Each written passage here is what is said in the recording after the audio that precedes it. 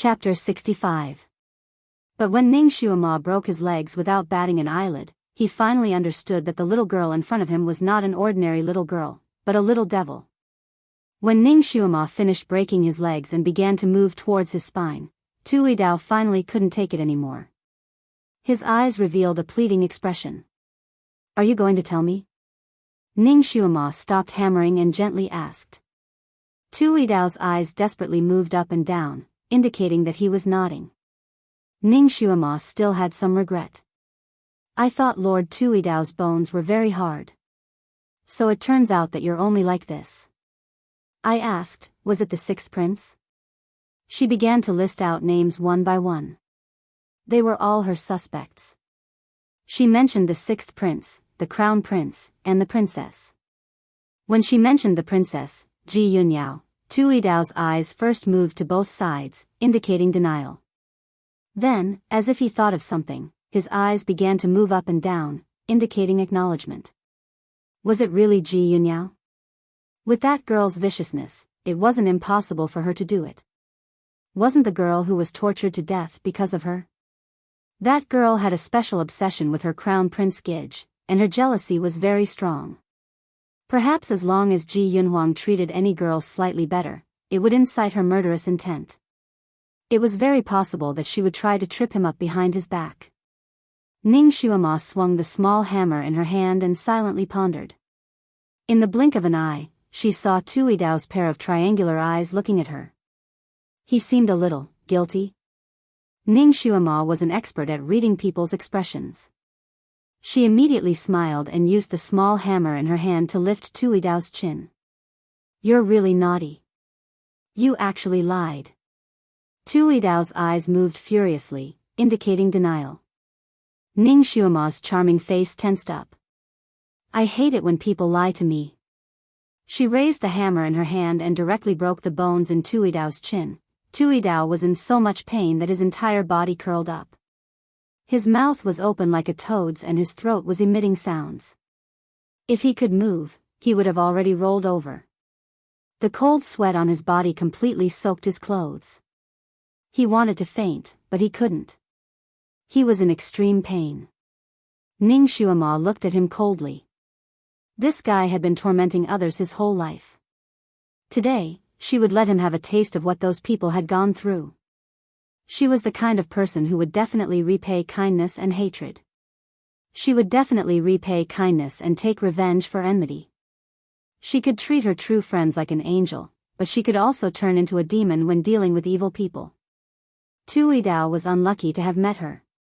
The heavens were clear, and he deserved retribution. Ning Xuema's method of torturing people was not inferior to his, and this little girl's methods were faster and more accurate than his. If it wasn't for the fact that he was the one being tormented, he would have taken her in as his disciple. In less than an hour, Tui Dao's psychological defenses had been completely destroyed by her, and he was finally willing to tell the truth. When Ning Xuema mentioned the name of the current emperor, he finally nodded again. It was the emperor? Ning Xuema had just asked casually. She didn't expect to hit the nail on the head. Had the emperor eaten too much? He actually couldn't tolerate a little girl like her. Why? In the past, Marquis Ning had made a lot of contributions to the emperor in order to stabilize the country. He could be said to be the emperor's right-hand man. Why did he have to be so ruthless to the daughter of a meritorious official? Ning Xuema didn't really understand this society, so she couldn't figure it out for a while. Since she couldn't figure it out, she didn't want to waste her time thinking about it. Since the emperor wanted to kill her, she was afraid that she wouldn't be able to get away with it easily. Chapter 66. Even if she waited until dawn, she wouldn't be able to escape death. She had to think of another way. It was really a tragedy. She had only transmigrated for a few days, yet she had already offended such a big boss. Was this transmigrator trying to test her abilities or play her to death? Waiting for death wasn't Ning Xuema's style. She had to think of a way to save herself and escape from this prison first. Her gaze fell on Tui Dao and she sized him up. Her gaze was too unpredictable, causing Tui Dao's heart to tremble. Ning Xuema searched his body and finally took out the knife that he often used to skin people.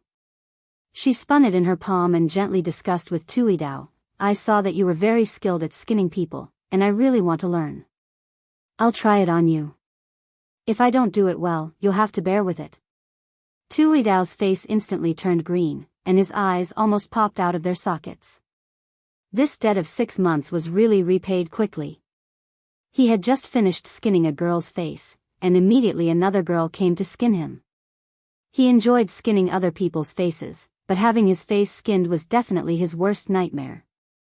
He looked on helplessly as Ning Xuema slowly walked over, the thin knife in her hand emitting a terrifying cold light. 2 hours passed, and then another 2 hours passed. Finally, 6 hours passed. The 4 prison guards who were playing Pai Gao outside were already tired. They were also playing Pai Gao weekly, but they didn't dare to sleep.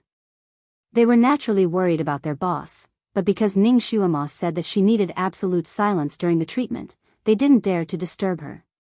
They were afraid that they would affect the treatment. The 4 of them were playing Pai Gao when they were suddenly startled by a blood-curdling scream. The 4 of them looked at each other in dismay. They threw their Pai Gao cards on the table and ran towards the torture room. The blood-curdling scream came from a girl. It came one after another, and each scream was more frightening than the last. When the 4 of them were about to reach the torture room, the blood-curdling scream suddenly stopped as if it had been cut off. The 4 of them looked at each other again. Someone asked tentatively, Boss, what's wrong? You've already made your move? Although the scream just now didn't sound like a human's, it was obvious that it came from a girl. Needless to say, Tuidao had started to torture the girl. You guys can come in. Tuidao's voice came from behind the door. The 4 of them then pushed the door open and entered. The inside of the door was simply a slaughterhouse. The girl was nailed to the wall in the shape of the Chinese character. Her clothes were tattered, and her body was cut so badly that it was almost impossible to see her original skin. Her lower body was also cut into pieces, and it was impossible to tell her gender. There was even a red-hot iron bar stuck in that area, a face. To be exact, she no longer had a face.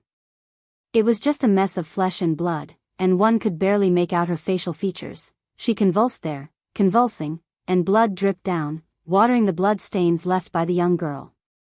Although this scene was cruel, the 4 prison guards were already used to it. Therefore, they only casually glanced at the girl before looking directly at Tuidao, who was sitting in a wheelchair. Their gazes lingered on his legs. Boss, was that girl lying to you? Your legs? I knew it. Boss's legs couldn't be cured by so many famous doctors. How could it be cured by a little girl? Yes, yes. That little girl was obviously stalling for time. Boss saw through her and severely punished her. Chapter 67. Yes, yes, that little girl was clearly stalling for time. Our boss saw through her and punished her severely. Yes, yes, that little girl deserved a lesson. She made our boss angry and punished her personally. That idiot, she won't be able to escape death no matter how long she delayed. Boss, are you tired? Let us take care of the rest. The 4 of them flattered him while rubbing their fists. Tuidao, who was in his wheelchair, slowly got up and took 2 steps forward. Under the gazes of his 4 subordinates, he patted his robes and yawned. Yes, you guys will take care of the rest. I'm afraid of noise today, so I burned her throat. She won't be able to say anything. Once she confesses, we'll deal with her according to the original plan. The 4 subordinates were surprised to see him walking so steadily. Naturally, they congratulated him and flattered him. Tuidao, who had always been cold, only nodded indifferently. Everyone was already used to his attitude, so they didn't suspect him and asked him to rest. They would take care of the rest. Tuidao yawned again and said, Then I'll have to trouble you, brothers. If this matter is done well, everyone will be rewarded. Then, he left amidst the flattery of his 4 subordinates. When the girl on the wall saw the 4 of them enter, her eyes lit up. She opened her mouth as if she wanted to say something, but her throat was destroyed, so she could only make a snoring sound. Seeing that the four of them were ignoring her, despair appeared in her eyes. After Tui Dao left, the four of them slowly walked towards her. One of them held a knife, one of them held a pair of tongs, and one of them held a hammer. Looking at her badly mutilated body, they grinned maliciously. "Little girl, your medical skills are very good. You actually cured our boss's chronic illness. However, our boss is famous for turning hostile. Did you think that he would let you off for a night just because you cured his illness? TSK, you're too naive. He'll do whatever he wants to do to you. Our boss is still so straightforward. Her leg bones are all broken." One of them rejoiced in her misfortune as he poked at her noodle-like leg. Sigh, she was such a clever little girl just now. Her appearance was also quite decent, but now she has become like this. TSK, we originally wanted to let you have a taste of a man before the torture. Now that we're looking at you like a pile of rotten meat, we can't bring up any interest. One of them seemed to be regretful. Hee, Lao-san, do you think our boss had already tasted something fresh before the torture?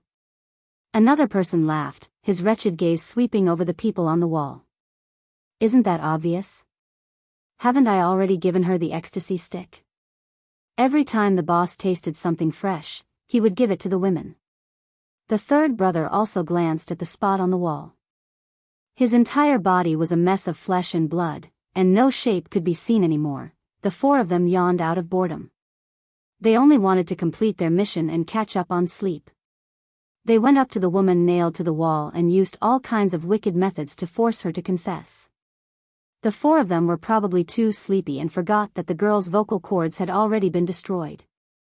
After using a few torture methods, they made the girl hover between life and death a few times before they remembered that she couldn't speak. One of them asked her to nod and shake her head. The person on the wall hurriedly nodded. The four of them finally heaved a sigh of relief. They took out the prepared confession and asked her to sign it. Chapter 68. The skin on the girl's hands was also cut off, leaving only a small piece of skin on her thumb. Probably due to the intense pain, her hands were trembling. With great difficulty, she managed to write a few words, but it almost made the four jailers' noses crooked. She wrote, "I am Tui Dao." Damn it. She actually dared to pretend to be their leader at this time. The four of them impolitely tortured her again, making her feel like she was rolling in hell a few times. Only then did they take out a backup statement for her to sign. Unexpectedly, after she wrote those 5 words, she wrote another sentence with trembling hands, "I am Tui Dao. I was plotted against." She peeled my skin and pretended to be me. Under the intense pain, the words she wrote were like a dog crawling, crooked, but fortunately, the four of them saw it clearly.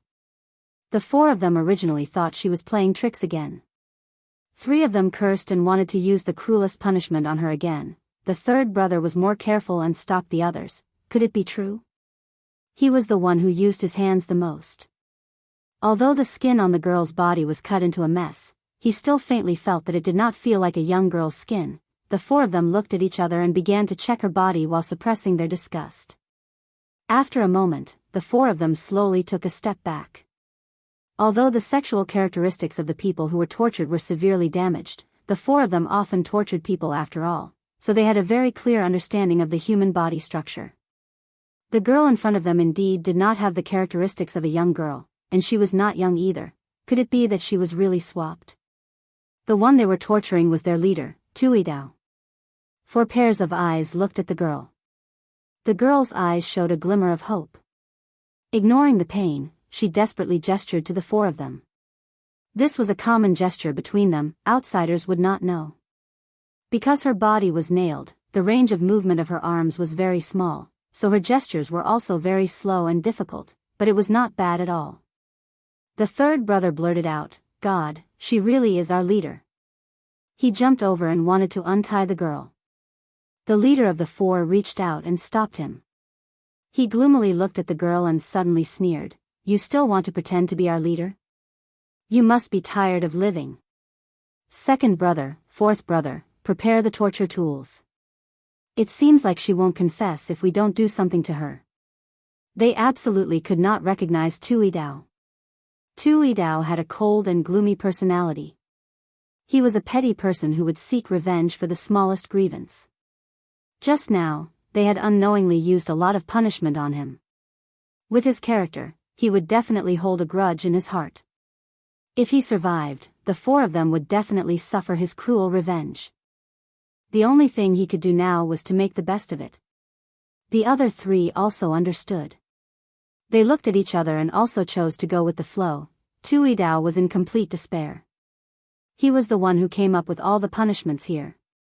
He never thought that he would have to taste them one by one today. Naturally, he knew about scraping, and it was precisely because he knew about it that he felt even more despair. He couldn't bear the punishment. Moreover, these four people would not let him get away with it. They had already made up their minds to make the best of it. If he wanted to suffer less, he could only confess according to what they said. Chapter 69. Tu Yidao's hands were nimble, and he imitated a good handwriting. He was usually proud of it, but now it had become his death sentence. The four prison guards were finally relieved after obtaining all the items. The boss patted Tu Yidao's body with his knife and said, "Boss, don't blame us. Who asked you to be tricked by a little girl? Moreover, all of this was arranged by you long ago. We were only acting according to your original instructions. Rest in peace." Stabbing his heart with a knife, he ended his life cleanly and cleanly. Following the steps they had discussed beforehand, they burned Tu Yidao's body to the ground. These were all orders from the higher-ups. After they got Ning Xuema's confession and suicide note, they disposed of the body to prevent people from using torture to extort a confession. Originally, the plan was flawless. However, they didn't expect that they would encounter Ning Xuema, who was an anomaly. After the four of them disposed of all traces, they finally remembered that Ning Xuema had pretended to be Tu Yidao. They ran to the entrance of the prison and asked around. They heard that Sir Tu had left in the middle of the night. He probably went home to sleep. The four of them naturally recognized Tu Yidao's house, so they went there. Just as they expected, Tu Yidao didn't come back. Tu Yidao's disappearance couldn't be explained. The four of them discussed for a while and suddenly came up with an idea. They found a beggar that looked like Tu Yidao and got him drunk. Then, they led him to the only big lake in the city. Along the way, there were people who saw Tu Yidao, but no one paid attention to this drunkard. After everything was done, the four of them pushed the drunkard into the lake and watched him drown. Only then did they feel relieved. This big lake raised a type of ferocious beast that was as fierce as a crocodile. No matter what fell into the water, it would be eaten by these ferocious beasts and not a single bone would be left behind. Therefore, they weren't afraid that someone would find the body for an autopsy. The only thing that worried them was Ning Xuema. If she ran far away and never showed up again, they wouldn't be afraid. He was afraid that the girl would want to overturn the case and come back to seek justice. This was destined to be a sleepless night. The four of them each found their own good friends from all walks of life to secretly search for Ning Xuema's whereabouts in the city. Of course, they also went to investigate Marquis Jingyuan's mansion. At daybreak, news came back from all sides. No one had found any trace of Ning Xuema. Of course, she did not return to Marquis Jingyuan's mansion either. It seemed like that cunning little girl had already escaped from the city. At this point, the four of them had no other choice but to secretly send people to search outside the city, instructing them to kill them as soon as they found them to prevent future trouble. The four of them were exhausted after a night of torment, but they couldn't go back to rest. Someone would come to collect their statements at dawn, so they had to rush back. Ji Yunhuang stayed in the imperial palace for an entire night. He stayed by the bedside of the current emperor, Lu Hinti, and did not leave for even a moment. Only when the sun rose did Lu Hinti allow him to return. Hurriedly leaving the imperial palace, he ran into the crown prince's mansion's housekeeper, who had been bitterly waiting outside the imperial palace. The housekeeper reported to him a piece of bad news that made him feel as if he had been struck by lightning. The eldest miss of the Ning family, whom he had brought back to the crown prince's mansion, had been arrested by the Ministry of Justice last night. She was suspected of murdering the marshal's daughter, Hu Daichang. Chapter 70. Without another word, Ji Yunhuang rushed to the Ministry of Justice and barged into the main hall of the Ministry of Justice. He found Lord Lu, who had personally led the troops to the Crown Prince's residence. Lord Lu smiled apologetically and told him that they had already sent Ning Xuema to the Ministry of Justice's prison last night. Lord Lu had already confessed everything and even took out her confession statement. When Ji Yunhuang heard that Ning Xuema had been sent to the Ministry of Justice's prison, his expression changed greatly. Others might not know what this prison was, but how could he not know? He had accidentally entered it before and knew the methods of the jailers inside. Even a man with a steel-like willpower would be tormented into a pulp in that place, unable to leave once he entered. What's more, Ning Xuema was such a delicate little girl. She had been trapped in there for the entire night, alone and helpless. How scared must she have been? His eyes quickly scanned through the confession statement and threw it on the ground. He sneered, "This prince does not believe it. This prince saw everything that happened in the tea house yesterday. She didn't do anything to Hu Daichang. They only had a small argument and she didn't do anything to Hu Daichang. Instead, it was Hu Daichang who hit and slashed her. If not for her nimble body, she would have suffered a great loss." Lord Lu smiled apologetically. Perhaps she held a grudge against Hu Daichang and entered the marshal's residence to poison Miss Hu, a bunch of nonsense. Ji Yunhuang's expression became colder. She was injured in the tea house and it was this prince who brought her back to the Crown Prince's residence. Where did she find the time to poison Hu Daichang? Perhaps she secretly went out to kill someone when the Crown Prince was not in the residence. This is even more nonsense. Let me ask you, when did Hu Daichang die? Around 7:15. That's even more wrong. This prince left the Crown Prince's residence at 7:15. Before that, she was always with this prince. How could she go out to kill someone? Lord Lu was rendered speechless by his rebuttal. Perhaps she sent someone in secret. Who knows? She did admit to her crime. Once she entered, even if she was a man, she would have admitted to it. Where is she now?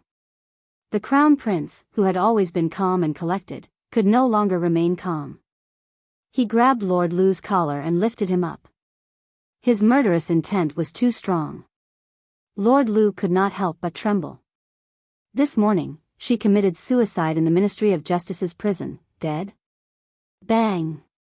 Lord Lu fell to the ground with a loud thud. Ji Yunhuang's figure flashed and disappeared out of the Ministry of Justice's residence. Lord Lu's bones hurt so badly that he could not get up. He was so shocked that his face turned ashen, and he was unable to regain his senses for a long time.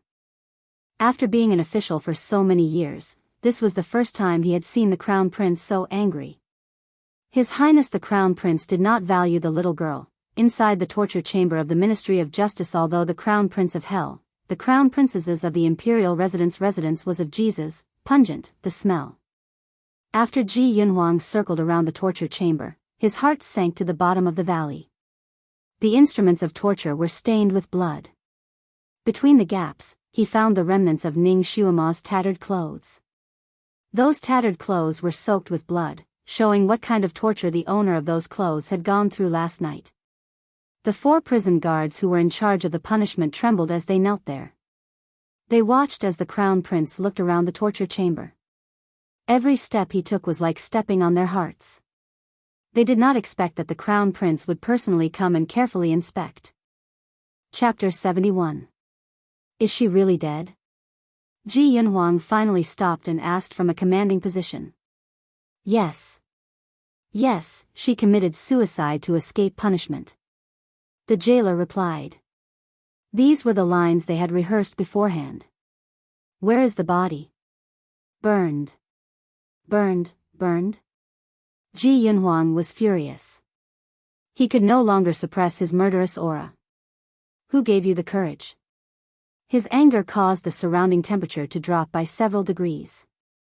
The 4 jailers trembled even more violently as they prostrated themselves on the ground. Reporting to Crown Prince, after Miss Ning died, we immediately reported it. The higher-up said that the weather was too hot to store the body. After all, Miss Ning was Marquis Ning's daughter. Since she had already confessed and committed suicide, we would not pursue the matter any further. We were afraid that her body would rot in the prison, so we were ordered to cremate it and place it in an urn to be sent back to Marquis Jingyuan's residence. This was also the script they had prepared beforehand. Ji Yunhuang's hands and feet were ice cold. At this moment, he already understood that this was a trap. This trap was most likely set up by his imperial father. Lu Hinti first trapped him in the imperial palace, then sent people to capture Ning Xuema and interrogate her overnight. She had no choice but to confess after being tortured and isolated. Then, she was killed. Although he had guessed the mastermind behind this trap, he did not understand why Lu Hinti would deliberately plot against a little girl. She had no power, no influence, and no one to rely on. She was not a threat to the imperial power, right? He was puzzled. Ning Xuema's smiling face seemed to flash in front of his eyes. His heart felt as if it had been pierced by a needle. The girl who was smiling at him last night had died just like that.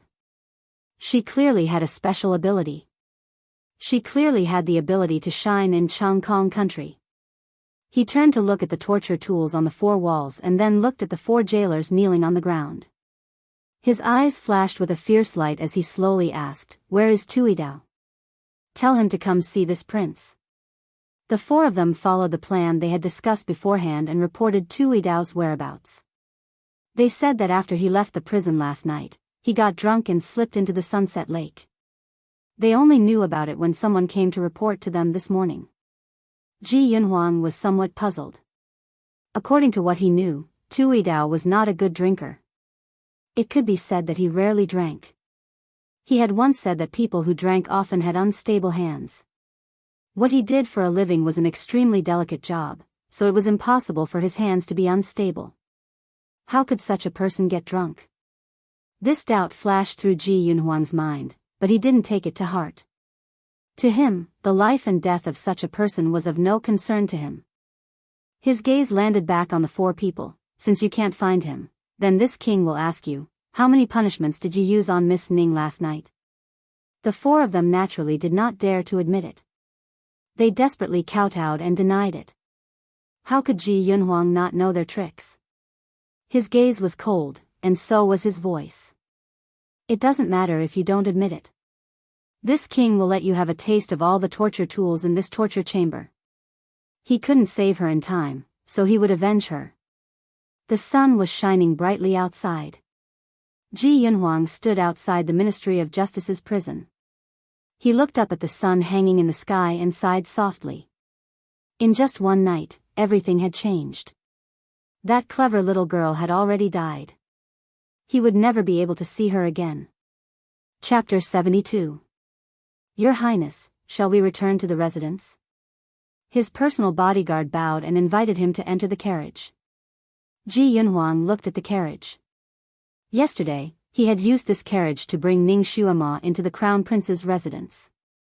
The carriage was still the same carriage, but that person was nowhere to be seen. Ji Yunhuang waved his hand. "Burn this carriage." He would burn it for her. He jumped onto the horse and with a shake of the reins, the horse galloped away. The bodyguards looked at each other in dismay. This carriage did not look too special, but regardless of whether it was the materials or workmanship, they were all of the highest quality. It could be said that it was the Crown Prince's favorite carriage. Usually, it was meticulously maintained and did not allow for the slightest bit of damage. Now, he wanted to burn it. No one dared to disobey the Crown Prince's orders. The bodyguard leader immediately arranged for a group of people to burn the carriage, while another group of people chased after the Crown Prince to protect him. Outside the newly painted Marquis Jingyuan's residence, a white banner was hung, and the residence was filled with cries. Ji Yunhuang reined in his horse and stood in front of the Marquis Jingyuan's residence. He looked inside and sighed softly before turning around to leave. He knew that no one who entered the Ministry of Justice's prison would survive, so he did not have the slightest suspicion towards Ning Xuema's death. He did not want to go in and look at her coffin. At most, there would only be a handful of ashes inside. It was no longer her. Even if he went in, it would only increase his grief. Ji Yunhuang did not sleep for the entire night, so he was somewhat tired. He returned to his own residence and prepared to rest well before doing anything else. He emotionlessly pushed open the door to his sleeping quarters. Suddenly, he sensed something. A light flashed in his palm and a long sword appeared out of thin air. He lifted the bed curtain. After clearly seeing the scene on the bed, the usually calm and collected Ji Yunhuang could not help but be stunned. On the bed, there was a person sleeping under the brocade quilt. Her black hair was spread out on the pillow, her small face was rosy, and her long eyelashes were slightly closed. She was sleeping soundly. It was the Ningxuama that everyone said was already dead. Ji Yunhuang could not believe his eyes. He subconsciously rubbed his eyes and slowly walked forward. The little fellow was probably too tired and was not alert enough. He was already close to the bed, but she was still sleeping soundly. His fingers gently caressed her cheek. It was warm and soft. She was real. It was alive. Ji Yunhuang almost thought that he was dreaming when he saw a dead and burnt person suddenly appear on his bed. Whether it was Lord Lu or the 4 prison guards, none of them dared to lie. Then what was going on? Ji Yunhuang stood beside the bed in a daze. No matter how he thought about it, he couldn't understand. His vision suddenly blurred, and the brocade quilt on the bed flew up, covering him from head to toe. Although Ji Yunhuang was caught off guard, he was still a top-notch expert. His body retreated backwards like flowing water. With a wave of his hand, the brocade quilt floated to the ground. The little person who had been lying on the bed was now standing on the ground, with a short sword in his hand, pointing diagonally at him. After clearly seeing Ji Yunhuang's face, Ningxuama heaved a sigh of relief. She lowered the dagger in her hand and smiled, revealing her dimples. You scared me. Your Highness, you've finally returned. The little girl's vigilance was quite high. Ji Yunhuang's eyes revealed admiration, and the corners of his mouth hooked up into a smile. You're the one who scared this prince. Come, tell this prince. How did you escape from the Ministry of Justice's prison? He was dying of curiosity. When Ningxuama heard his tone, she knew that he already knew the general situation. Chapter 73. When Ningxuama heard his tone, she knew that he already knew the gist of the matter. She pursed her lips and said, Crown Prince, I am innocent. Hu Jichang's death has nothing to do with me. I didn't kill her. Ji Yunhuang nodded slightly. This prince understands. This prince is curious about how you managed to escape. Ningxuama sighed. This matter is a long story. Xuama almost couldn't see Your Highness the Crown Prince. Let me drink some water first. She felt that her throat was extremely dry. Last night, she had peeled off Tu Yidao's skin and used the opportunity to disguise herself as him to escape from the prison. Her understanding of the human heart was not ordinary. She knew that Tu Yidao would not be able to survive. After the 4 prison guards tortured Tu Yidao, even if they knew that they had gotten the wrong person, they would still make the best of it. They would even help her clean up the mess. Thus, she did not need to stay and watch. In her previous life, she had killed many people and performed many surgeries. Originally, using a knife to cut a human body was a common occurrence for her. Thus, she was able to do it when she tortured Tu Yidao. However, surgery and torture were 2 different concepts. The former could anesthetize a person, while the latter was a living person. The feeling of doing it was different. Ningxuama looked calm on the surface. Her hands were steady, but her stomach was churning. She was about to vomit. Especially since she had to disguise herself as Tu Yidao. She had no choice but to wear his skin like a mask. Her nose was filled with the smell of blood, causing her stomach to churn even more. After hurriedly leaving the prison, she found a secluded corner to vomit. He hurriedly tore off his face and stole a set of clothes from a clothing store. Then, he took advantage of the night and jumped into a small river to take a bath. Because she was a little traumatized, she felt that Tu Yidao's dirty blood was still on her body. Thus, she took a long bath. After soaking for an hour, she changed into a new set of clothes. Only when she could no longer smell the smell of blood did she feel better. If it was any other girl, they would have escaped far away from the city. It would be best if they could escape from Chongkong country and never come back. This time, they could only suffer in silence. But Ning Xuema didn't want to run away. She had never been the type to endure humiliation. What was the difference between running away and not daring to say anything after being wronged? Since she had taken on the title of Ning Mansion's eldest miss, she couldn't tarnish this girl's reputation. She wanted to clear her name. Even if she had to leave in the future, she wanted to clear her name and leave openly. She couldn't let the people behind her see her as a joke. Besides, she had just revived the Jingyuan mansion, and there was still a large group of people waiting for her to raise. More importantly, the chastity testing beast was still being raised in her mansion. That little fellow was quite loyal. She didn't want to abandon it like this. More importantly, Hu Jichang's case shouldn't be too difficult to solve. As long as she could escape for the night, she would be able to rely on Ji Yunhuang's influence to make a comeback. She had been too busy that night, and her little body couldn't take it anymore. She urgently needed to sleep somewhere to replenish her strength. Where was the safest place? Where was her safe haven? Of course, it was the Crown Prince's palace. Therefore, after Ning Xuema finished bathing, she immediately rushed to the Crown Prince's mansion. Along the way, she happened to see the 4 jailers throwing a fake Tuidao into the lake. She hid in a dark place. After the 4 jailers left, she threw Tuidao's clothes and human skin, one by one into the lake. Chapter 74. Because Ji Yunhuang wasn't in the residence and Lord Lu had brazenly taken her away from the Crown Prince's residence, the people in the residence were very busy and their defenses were much more lax than usual. Therefore, Ning Xuema was able to sneak in easily. Without the Crown Prince's permission, no one dared to enter the Crown Prince's sleeping quarters. Therefore, Ning Xuema slept soundly and didn't even dream. Perhaps it was because she had soaked in the river for too long last night, but when she woke up, she felt a little dizzy. She raised her hand to touch her head and cursed in her heart. Her head was a little hot. She had caught a cold.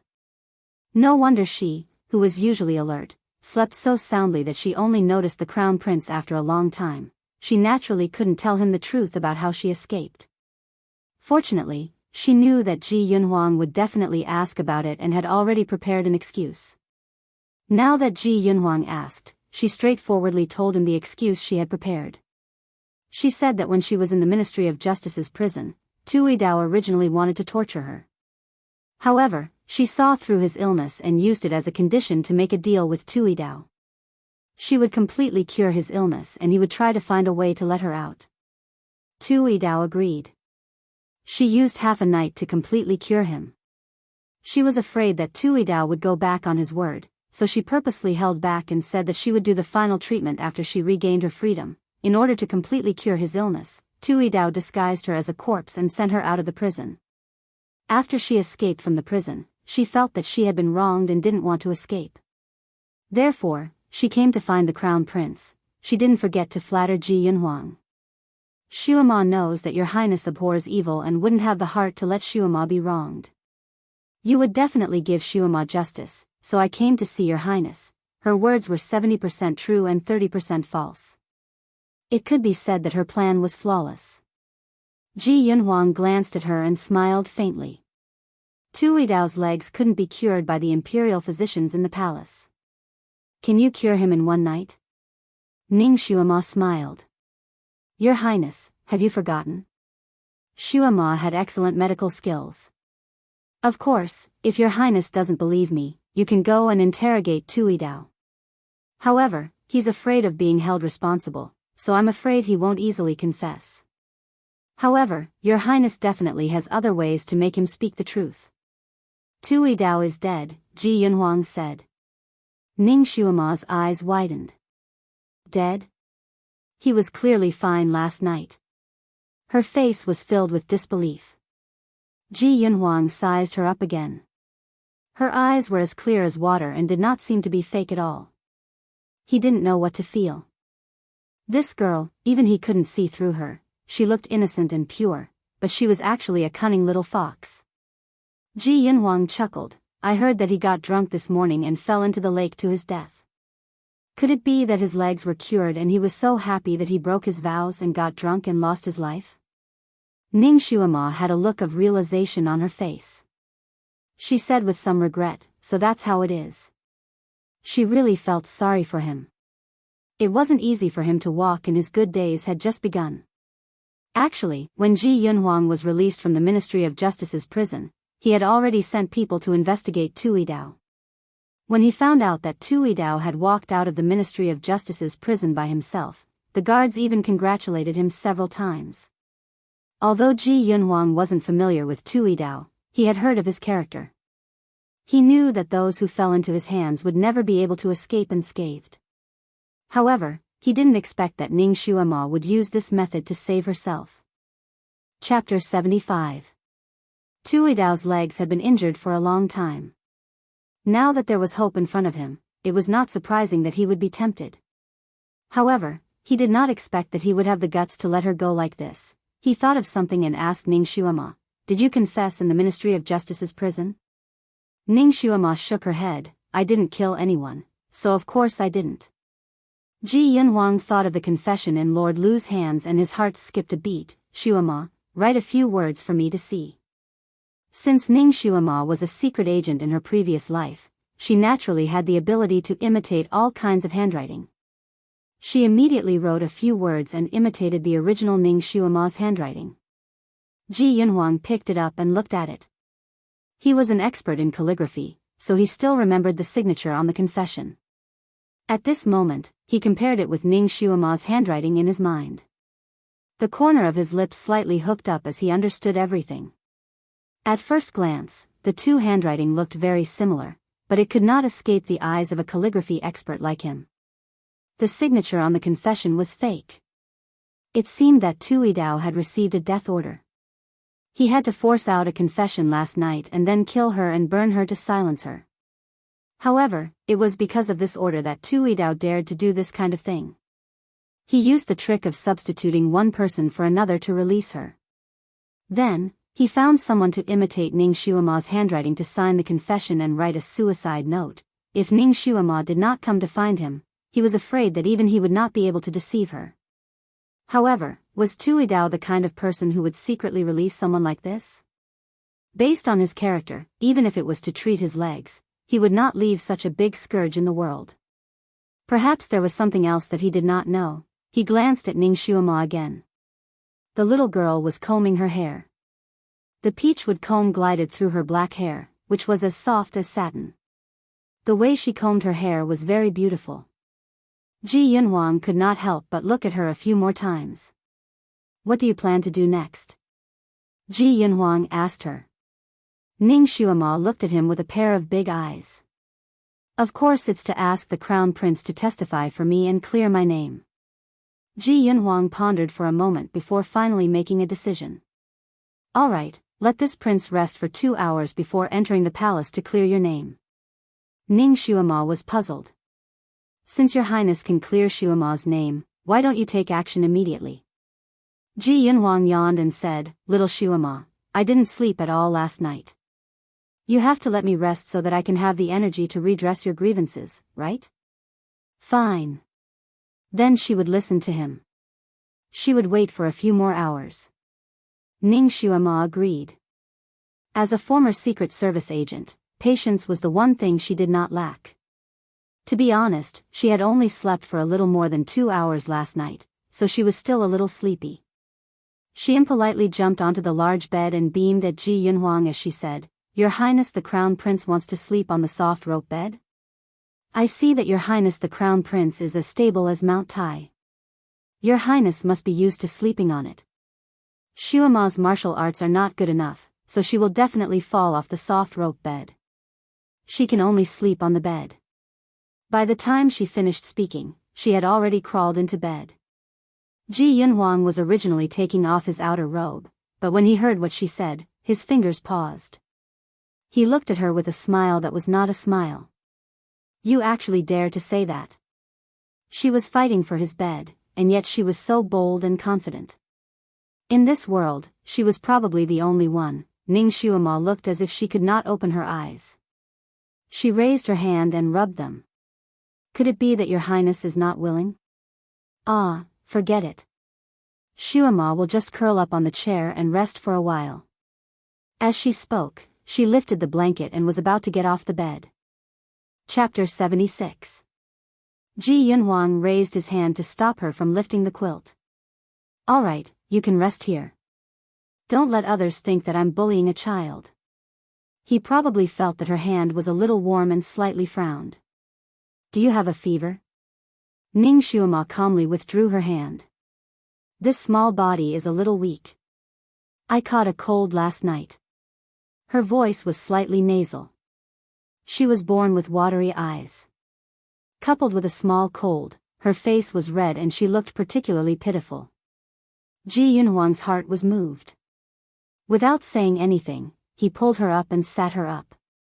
Let me treat you. Because the people of Changkong continent generally had psychokinesis, they rarely caught a cold. However, once they caught a cold, it was not easy to recover. It must be treated at the beginning of the cold to recover quickly. Logically speaking, the original Ning Xuema was a psychokinesis trash and should have caught a cold frequently. However, perhaps because she was poor and often suffered from wind and frost, it was easy to feed the children of the poor. Although she was thin and sallow from hunger, she had never caught a cold before. Who knew what would happen if this small body caught a cold? When she felt uncomfortable, she had already used acupuncture and massage to treat it. If it was in her era, this method would have cured her immediately. Therefore, after the massage, she went to bed. She did not expect that after sleeping, not only did she not show any signs of getting better, her cold seemed to have worsened. Her head was a little dizzy and her nose was a little stuffy. She originally did not care about this cold, but now that she saw Ji Yunhuang's serious expression, her heart was moved. She still had a lot of things to do and did not have time to recuperate. She wanted to see how this era treated colds and learn a thing or two. Therefore, she did not refuse and said, "Thank you, Your Highness." She sat there and watched his movements. Ji Yunhuang sat across from her. He pulled her hand over and placed it against hers. The psychokinesis in his palm flowed into her body like water. This method was a bit like the healing scene in martial arts dramas. Ning Xuema only felt a warm and ethereal force enter her body from her palm and flow through her meridians. Wherever it passed, it felt cool and refreshing. Her somewhat congested blood vessels seemed to show signs of being unblocked. She felt her body heating up, and beads of sweat appeared on the tip of her nose. Her originally clogged nose also began to breathe. Psychokinesis was indeed the best way to treat colds. His psychokinesis went one round inside her body, and it was as if he had taken a special antipyretic. The effect was immediate. The psychokinesis in this world was truly amazing. If she had psychokinesis, coupled with her medical skills, she would be even more outstanding. She was slightly distracted. When Ji Yunhuang's psychokinesis flowed through her meridians and reached her dantian, that lively and flowing psychokinesis suddenly disappeared without a trace. Retracting it just like that? Ning Xuema opened her eyes.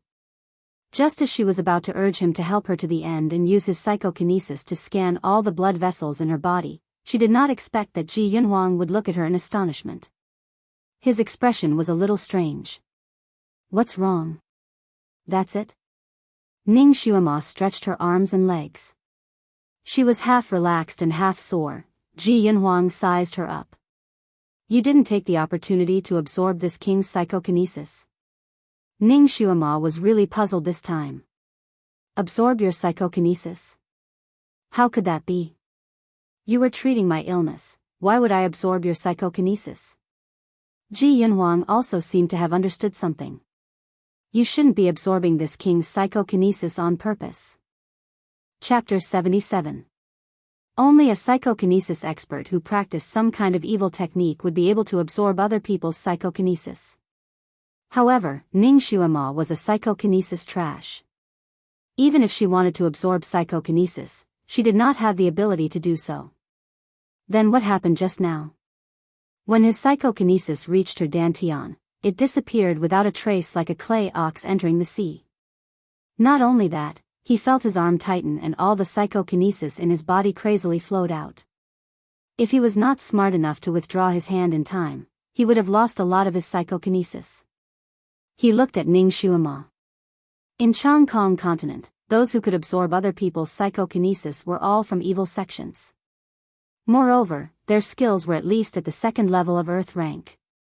Even if it was a peerless genius, it would take at least 20 years for them to cultivate. However, Ning Xuema was only 13 years old. Even if she practiced this technique in her mother's womb, she would not be able to do it. Furthermore, she did not have any psychokinesis in her body. His heart was bewildered, but he did not show it on his face. He pulled her hand again. Just now, I was probably too tired and misunderstood. Come, let's do it again. He transferred his psychokinesis to her again. He looked the same as before, but he was a lot more cautious. He used his psychokinesis to unblock the other half of her meridians and slowly walked to her dantian. He condensed his psychokinesis into a line and was prepared to withdraw his psychokinesis at any time. However, he did not expect that this time, he did not feel anything. His psychokinesis wandered around her dantian for a while and then continued to move forward. Could it be that he was too tired and misunderstood? After half an hour, Ning Xuema was drenched in sweat under Ji Yunhuang's psychokinesis. The feeling of dizziness had completely disappeared. After waiting for Ji Yunhuang to finish his cultivation, she jumped up with a smile on her face. Your Highness is indeed capable. My cold is completely cured. She jumped up too quickly and accidentally tripped on the quilt. Her body tilted and she threw herself into Ji Yunhuang's arms. Ji Yunhuang subconsciously opened his arms, not forgetting to tease her, she's throwing herself at me. Before she could finish her sentence, just as she was about to fall into his arms, Ning Xuema's palm suddenly slapped forward, right on his chest. She used the momentum of this slap to twist her body, regaining her footing at an unexpected angle. He could even smell the faint fragrance of sweat on her body, but he hugged nothing but air. Instead, he received a palm strike on his chest. If it wasn't for his high level of martial arts, her palm strike would have knocked him down. His body swayed slightly. He looked at Ning Xuema with a deep gaze. What kind of lightness skill did this little girl practice? Despite his vast knowledge and experience, he had never seen such a sight before. After Ning Xuema steadied herself, she heaved a sigh of relief. However, when she suddenly received Ji Yunhuang's gaze, her heart skipped a beat. She was a special agent, so she had an instinctive aversion to anyone who approached her. That slap just now was purely an instinctive reaction, and her body acted before her brain. After finishing the action, she realized that she had gone overboard with her actions. She coughed and smiled. Xuema lost her footing and almost fell onto Your Highness the Crown Prince. I'm sorry for my rudeness. Please forgive me, Your Highness. Ji Yunhuang was speechless. Her slap was not rudeness? What kind of logic was that? This little girl's reaction speed was not ordinary. Moreover, she was subconsciously on guard against him. Chapter 78. Ning Xuema felt somewhat apologetic towards him. If her slap had landed on a normal person, that person would have been sent flying. I'm sorry, Your Highness. It was Xuema who was rude. I apologize. She sincerely bowed to him. Ji Yunhuang's eyes were deep as he looked at her for a moment before he sighed in disgust. Forget it, I won't lower myself to the same level as you. Just treat it as you owe me a favor. You're sweating all over, quickly go and wash yourself. Just now, Ning Xuema's entire body was drenched in sweat, soaking her gauze dress. Now that it was stuck to her body, it was sticky and uncomfortable. This crown prince was indeed misophobic. Just a moment ago he was affectionate, but now his face was full of disgust. However, his expression made Ning Xuema inwardly sigh in relief. This crown prince's expression was a little strange, giving her the illusion that he liked her. Now it seemed that she was just being paranoid. Although her mental age was already over 20 years old, her body was still only 13 years old. She was still a little lowly and was still at the age where she could play as she pleased. She still wanted to live a carefree life on this continent, so she did not want to repeatedly attract love debts and bring trouble to herself. Especially when the other party was a crown prince with a high position and power. He was not someone she could afford to provoke. If he was really moved by her and wanted to take her as his wife or concubine, she really could not refuse. Even if she reluctantly refused, it would still be troublesome. Fortunately, she was just being paranoid. Ning Xuema smiled. Her smile was quite happy as she cheerfully waved her hand at him. Okay, I'll go wash up now. Your Highness, you should rest. Xuema will not disturb you. She opened the door and was about to leave. Ji Yunhuang glanced at her and suddenly felt that her smile was a little dazzling. He also jumped off the bed. Aren't you afraid of scaring the people in the Crown Prince's residence? That's true. After all, in the eyes of the Crown Prince's residence's attendants, she was taken away by Lord Lu. If she suddenly came out from the Crown Prince's palace, it would probably scare them. She blinked. Then what should I do? Your Highness, go out and order someone to bring in the bath water. Ji Yunhuang's voice was indifferent. This is my bedroom, not a bathroom. This Crown Prince was really fussy. Not only did he not allow her to go out, but he also did not allow her to send in the bathwater. He even forced her to take a bath. What was she going to use to bathe? Dry cleaning? Or was it some kind of immortal cleansing spell?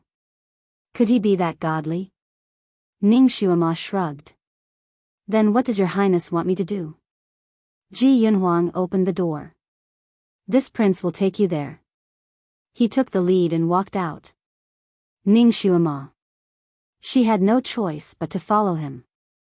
She had to trouble the Crown Prince to personally lead the way for her to take a bath. She really had a lot of face.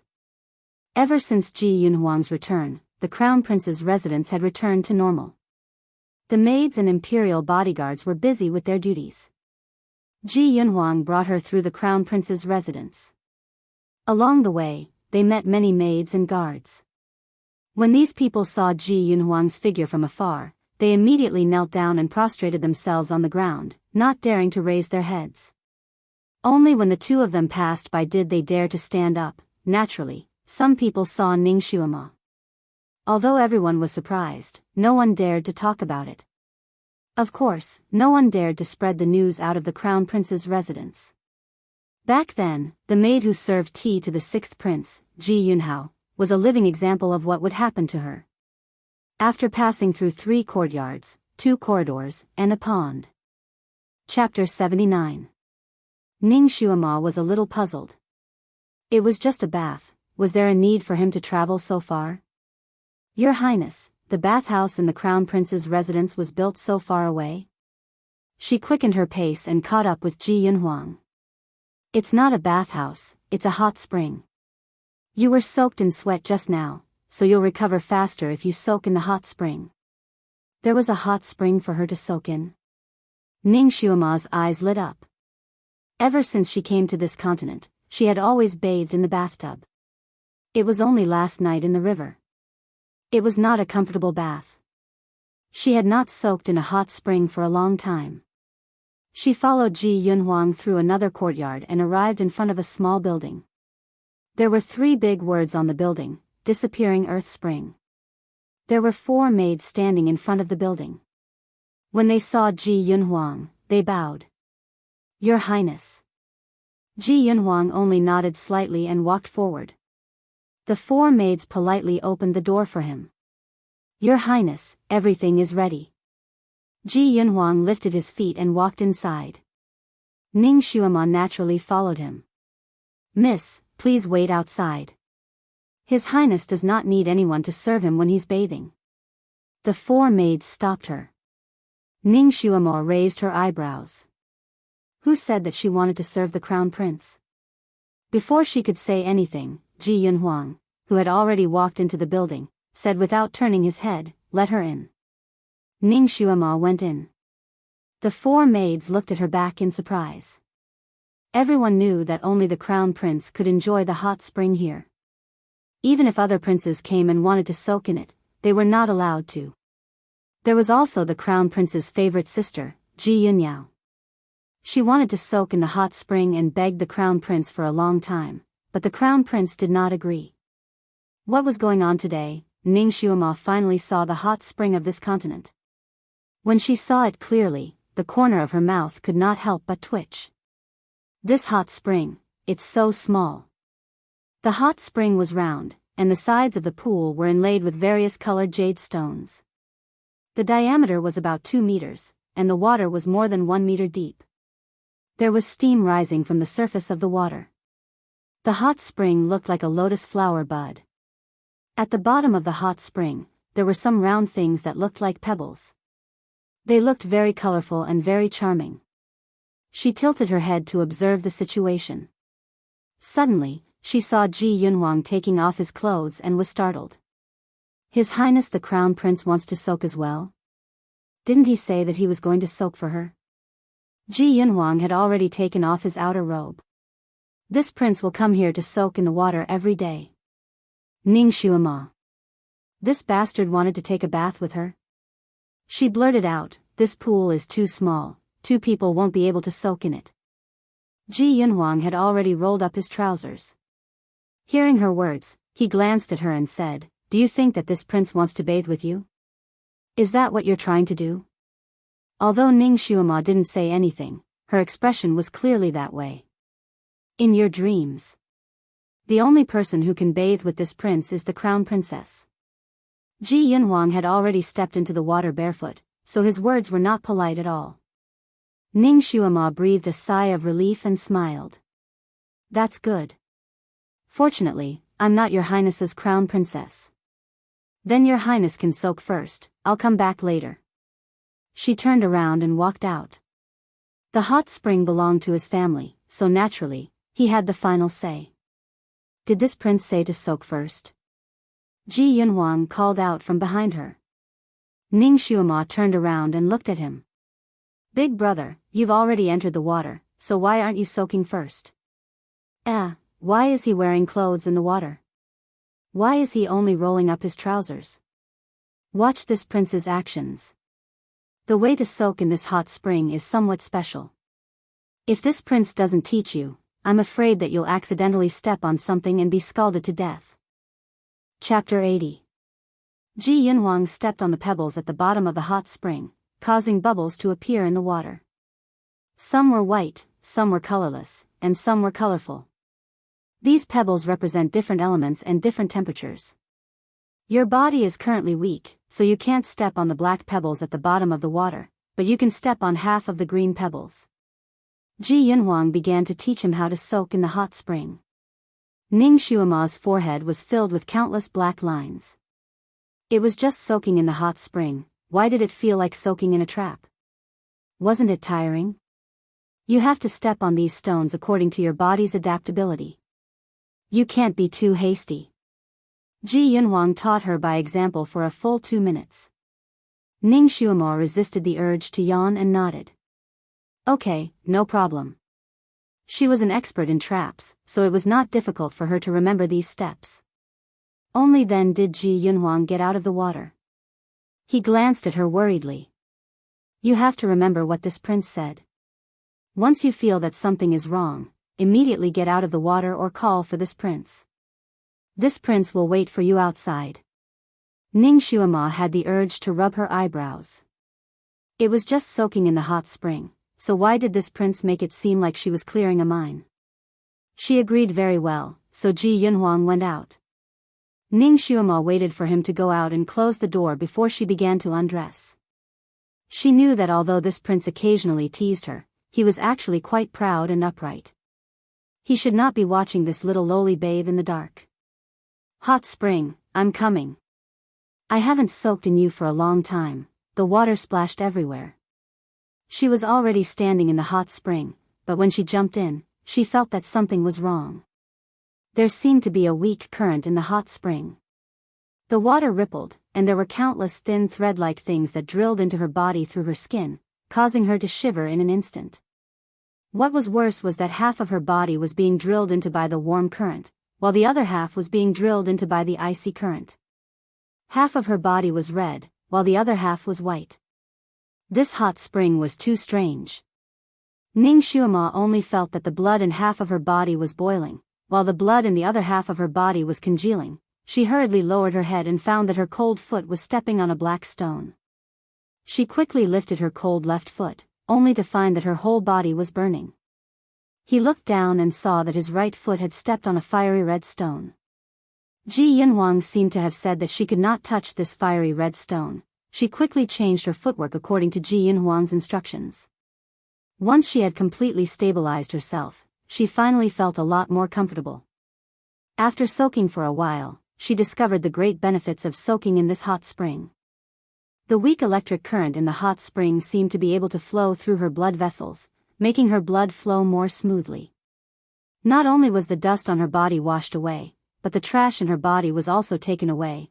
What was even more amazing was that the temperature of the hot spring varied from time to time. As long as she stepped on the right stone, the hot spring water would automatically adjust according to her body's adaptability. Moreover, due to the stimulation of the water temperature and the weak electric current, the breath in her body would automatically adjust and flow more smoothly.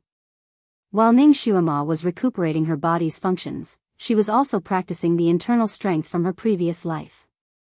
She didn't care about psychokinesis, but she must have internal strength. This way, her body would be more agile and she would have more ability to protect herself. She had her own set of internal strength training methods, and this small body was also very capable. It was a good seedling for cultivating internal strength.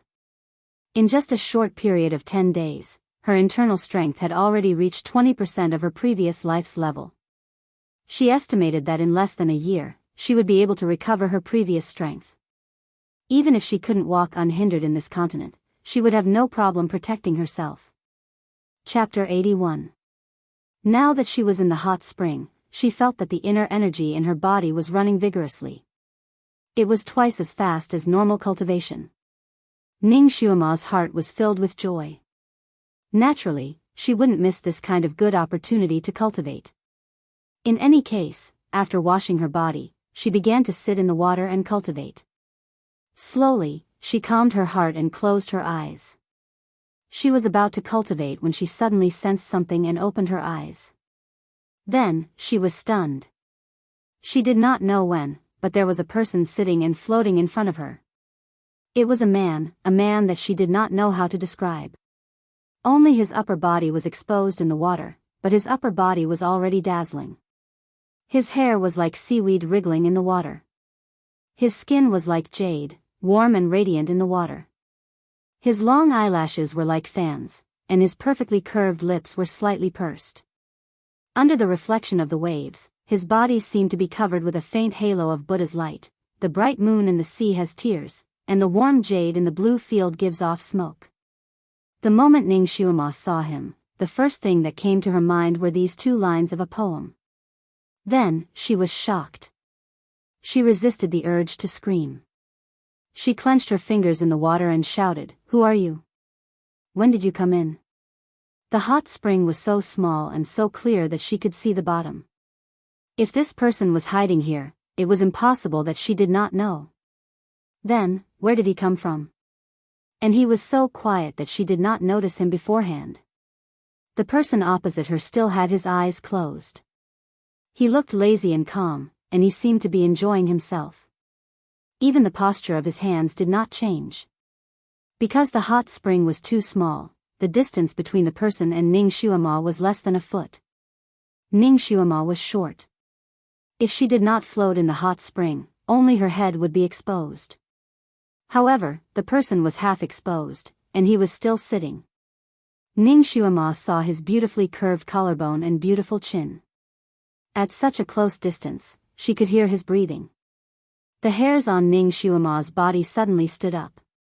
She could not sense the other party's breathing.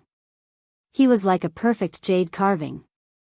His chest was obviously moving up and down. "Hey, you." Ning Xuema extended her hand, wanting to pat his shoulder. However, she didn't expect that her palm would pass through his body without a sound. Then, there was a faint flash of light, and the man actually disappeared. Ghost. Ghost. Ning Xuema almost trembled. She stepped on empty air and gulped down a large mouthful of her own bathwater. She quickly stood up and looked again. The surroundings were completely silent. There was no one else around. Did she really see a ghost? No, that person did not give her the feeling of a ghost, but a three-dimensional figure. Could it be a four-dimensional figure? How could there be such an advanced thing in this era? Even in the technologically advanced modern era, it wasn't as realistic as this. Naturally, she had a lot of scientific knowledge. She immediately looked at the corresponding projection area, but she couldn't see any similar equipment. She thought, Ji Yunhuang, Ji Yunxian thought. Or maybe there was a magnetic field here, so the illusion of a person bathing here was unintentionally left behind? She heard that only Ji Yunhuang could come here. Who was this person? Was it Ji Yunhuang's slave? No. This person's aura was not ordinary. Even if Ji Yunhuang's aura was equally strong, it was obvious that he was not on the same level. Chapter 82. This kind of person would definitely not have sex. Was he Ji Yunhuang's lover? Didn't Ji Yunhuang not wear short sleeves?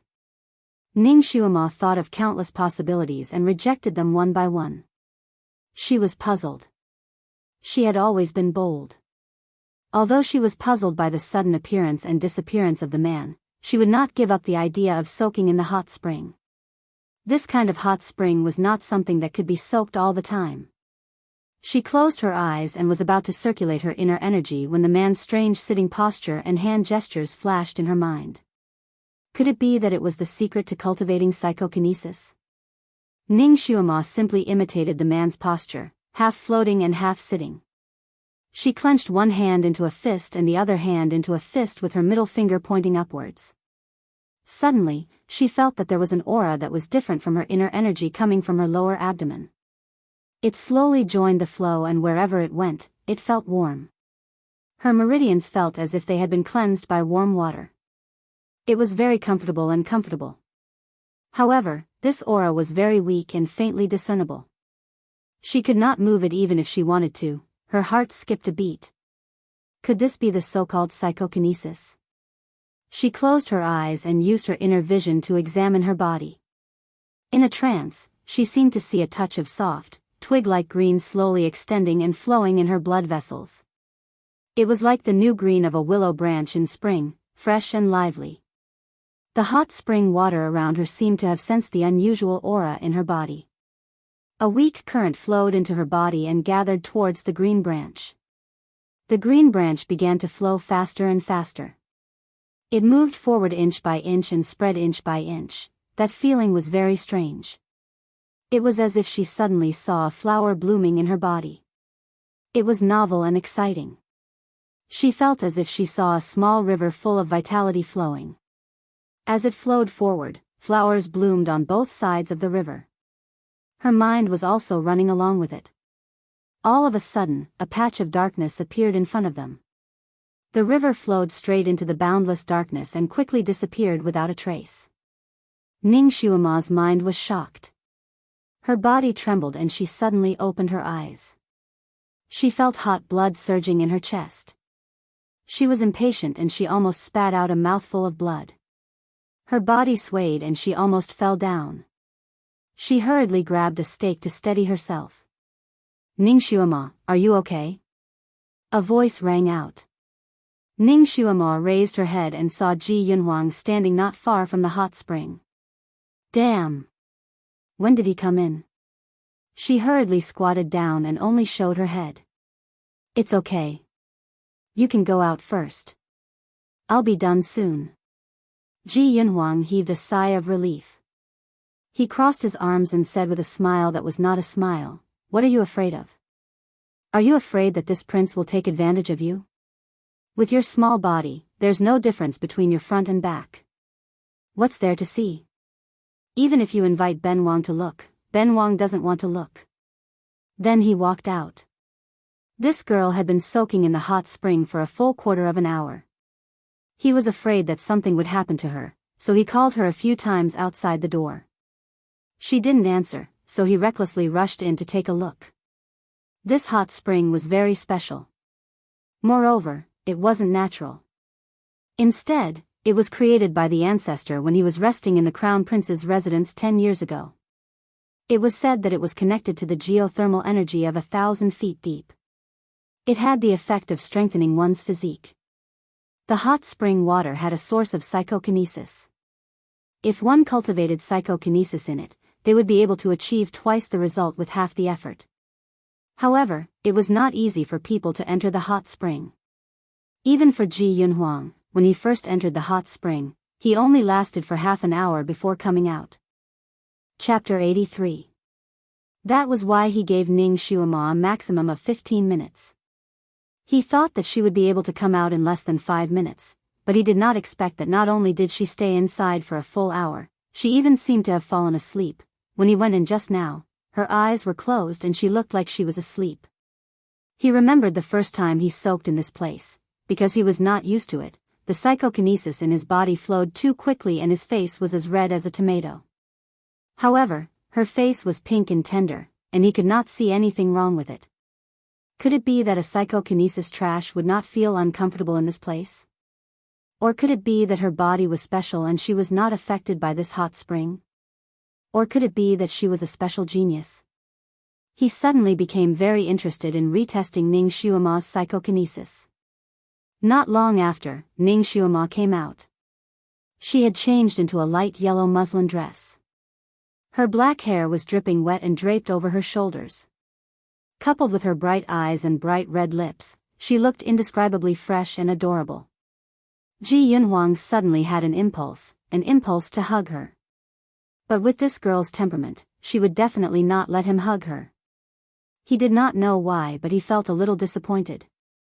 Ning Xuema asked casually, "Your Highness, who else has used this hot spring before?" Ji Yunhuang frowned slightly. "Why do you ask?" "Oh, nothing.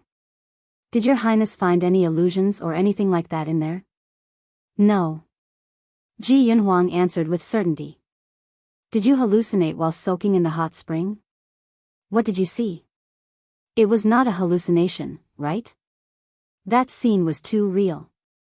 But Ji Yunhuang had never seen it before. Was she lucky or was she hallucinating? Ji Yunhuang thought that she was tired from soaking in the hot spring and could not help but ask her to return to his palace to rest. He would naturally return after soaking in the hot spring. Ning Xuema couldn't help but want to laugh. Today, this crown prince was really long-winded.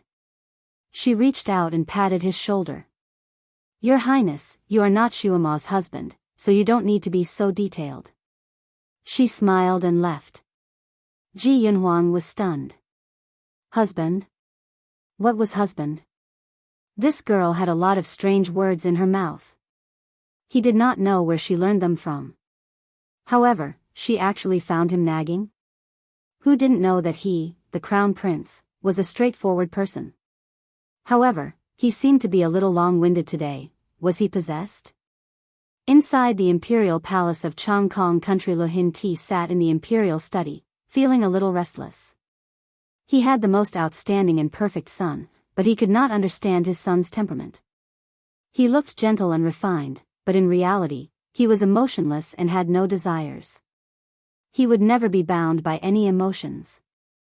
Lu Hin-ti felt that this was the most outstanding trait of an emperor, so he also hoped that his son could maintain this trait and become a wise emperor that would be passed down through the ages. However, he did not expect that such an outstanding son would be fascinated by a little girl and make many exceptions for her. What was worse was that the little girl was not only a good-for-nothing, but also a concubine who had broken off the engagement with Old Sixth. In the tea house, he openly confronted Old Sixth and even brought him back to the mansion. Stirring up a storm in the city, his son was the most outstanding. He did not want to see any imperfections in his son. He did not want any stains on his son, so he used all kinds of methods to erase that stain. This morning, he finally received the news that he wanted. Only then did he let Ji Yunhuang go and sleep in peace. He did not expect that he would dream of Ning Xuema's father, Marquis Jingyuan, Ning Zhongzi.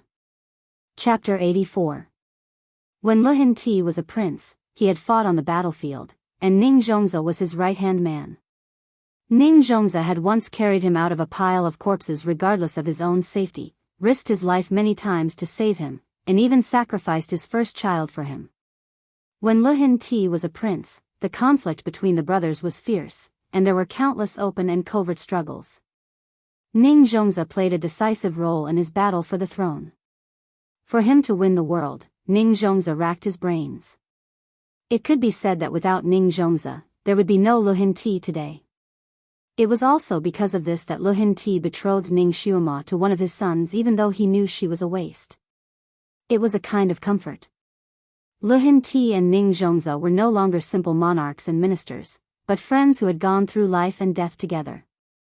This time, he had no choice but to hurt his daughter so miserably.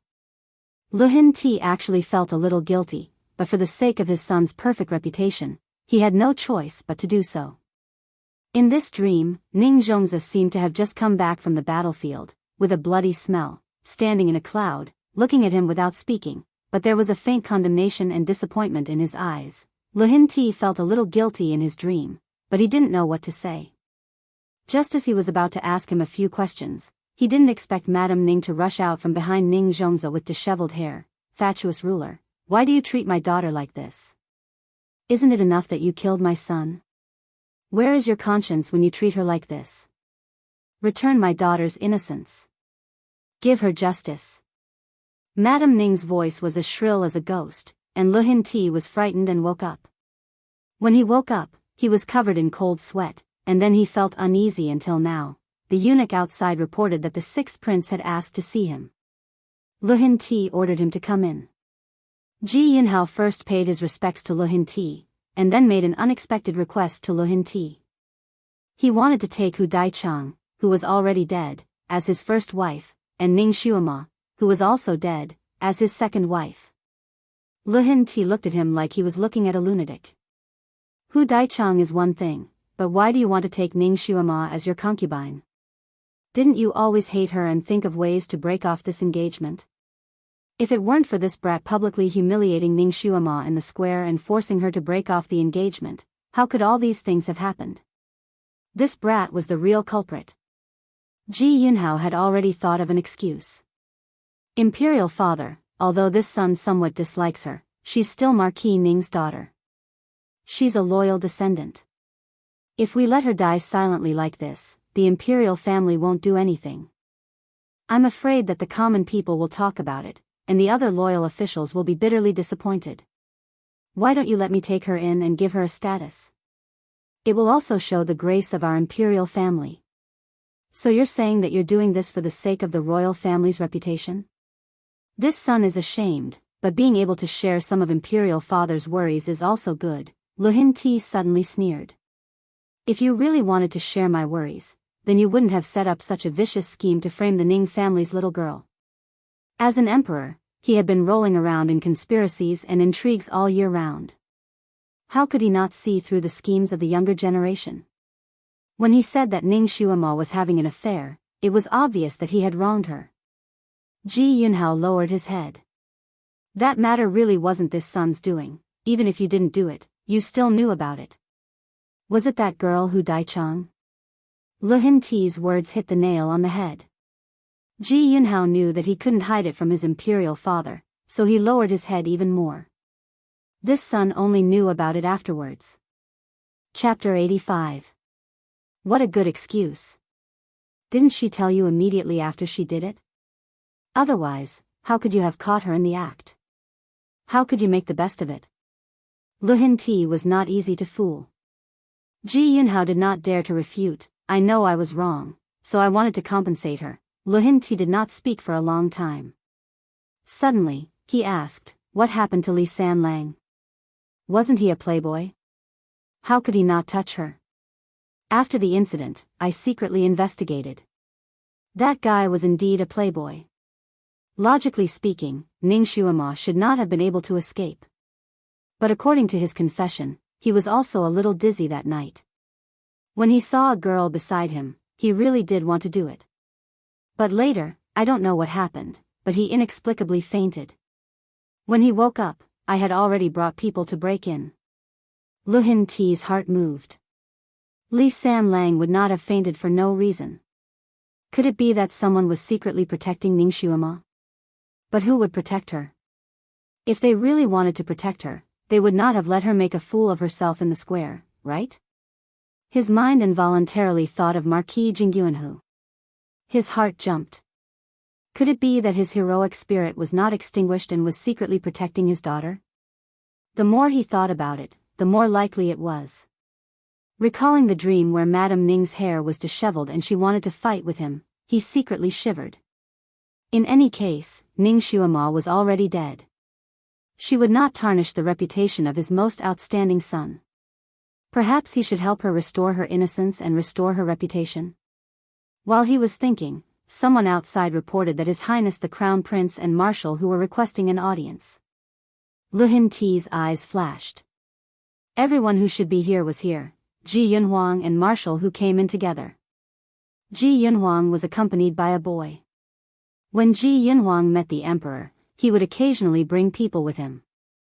It was also Lu Hinti's permission, so no one paid attention to him.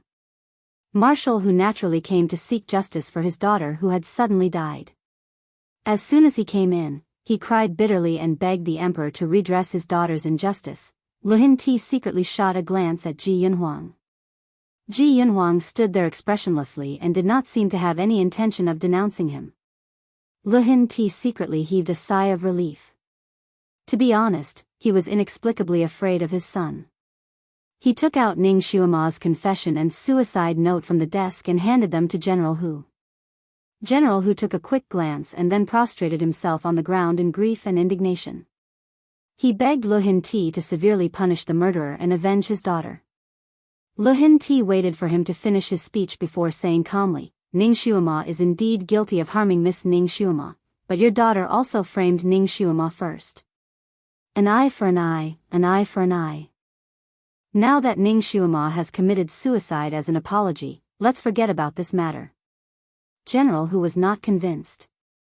Your Majesty, my daughter is gentle and virtuous. When has she ever harmed Ning Xuema?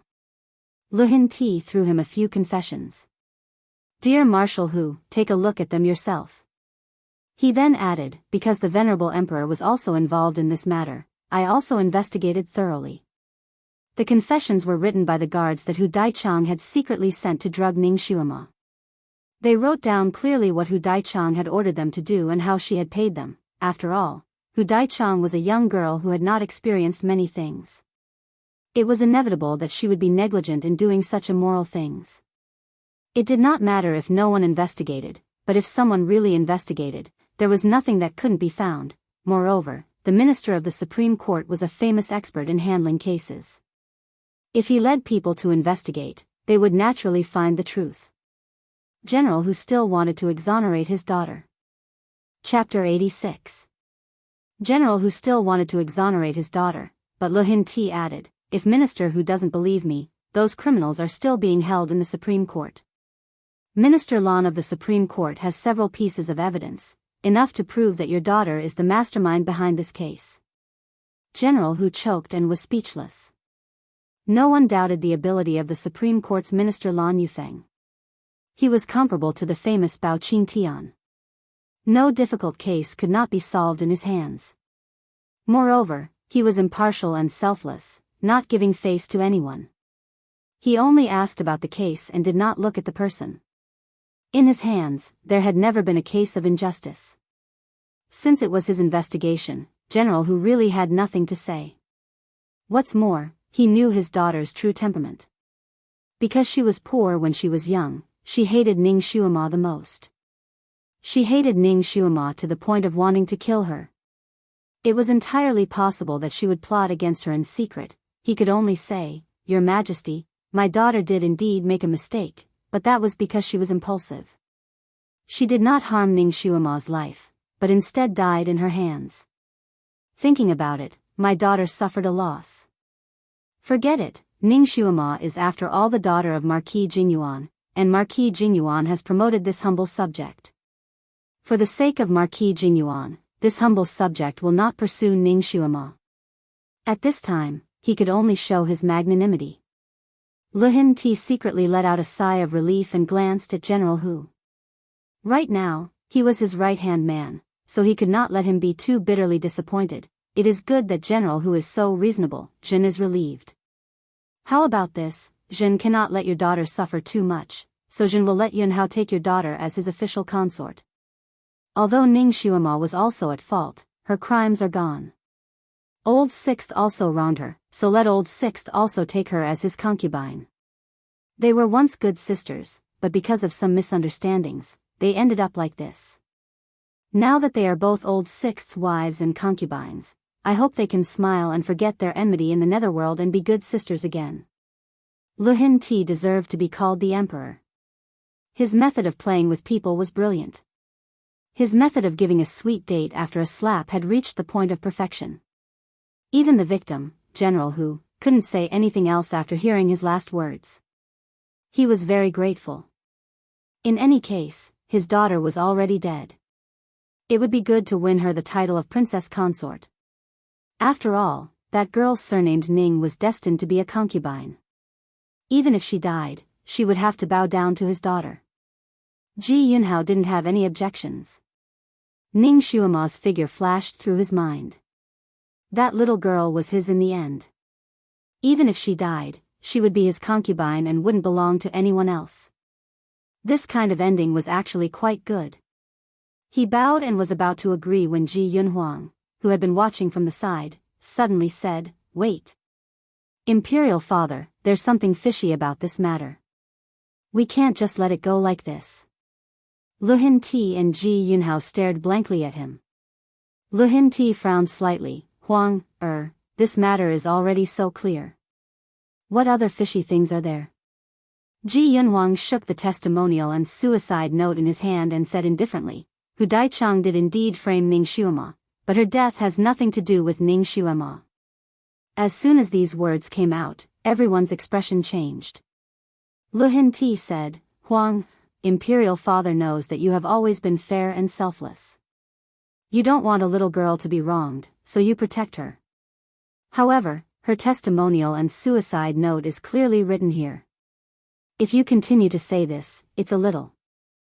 Chapter 87. This suicide note and confession aren't hers. Ji Yunhuang interrupted Lu Hinti. "At first glance, this handwriting looks very similar, but it can't escape my eyes. These things are clearly written by someone who imitated her handwriting. If Imperial Father doesn't believe me, you can summon Lord Lan and let him verify the authenticity of these things." Lu Hinti was speechless. He didn't expect that the suicide note and confession would be forged. At this time, he naturally couldn't refute his son. He could only send someone to summon Lan Yufeng from the Supreme Court. Not long after, Lan Yufeng quickly walked into the imperial study. After greeting everyone present, Lu Hinti directly handed over Ning Xuema's confession and suicide note to him for verification. Ji Yunhuang was obviously prepared. He also handed over the purchase list that Ning Xuema usually wrote. Lan Yufeng looked at it for a moment and said with certainty that the confession and suicide note were fake. Lu Hinti's expression was very ugly. He didn't expect that the Ministry of Justice would dare to give him a fake confession. He immediately sent someone to summon the Minister of Justice. When the Minister of Justice, Lord Lu, arrived and heard Lu Hinti's interrogation, he also cried out that he was wrongly accused. He said that the confession was personally presented by someone from the prison. The crime of deceiving the monarch was no small matter. Thus, the imperial guards were ordered to capture the 4 prison guards from the Ministry of Justice's prison. The 4 prison guards had already prepared a confession that day. They said that the suicide note and confession were personally interrogated by Tu Yidao and that they were only responsible for handing it over. Tu Yidao had already drowned. As for Ning Xuema, the 4 prison guards insisted that they had already burned her corpse under Tu Yidao's orders. Since these confessions were fake, then Hu Jichang's murderer might not be Ning Xuema. Lu Hinti could only reprimand the Minister of Justice, Lord Lu, and then transfer the case to the Supreme Court Chancellor, giving him a deadline to solve the case. Lu Hinti was also tired. Just as he was about to order everyone to kneel down, Ji Yunhuang stepped forward and said, "Imperial Father, there's no need for Minister Lan to set a time limit to solve this case. This son has already secretly investigated this matter. I can get to the bottom of this matter right now. Ji Yunhao's expression changed slightly. Lu Hinti's heart stirred. He looked at Ji Yunhuang and asked, "What do you want to do?" Ji Yunhuang said, "Imperial Father, please move to Wu Men. There are a bunch of evidence and witnesses regarding Miss Hu's death there. When we get there, Aken, Imperial Father, will be able to find out the truth." Lu Hinti frowned slightly. He had already achieved his goal. He didn't really care about the real cause of Hu Jichang's death. However, since the matter had developed to this point, he could only continue with the investigation. Ji Yunhao stepped forward and said, "Imperial Father, since there is something fishy about this case, I'm afraid that it won't be solved in a short period of time. Why don't we hand over this case and the witnesses to Minister Lan? After Minister Lan has finished his investigation, he will give Imperial Father an explanation. Why bother Imperial Father to personally go there?" These words were said in a dignified manner. Lu Hinti deeply agreed. He was the emperor. If he personally presided over the case, it would be beneath his status. He was about to agree. Ji Yunhuang had already bowed and said, "Imperial Father, this matter implicates Miss Ning's reputation. It also implicates the cause of Marshal Hu's beloved daughter's death. For the sake of Marquis Jingyuan and General Hu, please personally oversee the case. This case isn't complicated. Imperial Father will quickly understand." Since Ji Yunhuang had already said this, General Hu was also anxious to find out the real culprit behind his daughter's death. He also added a few sentences and requested Lu Hinti to preside over the case. Lu Hinti had no choice but to agree. Ji Yunhao's eyes flashed slightly. He stood up and said, "Imperial Father, this son still has matters to attend to today. I will take my leave first." Chapter 88. Before he could finish speaking, Ji Yunhuang smiled and interrupted him. "Sixth brother, this matter is somewhat related to you. After all, those two women are more or less related to you. Don't tell me you don't want to find the real culprit behind Hu Jichang's death?" Ji Yunhao's hand was held by Ji Yunhuang and he was unable to free himself. He could only smile. "Of course I want to, but I have something urgent to deal with. Don't worry, it won't take up too much of your time. The truth will come to light within an hour." Ji Yunhao didn't have anything else to say, and could only follow along. The others naturally followed behind them and they quickly arrived at the Meridian Gate. Outside the Meridian Gate, there were already a few people waiting in the side hall. When they saw the emperor, they all knelt down to welcome him. Those people were the best coroners in the vast sky country. These were not the strangest things. The strangest thing was that there was a coffin in the side hall. When General Hu saw the coffin, he stared blankly for a moment. Suddenly, he rushed forward and pushed open the coffin to take a look. His face was as heavy as iron as he looked at Ji Yunhuang. "Crown Prince, why did you bring my daughter's coffin here?" His daughter's coffin was clearly placed in the Marshal's mansion's morning hall. Ji Yunhuang glanced at him and said concisely, "General, don't you want to know the truth behind your daughter's death?" His words made General Hu shut his mouth. He was still extremely wary of this crown prince. Ji Yunhao, who was standing to the side, looked at Ji Yunhuang with a deep gaze. He did not expect that Ji Yunhuang would secretly accomplish so many things in such a short time. Didn't this crown prince return to his mansion immediately after leaving the palace? It seems like he ordered someone to do it. Ji Yunhao secretly sent people to observe the movements in the crown prince's mansion, but his people did not find out anything. Looking at his imperial father's expression, it was obvious that he did not know either. It seems like the power behind his third brother's back was very deep. Ji Yunhao's face was slightly pale and his fingers were clenched so tightly that they turned white. Although his heart was somewhat flustered, he could not say anything.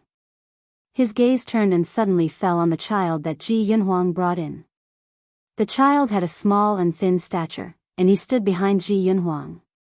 Ever since he came in, he had been quiet and well-behaved, as if he was invisible. His presence was very low, and almost no one noticed him. Ji Yunhao hadn't noticed it at first. But now that he saw it, his heart suddenly stirred. He faintly felt that this child's figure was somewhat familiar, but he couldn't remember where he had seen him before. Ji Yunhuang often had some strange people by his side. Furthermore, Ji Yunhao was already feeling uneasy, so he only glanced at the child once before shifting his gaze away. That manservant had his head slightly lowered the entire time, but he seemed to have sensed Ji Yunhao's gaze. At this moment, the corners of his mouth curled up slightly, faintly revealing a trace of a smile.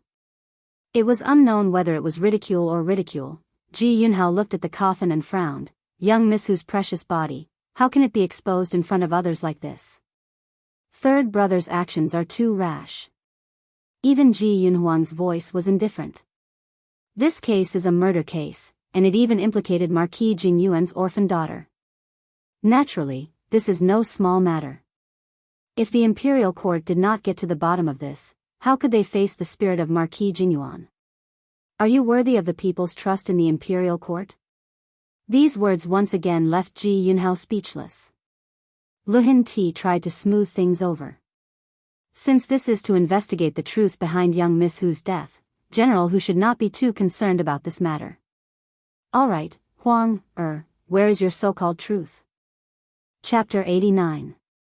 Ji Yunhuang beckoned General Hu to come closer to the coffin. General Hu, please take a look. Is your daughter's current appearance the same as when she was killed? General Hu had already seen it clearly and nodded. Correct. His daughter's eyes were wide open and her small mouth was slightly open. There was a thin blade in her chest, right above her heart. Ji Yunhao coldly interrupted. There was a blade in Dai Shang's chest. This is the fatal wound. And this blade is very similar to the one Ning Xuema used. Ji Yunhuang ignored him and called the coroner forward. Examine the body. The coroner was worthy of being called a gold medal coroner. His movements were swift and nimble. He first carefully examined the corpse's face, then his hands quickly moved over the corpse. First, he pulled out the blade and looked at the wound on the corpse. Then, he looked at the blade in his hand and said, there is not much blood around the wound. The flesh is red and dark. He said a string of terms and finally said, from the above points, it can be inferred that this blade was inserted after the victim was killed. The wound here is not the fatal wound. A stone raises 1,000 ripples. Everyone's face slightly changed. General Hu clenched his fists tightly. He also went forward to examine the wound. The characteristics were indeed the same as what the coroner said. Since this wound is not the fatal wound, then where is the fatal wound? General Hu's voice was like ice. The coroner examined for a while and thought for a moment. Suddenly, his finger gently touched the hair on Hu Dai Shang's forehead. After carefully sensing it, his eyes suddenly lit up. It's here. General Hu also carefully looked. That place was originally the place where the hair grew. He did not see anything unusual. General Hu, please use 30% of your psychokinesis to absorb it. The coroner saluted. Although General Hu was full of doubts, he still followed the coroner's instructions and placed his hand on his daughter's hair. A moment later, a strand of 3 strands of hair was pulled out by General Hu inch by inch from Dai Chang's hair. That strand of hair was covered in blood and was nearly a foot long. It laid horizontally on General Hu's palm and looked very shocking. And at the place where Hu Dai Shang pulled out the hair, a line of blood slowly flowed out. Without the coroner saying anything, everyone knew that this strand of hair was the fatal wound that killed Hu Dai Shang. She could actually kill people with such soft hair. Such soft hair had penetrated nearly a foot deep into the deceased's head, directly destroying the vital parts of the deceased's head, but it was not visible from the outside. What a brilliant and insidious way of killing. It seemed that the person who did this was not only a psychokinesis expert, but also a meticulous person. Ji Yunhuang looked at Lu Hinti and said, Imperial Father, this thing is the real culprit behind Hu Dichang's death. It must be a psychokinesis master who is close to the head of the deceased and suddenly exerts force to produce this effect. As for Ning Xuema, we all know that she doesn't have psychokinesis. Can this prove that she is innocent? Lu Hinti didn't say anything, but Ji Yunhao snorted again. This only proves that she didn't act directly. What if she secretly sent an expert? After all, Dai Chang hasn't offended anyone yet, and Ning Shuama just received 2,000 taels of gold from this prince, so she can hire someone to kill. After this explanation, everyone couldn't help but nod, feeling that it made sense. Ji Yunhuang chuckled. What sixth brother said is not impossible. But sixth brother seems to have forgotten something. To be able to use this method to kill, there must be two conditions. Chapter 90. First, to get close to Hu Daichang when she least expected it. Second, the person who did it must have a psychokinesis of at least human realm rank 7. In vast sky empire, there are only a handful of people with such high psychokinesis, and they are all talented people with high positions. Would such a person kill someone for 1 or 2,000 taels of gold?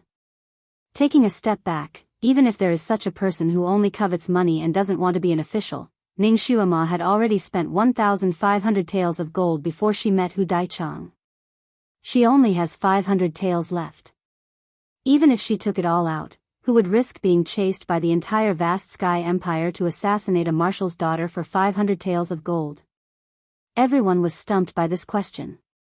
Lan Yufeng, the official from the Supreme Court, also said in a low voice, according to what I know, if any telekinesis experts above the 7th level of the vast sky empire work as assassins, they are all in the most famous assassin organization, the Blood Oath Alliance.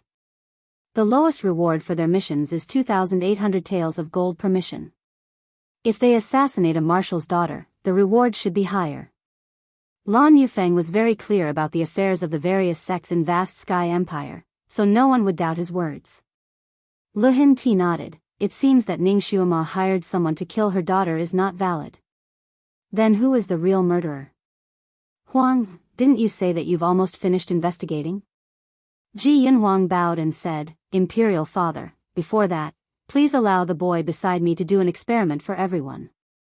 Everyone's gaze landed on the boy who had been following Ji Yunhuang all this time. The boy looked to be around 11 or 12 years old. His body was small and thin, and his face seemed to be wearing a mask. He was stiff and expressionless. He had been quietly standing by Ji Yunhuang's side the whole time, but now he slowly walked out. Lu Hin Ti glanced at him, but didn't find it strange. Ji Yunhuang often had all kinds of strange people around him, and there was no lack of boys among them. As long as it wasn't harmful to the imperial family, Lu Hin Ti would turn a blind eye to it. At this moment, his gaze fell on the boy. What kind of experiment do you want to do for everyone? The boy said, experiment with a safe distance. As soon as he finished speaking, his figure turned, and in the blink of an eye, he appeared in front of Ji Yunhao. The distance between them was about 3 feet. Ji Yunhao jumped in fright and subconsciously took a big step back. What are you doing? The boy ignored him and turned around again. He stopped in front of the Supreme Court Chancellor Lan Yufeng and the Assistant Minister Liu of the Ministry of Justice. They were less than 4 feet apart. Those people also subconsciously retreated, putting some distance between them and him. Only then did the boy stop. Your Majesty, as you can see, I am a stranger to these people. If a stranger comes within 3 feet of me, I will subconsciously avoid them. Only when I am 4 feet away will I feel more at ease. This statement was novel to these people, but it was also very effective. His experiment was right in front of them. Everyone thought about how they usually acted when they interacted with other people and nodded. The boy continued, Miss Hu was killed by someone in front of her. Moreover, to use this kind of martial arts, he had to first press his hand near her forehead and then make a move when she least expected it. The distance between them was less than an arm's length. Who could be so close to Miss Hu and catch her off guard? Everyone thought about this distance and then thought about the distance between themselves and the people around them. Because this case clearly showed that Ning Shuama had nothing to do with it, Lord Liu, who was in charge of arresting Ning Shuama, was very uncertain. At this time, he was also anxious to make a contribution, so he immediately replied, it's a lover, wife, concubine, or child. Chapter 91. The boy nodded, that's right. Only the person closest to her would be able to get close to her and catch her off guard. Miss Hu is still unmarried and naturally has no children. Thus, the only possibility is that she is a lover. This kind of inference obviously had a hidden meaning. Almost everyone's eyes were focused on the sixth prince, Ji Yunhao.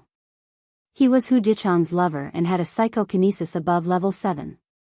Who else could it be other than Ji Yunhao? General Hu's eyes were almost spitting fire as he stared at Ji Yunhao, sixth prince. How do you explain this? Ji Yunhao's face was slightly pale, but he couldn't help but sneer. He's talking nonsense. Hu Dichang's psychokinesis is average. Anyone with a high psychokinesis can get close to her. If such an expert instantly got close to her and took the opportunity to attack, she wouldn't be able to escape. The boy smiled. The sixth prince's explanation is reasonable, but the sixth prince seems to have forgotten one thing. Come, everyone can take a look at Miss Hu's expression before she died. He pulled Lan Yufeng closer to the coffin. Lord Lan often deals with cases and has seen many expressions of the victims before they died. Lord Lan, please take a look at Miss Hu's expression. Lan Yufeng looked at it for a moment and commented, it's an expression of shock and disbelief. In Lord Lan's opinion, if the victim saw a stranger attacking her, would she be shocked and disbelieving or fearful? Fearful. Lan Yufeng replied. He pondered for a moment. Miss Hu's expression before she died proves that the person who killed her was someone she was familiar with. Moreover, she would never have thought that the other party would attack her. The boy clapped his hands. That's it. Then I don't need to point out who the murderer is, right? Which one of the people present wasn't a clever person? They naturally understood after thinking about it. Their gazes towards Ji Yunhao were full of suspicion and condemnation.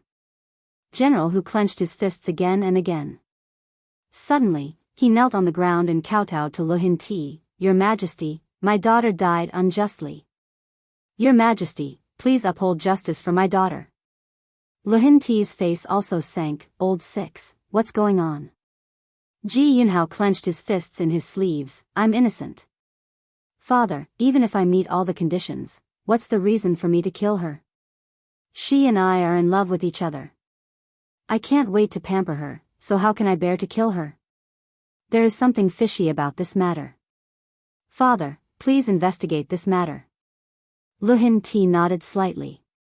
He also felt that what Ji Yunhao said was reasonable.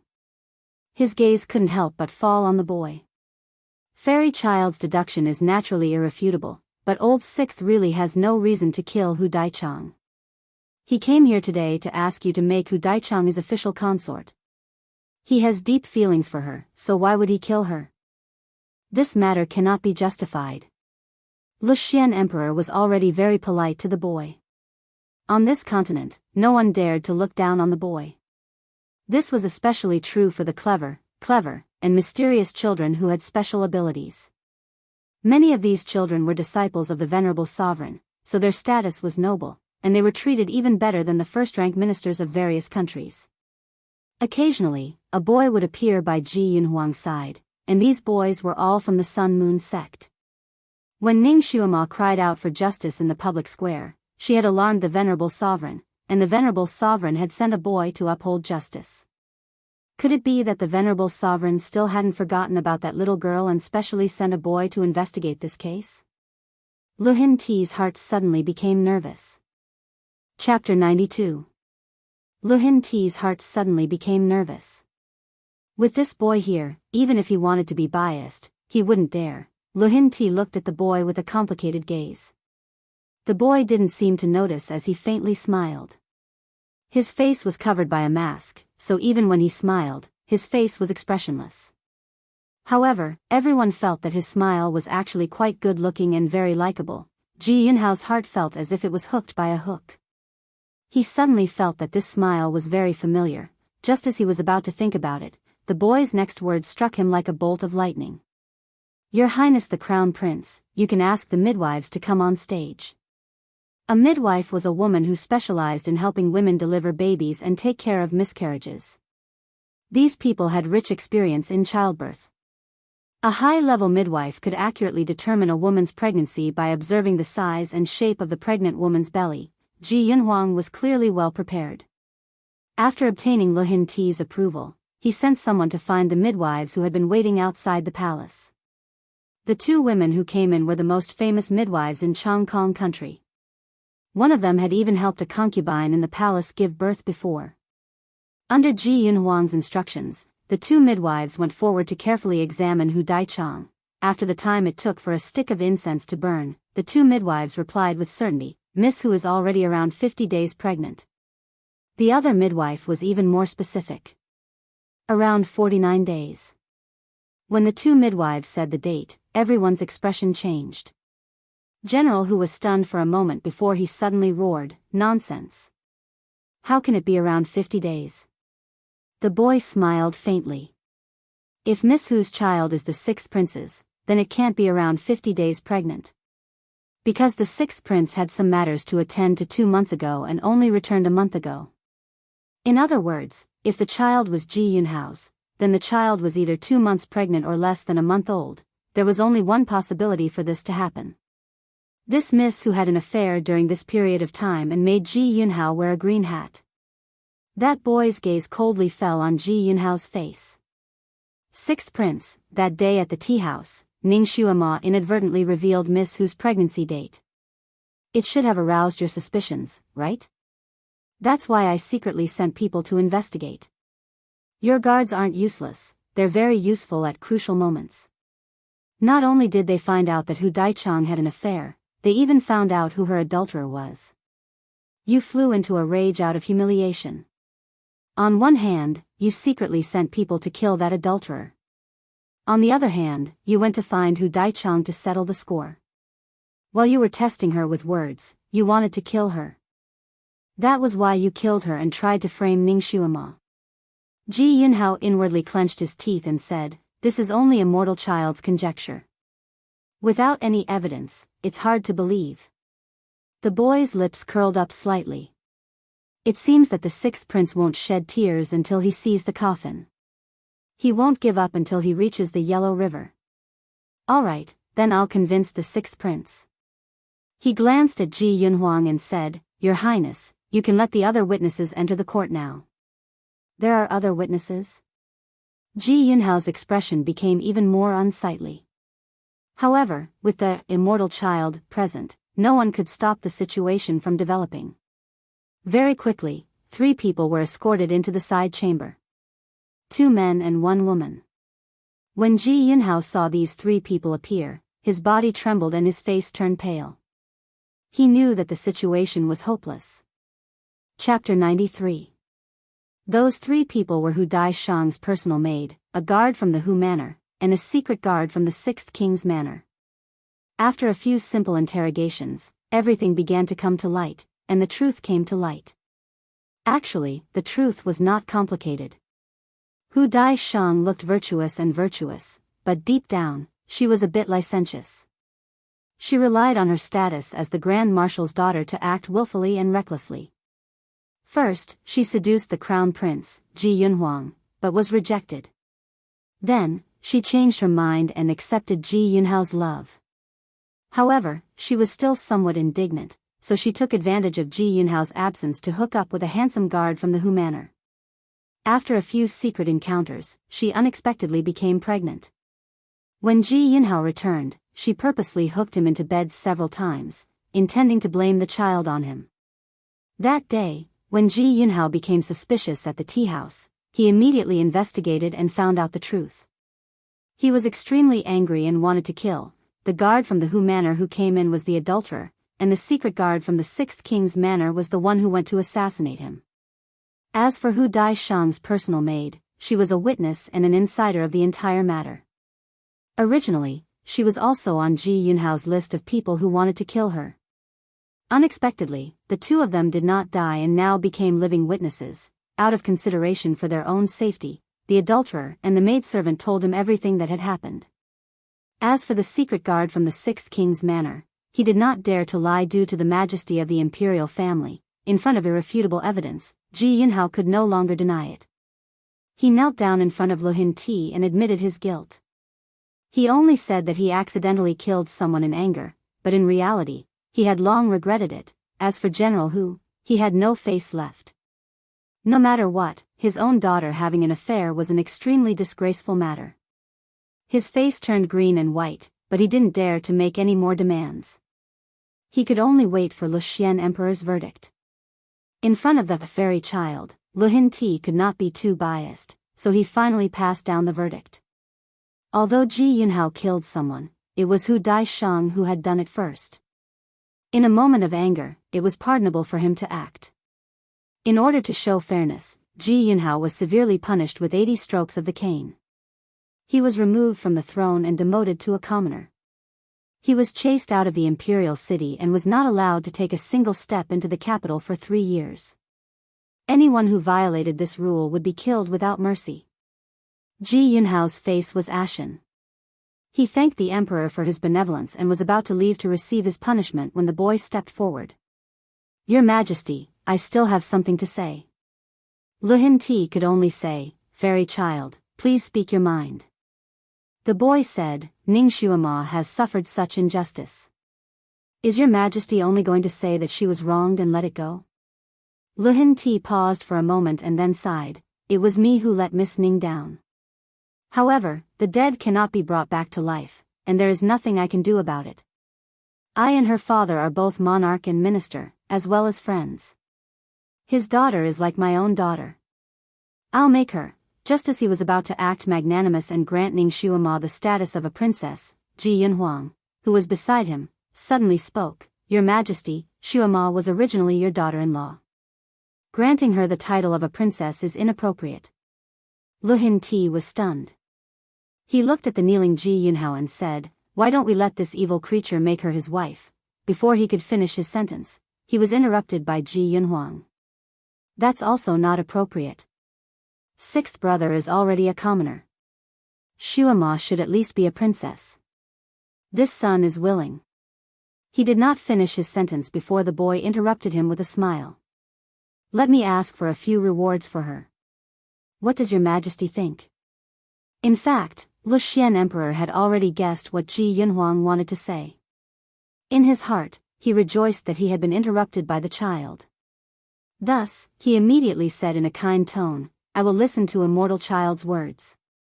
What reward does a mortal child want to ask for?" "First, your Majesty, please pardon her for the crime of deceiving the monarch." Lu Hinti secretly rolled his eyes. That girl was already dead. How could she still deceive the monarch? Therefore, he went with the flow and agreed. "I'll allow this." "What else?" Chapter 94. The boy said, "Marquis Jing Yuan's residence is a bit poor. Your Majesty, please bestow her with 10,000 taels of gold." This was a bit like a lion opening its mouth. In Chongkong country, 10,000 taels of gold was the lifetime salary of a first-rank official. Marquis Jing Yuan's residence did not even have a master. What use would 10,000 taels of gold be to them? Lu Hinti felt a bit of heartache as he muttered, "This." The boy looked at him, "Your Majesty is unwilling? Could it be that in your Majesty's heart, 10,000 taels of gold is more valuable than the position of princess?" Lu Hinti's face darkened. Because he had guessed the identity of the boy, he could not refute and could only grit his teeth and agree. The boy continued to raise 2 other conditions. The first was that the chastity testing beast would officially belong to Ning Xuema. The second was that he wanted to personally supervise the execution of the 6th prince when he was being flogged. Of these 2 conditions, Luxian Emperor happily agreed to the first. The second condition was somewhat forced, but he had no choice but to agree.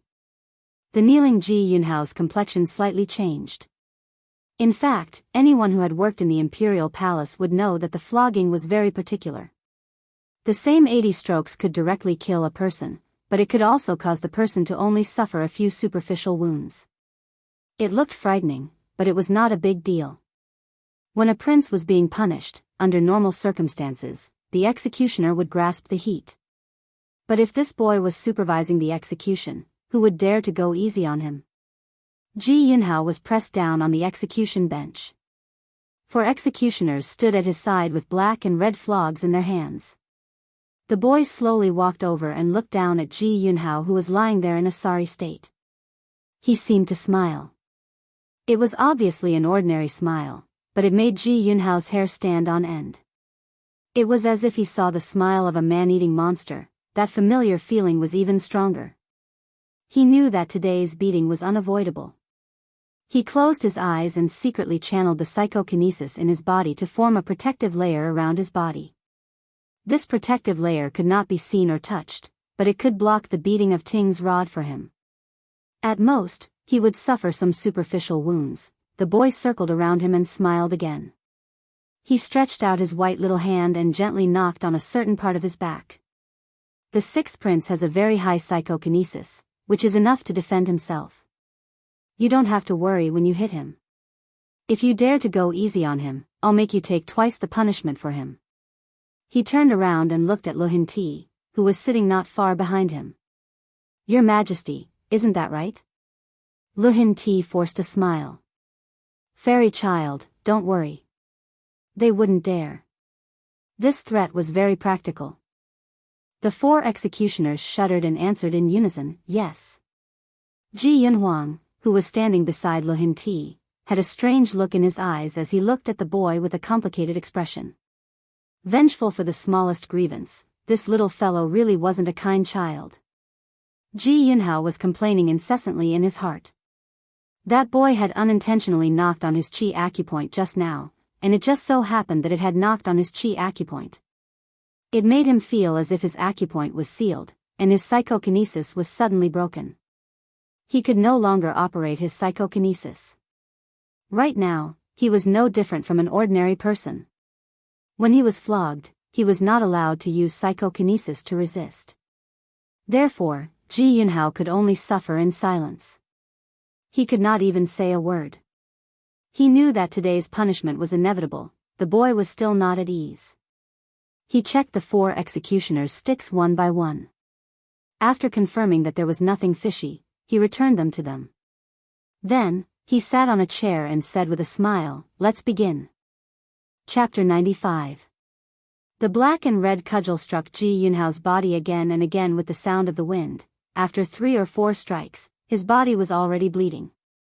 Ji Yunhao did not want to lose face as a prince in front of everyone. At the beginning, he could still clench his teeth and endure the pain. But after a few strikes, he could not help but groan. After a dozen strikes, he began to groan. As the cudgel fell, his groans became louder and louder, as if he was about to cry out in pain. The cold sweat on his forehead kept rolling down his face. Not far away, Lu Hinti heard his ghost-like wails and wolf-like howls, but his face darkened. It was just a beating, how painful could it be? As a man and a prince, how could he not be able to endure this? How could he cry out like this? He had lost the face of the imperial family. When he was fighting on the battlefield, he was struck by a poisonous arrow. The medical facilities in the army were not sufficient, and the army doctor did not have anesthetics to help him remove the arrow. He scraped his bones to treat the poison, and blood flowed into a small basin. All the soldiers were frightened, but he did not make a sound. He was even able to casually chat with the doctor. Because of this, he was given the title of Iron Blood Prince, and received the respect and love of all the soldiers in the army. This was the foundation for his later seizure of power. He had a strong personality, and naturally did not want his children and grandchildren to be so spineless. He also looked down on cowards who cried out in pain. Originally, Ji Yunhao was very favored by Lu Hinti, but after this incident, he did not like him anymore. He treated his son coldly. Of course, this was a story for later. Ji Yunhao simply wanted to bite his tongue and commit suicide. It was not that he had never been injured in his life, and it was not that he had never eaten a beating. But it was never this kind of pain. It was as if salt had been sprinkled on the cudgel. Every strike was as painful as a bee sting, as if he was being dismembered. It was so painful that he could not help but cry out and struggle, but before he was tortured, his 4 limbs were fixed in place by special iron cuffs. He could not break free. His body twisted with all his might, with tears and snot running down his face, like a caterpillar struggling on its deathbed. When the surrounding people saw how miserable his cries were, they all knelt down and begged Lu Hinti for mercy. Even Ji Yunhuang pleaded with Lu Hinti, imperial father, 6th brother also knows his mistake. He has been spoiled since he was young, why don't we reduce his punishment? Lu Hinti's face was as gloomy as water. He also felt that his son was too spoiled and needed to be hardened. Keep fighting. Not one strike less. Whoever begs for mercy again, I'll beat him up too. His words silenced everyone. Lu Hinti was still angry and ordered, shut his mouth. Don't let him cry like a ghost again. As a result, Ji Yunhao's mouth was also stuffed with a special gag, and he couldn't make another sound. Because the pain was too intense, although Ji Yunhao was in so much pain that he hovered between life and death, he was unable to faint even if he wanted to. When he whipped others, he was afraid that they would not feel enough pain.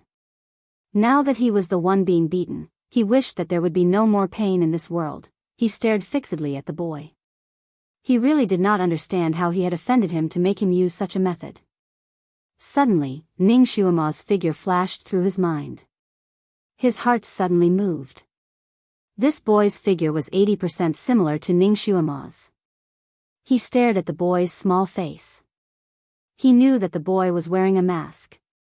He only stared fixedly at the boy's eyes. This boy had a pair of extremely bright eyes. They were as clear as water and as limpid as a lake. Chapter 96. This boy had a pair of extremely bright eyes, as clear as water, as limpid as a lake. At this moment, this pair of eyes was also looking at him, flickering with light, as if they were smiling. Ji Yunhao's body suddenly stiffened. This pair of eyes, unexpectedly also looked like the eyes of the girl in his impression. Could it be that this boy was actually Ning Xuema in disguise? But wasn't she already dead? It was impossible for her to appear here again. The boy's line of sight met his in the air, staring at each other for a moment. The boy's eyes slightly narrowed, curved like the crescent moon, as dark as the night. Ji Yunhao's eyes suddenly widened. This expression, he had seen it before in the tea house. At that time when he whipped Ning Xuema, and Ning Xuema was rescued by the Crown Prince Ji Yunhuang, she also had this expression. This expression. This boy is Ning Xuema. He wanted to shout out, but when he opened his mouth, he found that there was something stuck in his mouth, and he could not make a sound. The boy tilted his head to look at his face, the happy expression in his eyes deepened. Demon. She's simply a little demon. The enmity between the two of them is set. Ji Yunhao's teeth itched with hatred, but he could not expose her identity. Ning Xuema happily looked at him. This bastard whipped her 3 times, making her feel so much pain that she wished she was dead. He even put the blame on her, almost taking her little life. If she did not take revenge, how could she face herself? Just now when she was inspecting the stick, she took the opportunity to add a little something to it. She had collected them from a jujube tree. On the tree, there was a type of small insect that stung people. This insect had a type of poison on its body. Once it came into contact with the poison, it wouldn't take the person's life, but it would cause extreme pain, making the person wish that they had never been born in this world. She felt that the pain should be comparable to the effect of the soul-breaking whip, enough for her to take revenge. She looked at Ji Yunhao's pale face from the pain, her heart incomparably carefree. She had never been a good person, she did not understand what it meant to repay evil with good. She was particular about repaying kindness and enmity. If you respect me a foot, I'll return you 10 feet. If you bully me a foot, I'll bully you 10 feet. As long as someone bullied her, she would think of a way to make the other party pay back 10 times, 100 times. 80 strikes, not one less. Ji Yunhao had managed to survive. When he was helped down from the torture stool, he was already badly mutilated. There was not a single piece of flesh on his back that was intact. He could not even stand. When the servant removed the gag from his mouth, he immediately cried out, "She's Ning Xuema. Imperial father, she is Ning Xuema." He desperately raised a bloody hand and pointed at the boy. It was earth-shattering. Other than Ji Yunhuang, everyone present looked at the boy. Lu Hinti also slightly narrowed his eyes. He looked at the boy and then at Ji Yunhao. What nonsense are you talking about? Isn't Ning Xuema dead? It's her. Imperial father. It was her. Son recognizes her eyes.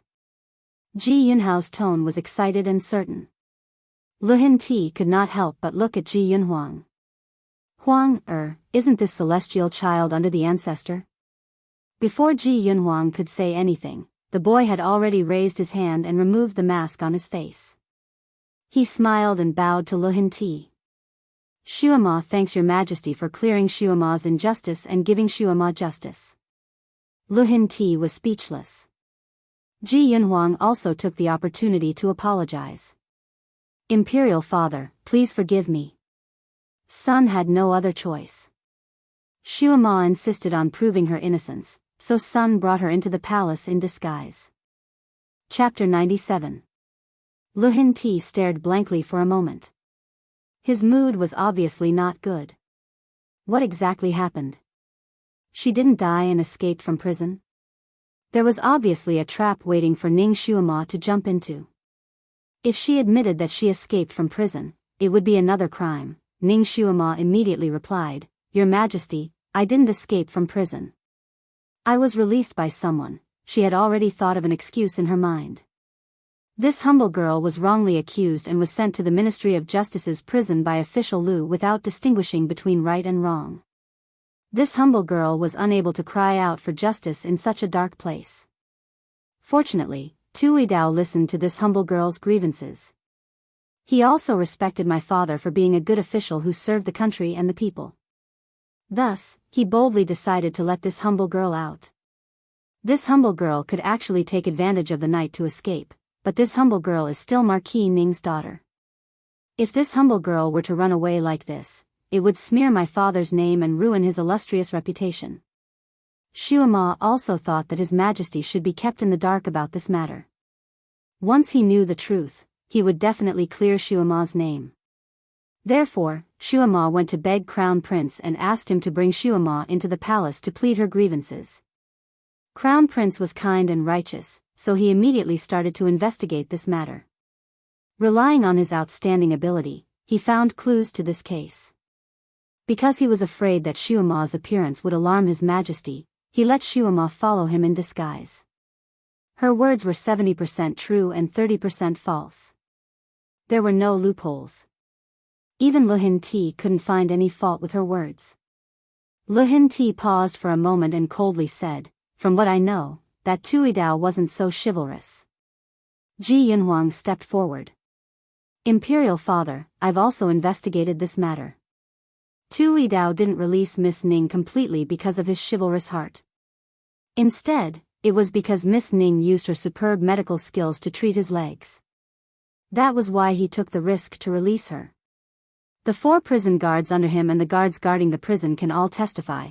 He explained everything in great detail, including how Tui Dao drowned because he was too happy and drunk. Finally, he added, Imperial father, although Tui Dao's actions were wrong, by a freak combination of factors, he managed to save Miss Ning's life. He prevented her from dying a wrongful death and gave the imperial family a chance to remedy the situation. It should be Marquis Ning's spirit in heaven protecting Miss Yuning.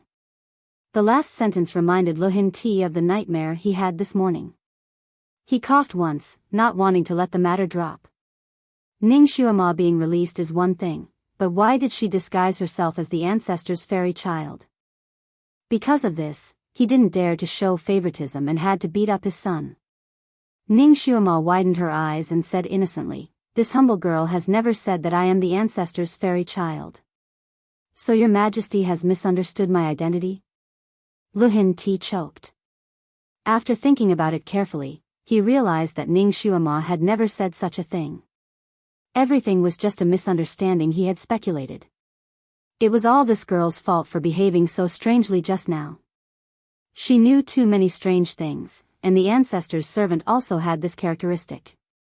Furthermore, she was coincidentally brought in by Ji Yunhuang, so he had this kind of misunderstanding, damn it. Actually, they did it on purpose. Luxian Emperor could not help but glare at Ji Yunhuang. He was still not reconciled. Ning Shuama, I have helped you clear your name. However, you did not reveal your true face to others. In the end, you have committed the crime of deceiving the monarch. Ning Shuama blinked again. Didn't your majesty pardon Shuama in advance for deceiving the emperor? Chapter 98. This. So she had been waiting for him all along. This little girl was really careful at every step. Her actions were watertight, and even he had unknowingly fallen into her trap. This time, Luhin Ti was truly at a loss for words. He couldn't help but size up Ning Shuama. The little girl was kneeling there, her head slightly tilted as she looked at him.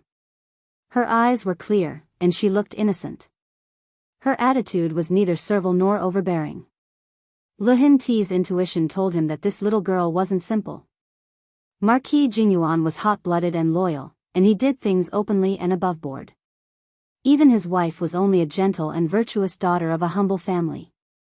She only knew how to take care of her husband and children, and she didn't have any schemes. Who would have thought that she would give birth to such a clever and eccentric daughter? At first glance, this girl was like a puddle of clear water. But at second glance, she was like an extremely deep pool. The pool looked clear and shallow, but in reality, it was unfathomable. This kind of girl was a combination of contradictions, and she was also like a small light source. Unknowingly, she attracted everyone's attention. He couldn't help but look at Ji Yunhao. Was this brat blind? He didn't want such a good girl, and instead chose to like that brainless Hu Daichang. He said in a low voice, "You were actually able to cure Tuidao's leg? Your medical skills can be considered very high. You also know a lot of strange things. I wonder who your teacher is?" Ning Shuama smoothly replied, "No one taught me. It was a gift from the heavens." A gift from the heavens? Luhin Ti clearly didn't believe her. What kind of gift from the heavens? Ning Shuama casually replied, "It's probably because the heavens pitied Shuama for being alone, so they sent an immortal to teach Shuama medical skills in her dreams, so that Shuama could have a skill to rely on." What did the immortal look like in your dreams? This emperor's inquiries were really detailed. Ning Shuama secretly rolled her eyes. She could only casually make up a story. The immortal in the dream probably used some kind of camouflage technique. Shuama couldn't see his true appearance. I only vaguely remembered that he seemed to be wearing an ice-cold mask and was dressed in white. His aura was extremely strong, like a snow sculpture. Luhin Ti's expression changed slightly, and he suddenly stood up. "Di Zun?" "Huh?" Ning Shuama's eyes widened. It can't be, right? She had only made up a few words, and he had already connected her with the Overlord? It couldn't be so coincidental, right? Ever since she came to this continent, she had heard of the ancestor's reputation like thunder. She knew that he was the most popular person on this continent and was worshipped by mortals like an immortal. Unfortunately, even though she was saved by him once, she still didn't know whether he was round or flat. It seemed that not many people on this continent knew his true identity. He was extremely mysterious. Ning Shuama had seen countless experts' demeanors in her previous life. They were also extremely cold and noble. They had an appearance that didn't talk to mortals, and when they spoke, they were like clouds and mist, full of zen. They had the highest level of being able to make people unable to understand them, and they were very pretentious. They were also widely worshipped by the masses, and many high officials and nobles fought to give them tickets to become their disciples. Outside, they were also very mysterious, and some people even worshipped them as saviors. However, after Ning Shuama deliberately made friends with them a few times, she was always able to easily see through their disguises, and beat them back to their original selves. Using Ning Shuama's summary, the so-called Great Master was a deceitful person who liked to bring you along to act pretentious and soar. He didn't have much ability, but he had a lot of ability to bluff people. He was a complete swindler. You said that he was wearing white clothes? That white clothes looked like they were woven from clouds and mist? Was the mask on his face different every time? But they all had the same kind of aura. Chapter 99. You said he was wearing a white robe? That white robe looked like it was woven from clouds? Is the mask on his face different every time? But they all have the same aura. Luhin Ti asked a series of questions. Ning Shuama answered vaguely, "This seems to be the case. But I can't remember. Because every time I wake up, I can't remember the immortal's appearance, I only remember the medical skills he taught me. Her answer was very slippery, neither admitting nor denying, making everyone unable to distinguish the truth from the lies. Is it the legendary dream entering technique? Luhin Ti slowly sat down, becoming more and more bewildered. Rumor has it that the emperor's selection of disciples is extremely strict, and the conditions are unimaginably harsh. He didn't accept anyone who wasn't a peerless genius, a disciple of the imperial family, an ugly person, a talkative person, and even a dark-skinned person. All in all, there were very few people in the entire continent who could catch his eye. It had been several decades since he had accepted a new disciple. Why would he inexplicably use the most profound dream-entering technique to teach Ningxuema? This is illogical. More importantly, didn't the ancestor no longer accept female disciples?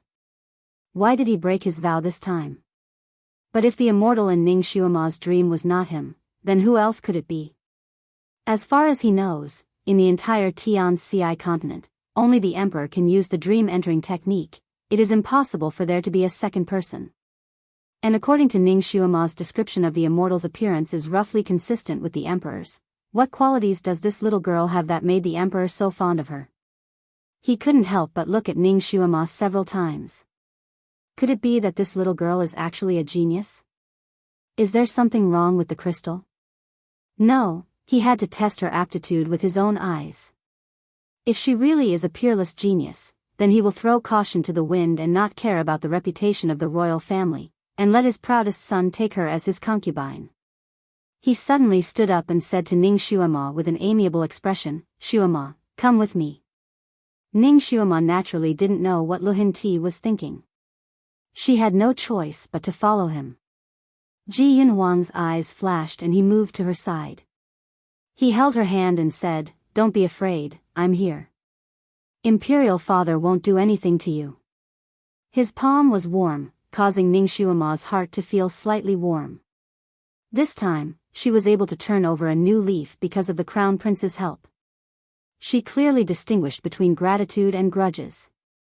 Towards the Crown Prince, she was very grateful. She was the boss of the Secret Service in her previous life, and her subordinates all listened to her. At that time, she led them through who knows how many life and death situations. In the most dangerous times, she often said, "I'm here for everything," always giving everyone strength. They really trusted her wholeheartedly, and she really used all kinds of methods to win by surprise and lead them out of their predicament. What she often did was to shelter others from the wind and rain, and now there was someone who stepped forward to shelter her from the wind and rain. It turns out that the feeling of being sincerely cared for is also very good. Ningxuema never had the habit of holding hands with others. She lifted her hand and brushed her hair, taking the opportunity to withdraw her hand. She smiled and said, "Yunhuang, thank you." Ji Yunhuang's heart jumped. After knowing each other for so many days, this was the first time she called him by his name. Originally, other than his imperial father and brother, he would feel offended if other people directly called him by his name. But today, when this little girl called him by his name, his heart felt warm. Chapter 100. He also smiled. "Xuema, there's no need to be polite between us." The two of them followed Luhin Ti side by side. Since the emperor had left, the officials naturally dispersed. Ji Yunhao, who had just been punished, was left alone. No one cared about him anymore. Ji Yunhao could no longer walk. He was supported by a guard to lie down on a bench. He stared blankly at his brother and Ningxuema as they walked away. He clenched his fists. She should have been his wife, or even his concubine. But now, she was gradually drifting away from him, and it was impossible for her to return to his side. Unwillingness, anger, resentment, all kinds of complicated emotions coiled around his chest. He was really blind. He mistakenly threw away the luminous pearl as trash, but he took a fisheye as a treasure and brought it home. He regretted it so much that his intestines turned green. If he could start over again, he definitely would not choose to force her to break off the engagement. Instead, he would imprison her by his side, allowing her to blossom only for him. Could it be that he had to let her go now? No, he was not willing to. Ji Yunhao's face flashed with a trace of ruthlessness. He knew that his imperial father demoted him to a commoner to give an explanation to General Hu and Ning Xuema. Even a vicious tiger would not eat its cubs.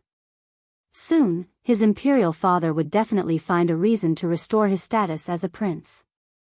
Wasn't his imperial residence not taken back? His trusted aides were still there. He would make a comeback. In the solemn and serene main hall, black and white were its main colors. There were very few furnishings in the main hall.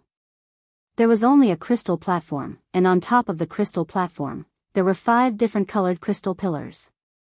Next to each crystal pillar, there was an old man wearing a different colored robe. Seeing Lu Hinti enter, the 5 of them cupped their hands in greeting. Your Majesty. They were the guardians of the psychokinesis crystal pillars and were not bound by the secular world.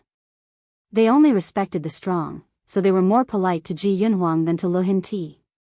They bowed. Your Highness the Crown Prince. Ning Xuema finally understood why Lu Hinti brought her here. It seemed like the emperor was suspicious of her aptitude and wanted to re-examine it. She raised her eyes to look at the 5 crystal pillars, and then looked at the 5 envoys who were constantly sizing her up with gazes as sharp as knives. She couldn't help but wonder what kind of expression the 5 envoys would have if she was still found to have a trash aptitude. What kind of expression would the emperor have?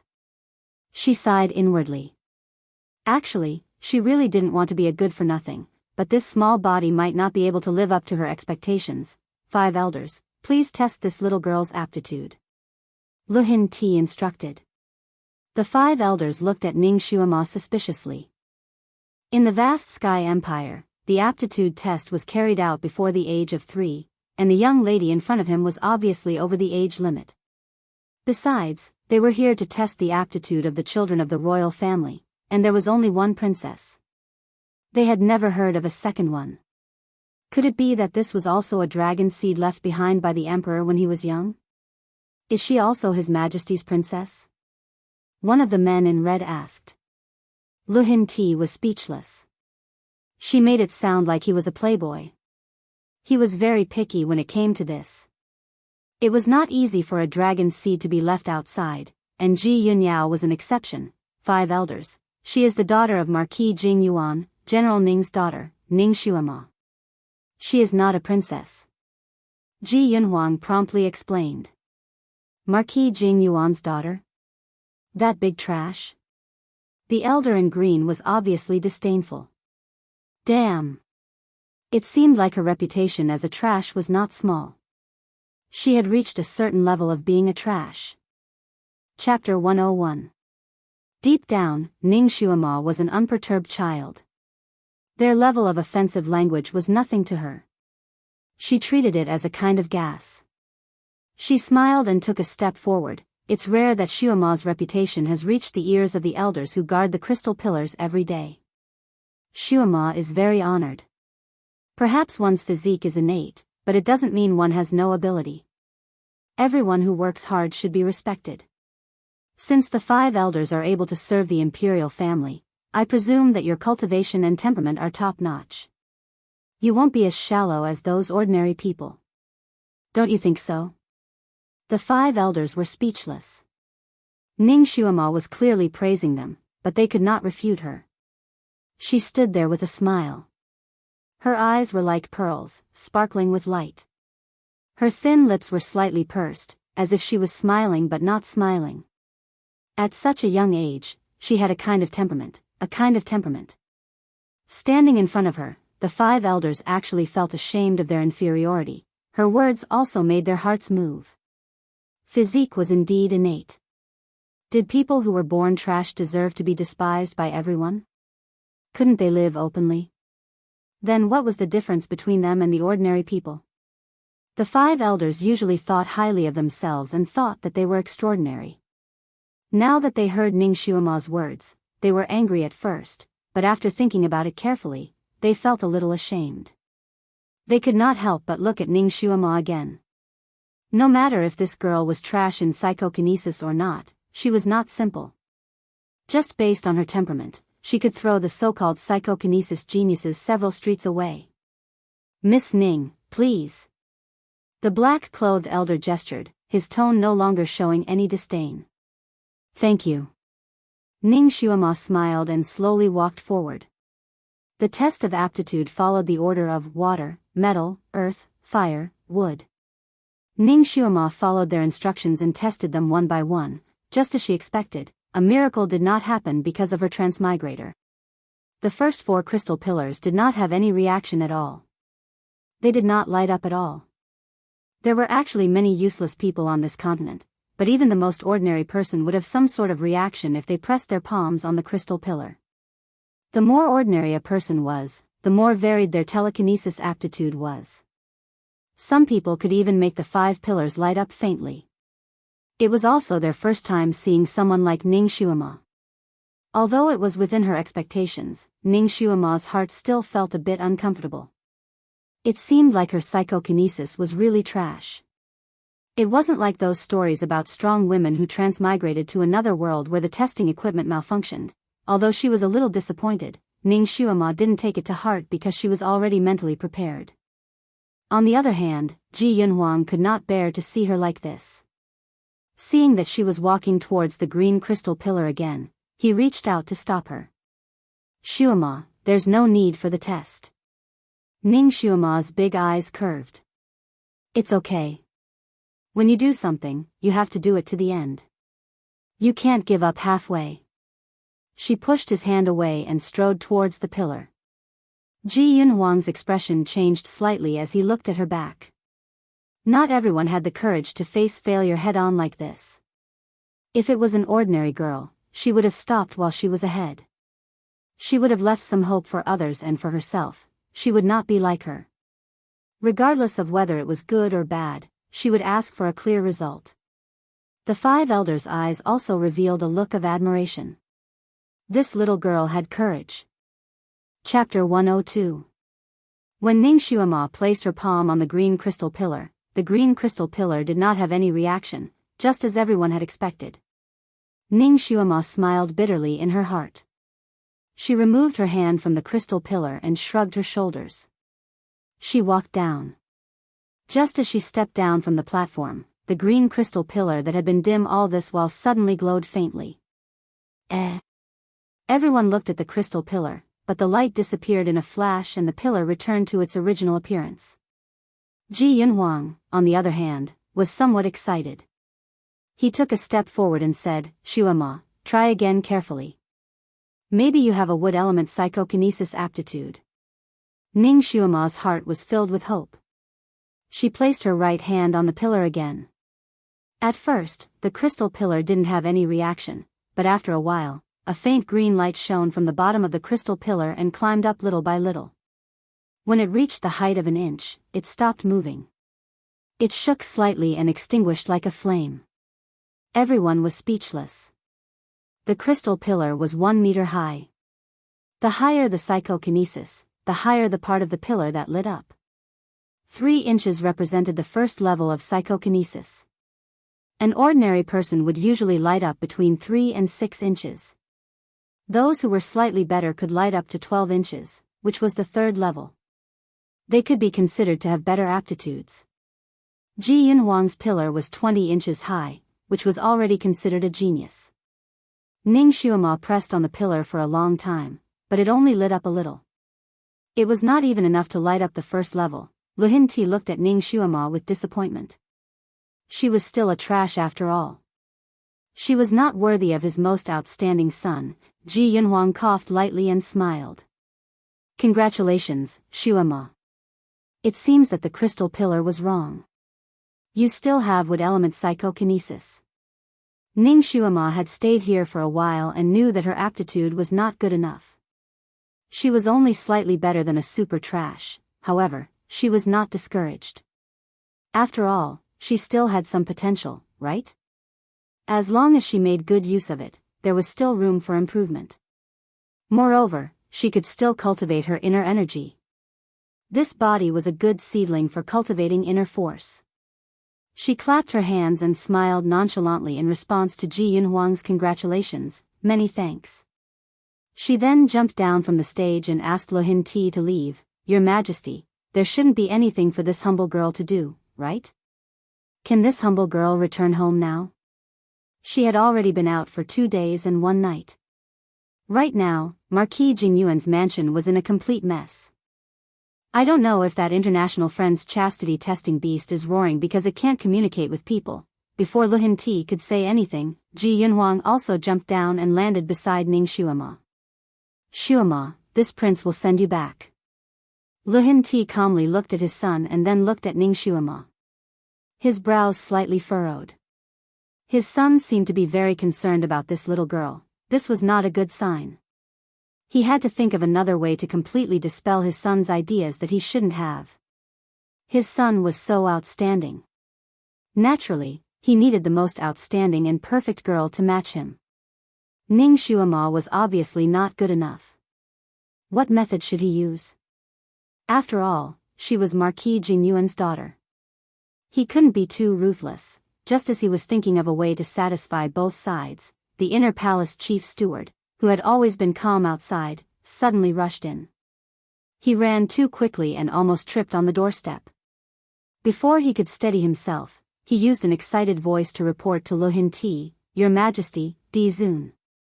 Di Zun has come to visit." Chapter 103. Before he could even steady himself, he used an excited voice to report to Lu Hinti, "Your Majesty, the ancestor has come to visit." Everyone was shocked. Lu Hinti suddenly turned around and walked out in large strides, passed down the order. Clean the streets with fresh flowers. Let everyone welcome the ancestor. He hurriedly took 2 steps out and turned around to instruct Ji Yunhuang and Ning Xuema, "You two also come with me to welcome him." Ning Xuema was speechless. Ji Yunhuang aside, why did the emperor call her? Shouldn't only those with official positions have the qualifications to welcome him? Why did he call a commoner girl like her? She really wanted to go back to her own residence to rest. She didn't want to welcome that old swindler. However, since the emperor had given this order, her small arms could not twist the emperor's thighs. She could only follow unwillingly. The efficiency of the imperial palace was not to be underestimated. Although the ancestor's arrival was sudden, the people in the imperial palace were still orderly. In just a moment, they had already formed 2 rows in front of and behind the emperor and hurriedly walked towards the palace gate. Ning Xuema walked side by side with Ji Yunhuang. She quietly asked, "It seems like the ancestor doesn't come often." Of course. The last time he came was 18 years ago. That's not right. Didn't he appear once a few days ago? That time, he even conveniently gave her justice. That time, he was just passing by. He only appeared for a quarter of an hour before leaving, so, his appearance was just for show. Ning Xuema was extremely speechless. That's right, you said that the hot spring in your residence was created by the ancestor. Could it be that it was 18 years ago? Ji Yunhuang nodded, that's right. At that time, I was only 5 years old. Imperial father had just built the crown prince residence for me. I didn't even have time to live there before I was fortunate enough to become the place where the ancestor was received. Furthermore, the ancestor only stayed there for 2 days before leaving. Imperial father only paid him a visit once. This Di Zun really knows how to show off to the highest level. He should have some skills, right? Ning Xuema unkindly ridiculed him in her heart. How old is the ancestor? Since she was bored and couldn't leave, she decided to gossip. Ji Yunhuang shook his head. I'm not sure either. Aren't you his grand disciple? How could he not even know master's age? Isn't this grand disciple of yours too unqualified? Ji Yunhuang lightly sighed, don't talk about me, I'm afraid that even my master doesn't know. The ancestor accepts a new disciple every 80 years or so. Currently, the ancestor has a total of 18 disciples under his tutelage, and my master is the youngest. My master is already 60 years old this year. Ning Xuema was speechless. According to this calculation, it had been 1,500 years since the ancestor had accepted a disciple. This was not even counting the number of years he had spent before he accepted a disciple. The lifespan of the people in this era was no different from that of her original era. An ordinary person could live up to 80 years old. Only those who had reached the first rank of the earth level could slow down their aging. The higher their cultivation, the longer their lifespan. When one reached the 8th level of the earth level, they could break through the limits of life and live for 1,000 years. However, they wouldn't be immortal and would die after a certain age.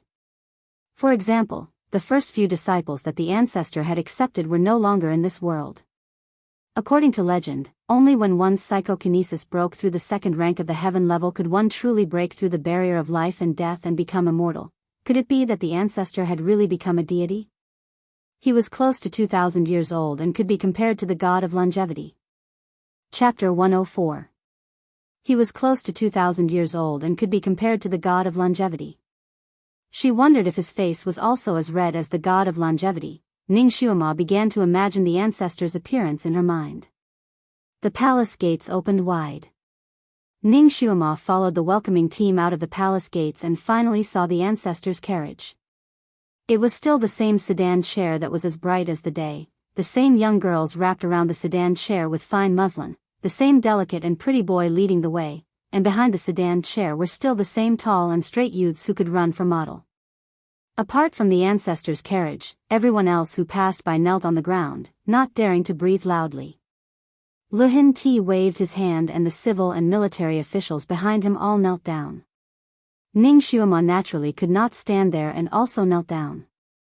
Luhin Ti bowed in greeting, "Welcome, ancestor." "Don't," a word finally came out from the sedan chair, a word that was as precious as gold. Ning Xuema's heart skipped a beat. She finally heard the ancestor speak. His voice did not sound old or young, like the wind at the top of a mountain, faintly blowing past everyone's ears.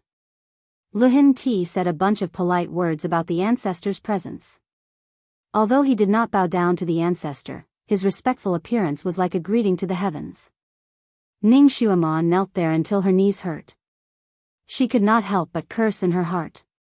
This emperor was even more long-winded than some leaders who made reports. But his ability to improvise was really good. He wasn't like some leaders who read from a script. She heard that the ancestor liked to be quiet and did not like people to be long-winded. Why was he so calm this time? Was it a way to show off? She could not help but quietly look up at the sedan chair. The emperor had spoken for so long, "Why don't you say something again?" But the group of people stood there quietly, not even coughing. There was no sound from the sedan chair, not even half a word. Even though Luhin Ti was talking to himself, the venerable emperor had no intention of getting off the palanquin. Luhin Ti said a lot of things, but he still didn't get any response from the other side. He felt a little embarrassed. Suddenly, a boy stepped forward and said, "Your Majesty, the Venerable D said that he will only rest here for 3 days. He only needs a really clean courtyard.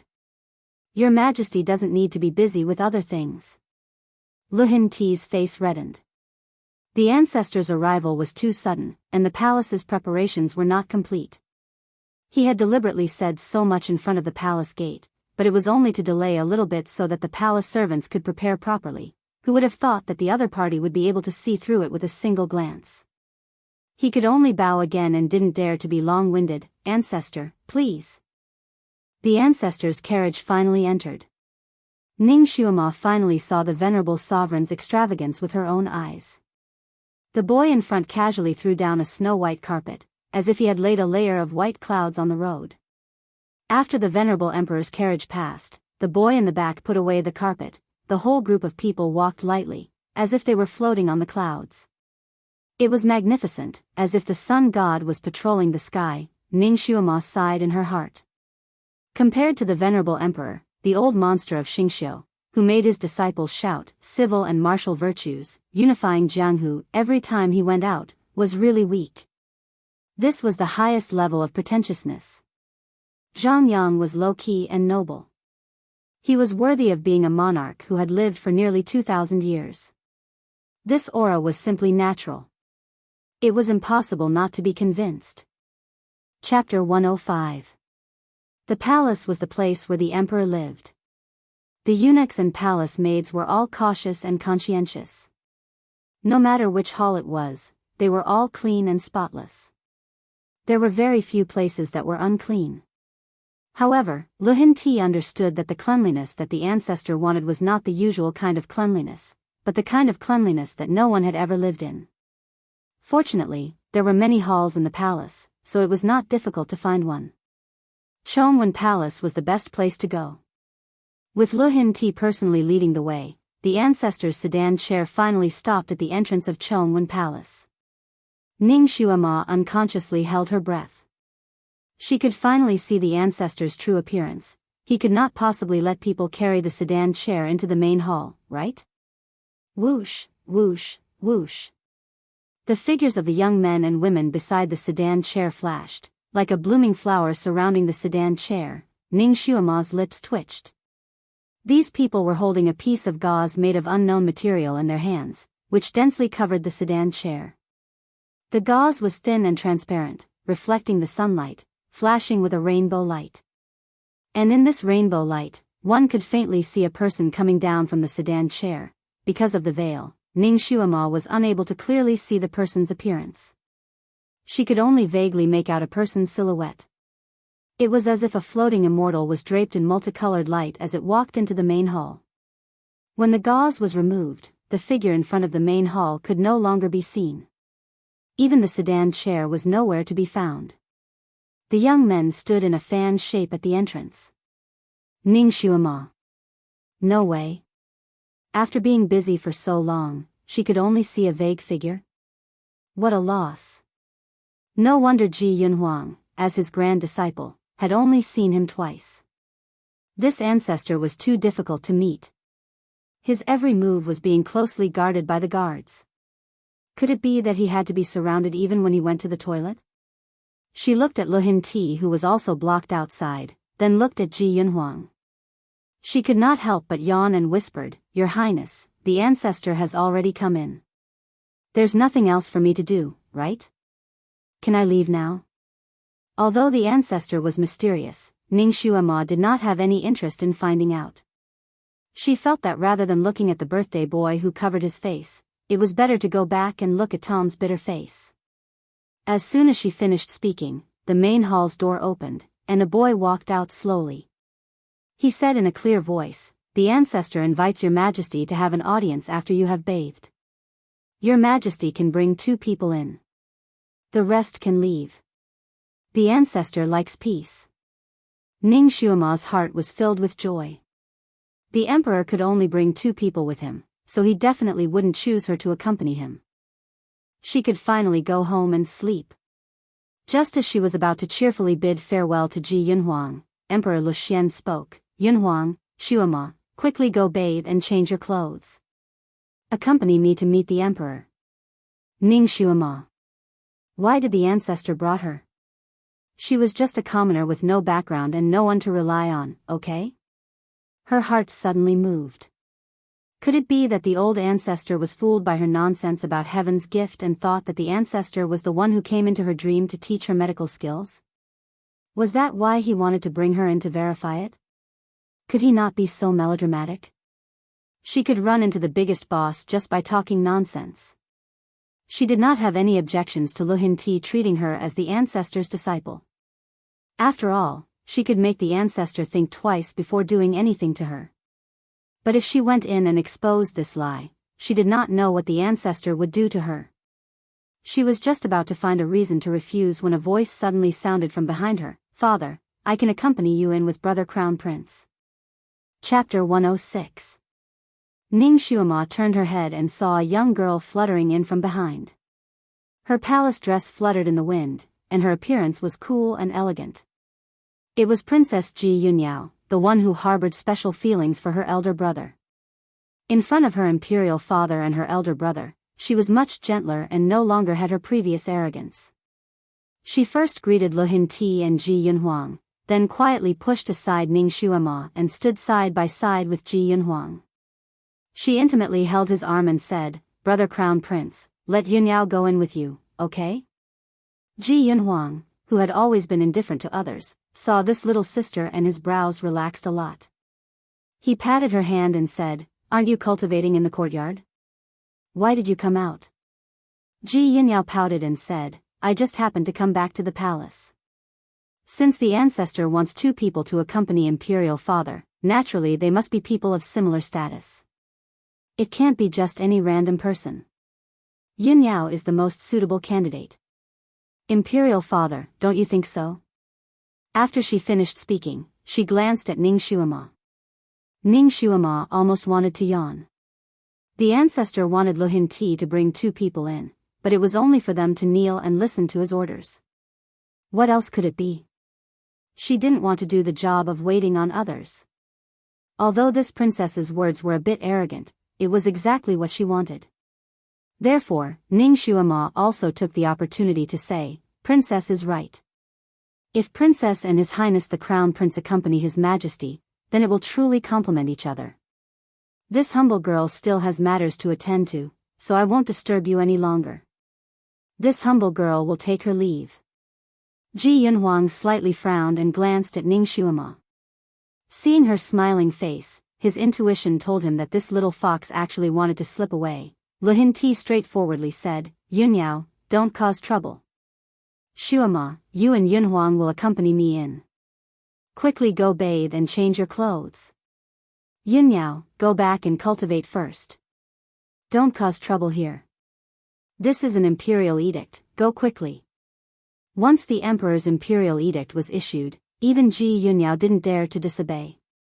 She bit her lip and unwillingly replied with a yes. She then coldly glanced at Ning Xuema before turning to leave. Ning Xuema almost rubbed her forehead. The old emperor was afraid that her life would be too carefree, so he made another enemy for her. A jealous princess was the most annoying.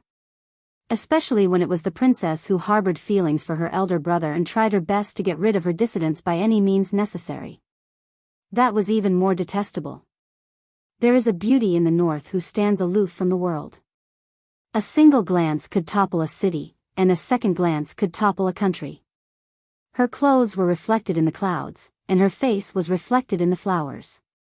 She suspected that they had met under the moon in the Jade Pavilion. The moment Ning Xuema finally saw the Di Zun, all the poems that she had learned to describe beauties flashed through her mind. She felt that these poems were actually quite appropriate to describe the ancestor who was sitting at the head of the table. However, he had to change a few words.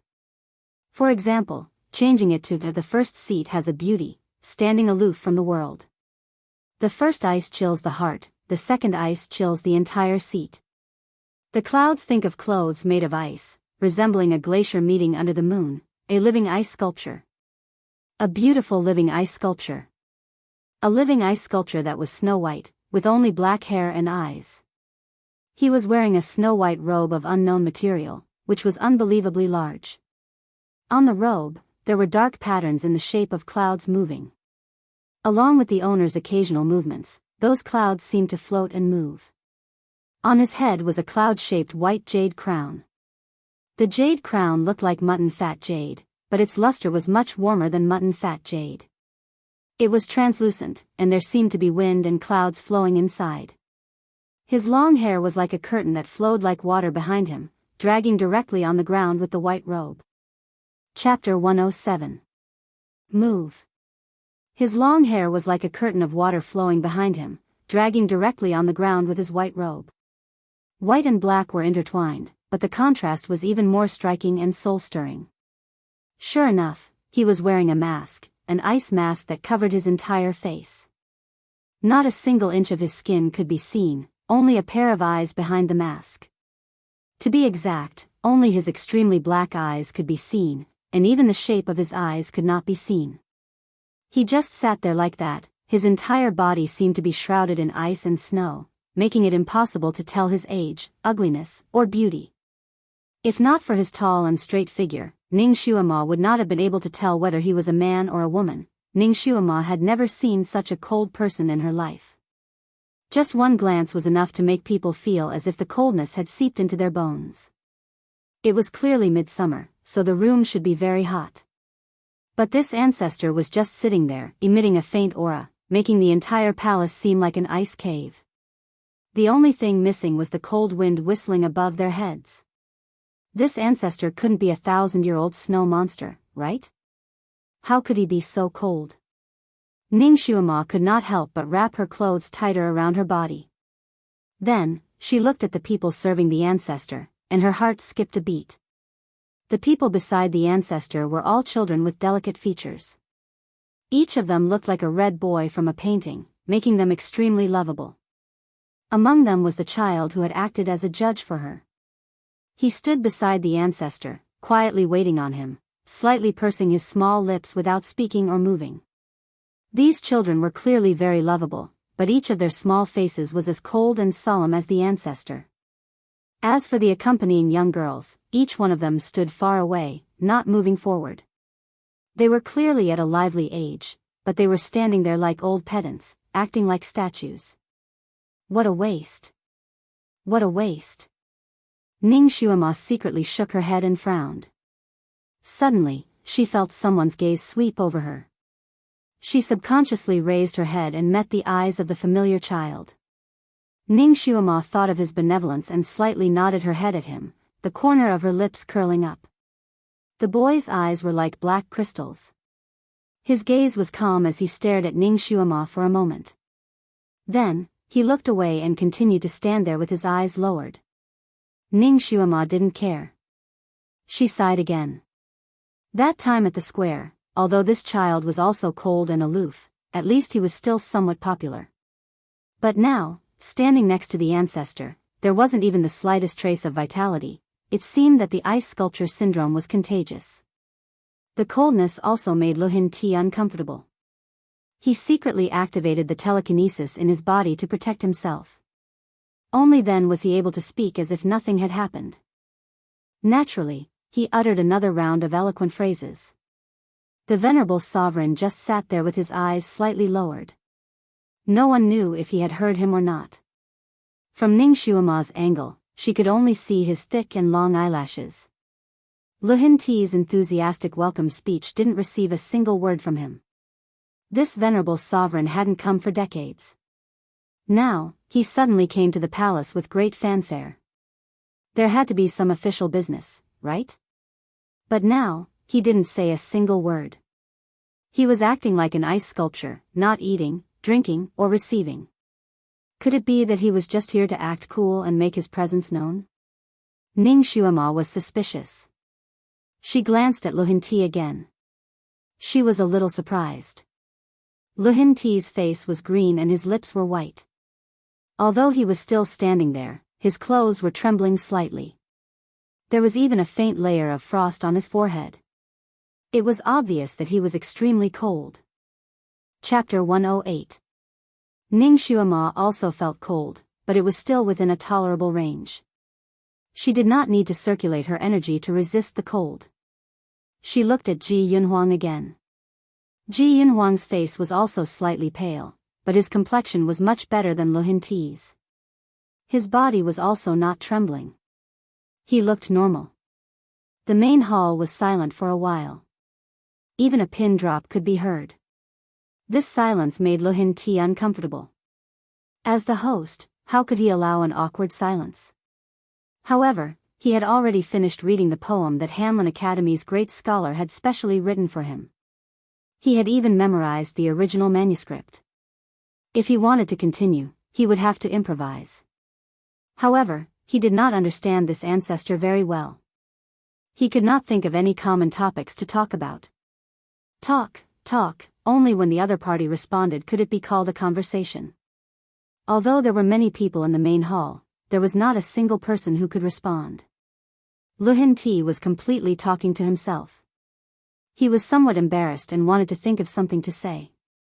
You may leave. The ancestor finally opened his mouth. Luhin Ti felt as if he had been pardoned. My mother. He could finally be free. He bowed again and said, yes, this little Huang will leave now. Ancestor, this little Huang specially brought the two of them. If the ancestor needs anything, just instruct them. He pointed at Ning Xuema and Ji Yunhuang who were standing behind him. Damn! She knew that they were here to be maids.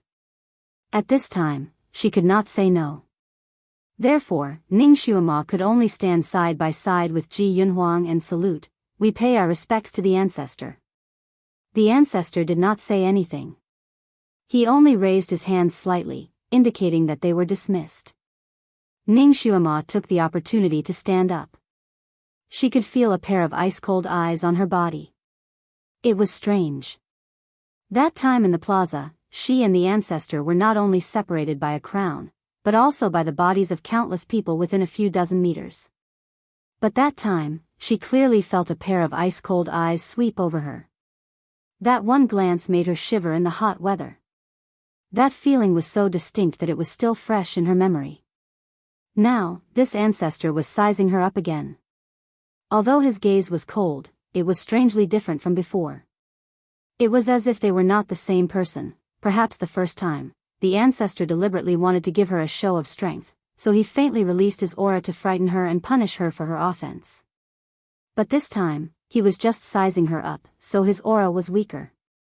The mask on the ancestor's face was too tight, so she couldn't see his expression.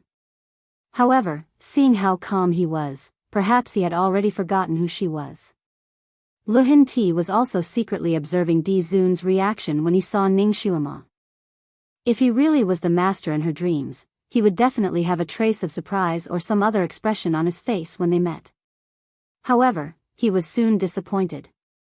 This venerable sovereign was born with facial paralysis and wore a mask, so he couldn't see anything. He did not give up and simply said, "My son Yunhuang is your grand disciple.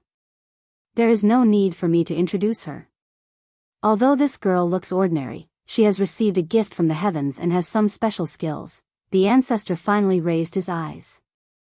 Although he was still calm, there was some emotion in his tone. Gift from the heavens?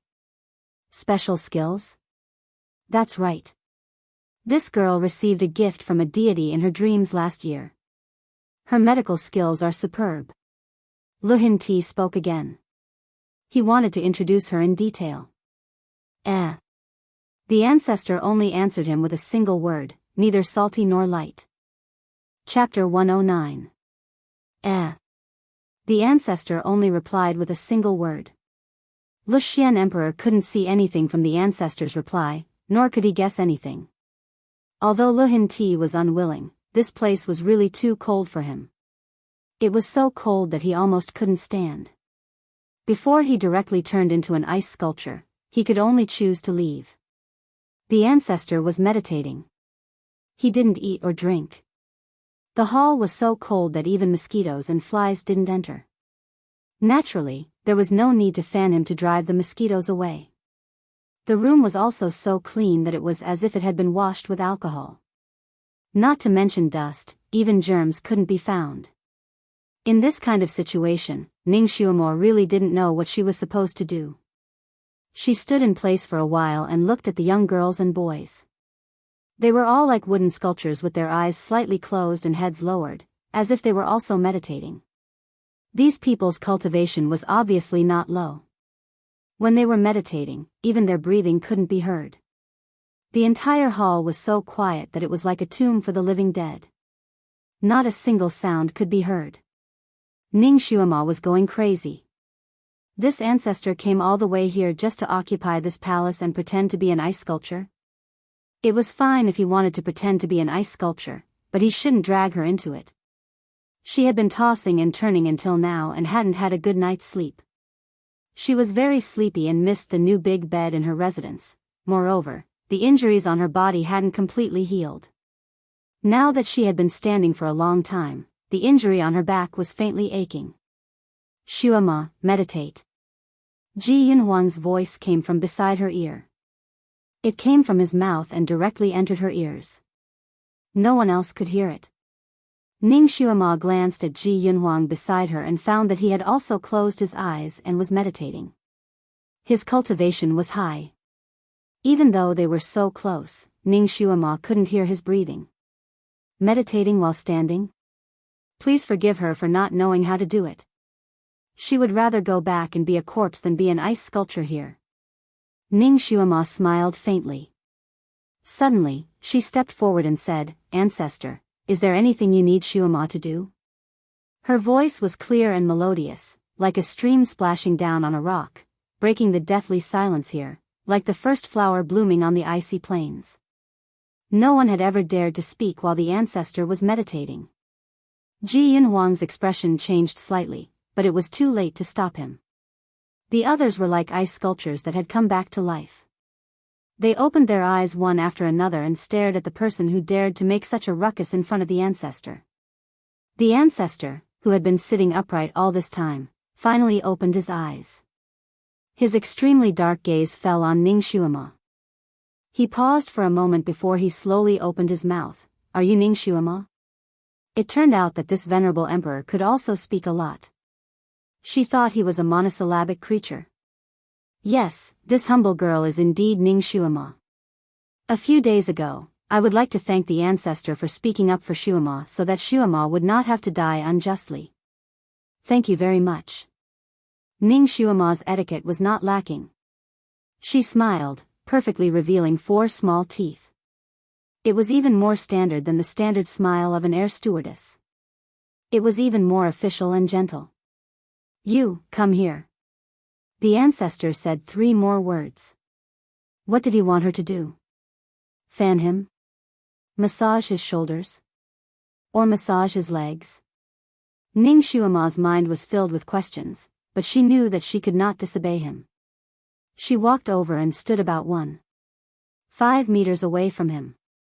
She bowed and said, "What orders does the ancestor have?" Before she could finish her sentence, her feet seemed to be pulled by something indescribable. She staggered and involuntarily fell into the ancestor's arms. Damn! She did not want to throw herself into the arms of a big ice cube. Chapter 110. Ning Xuema's waist stiffly twisted, her body swaying like a butterfly. In an instant, she had already found her balance. Just as she was about to regain her footing, her wrist suddenly tightened, causing her to stagger. Finally, she took a big step forward. This step almost caused her to slip into the ancestor's wide white robe. She hurriedly stood still.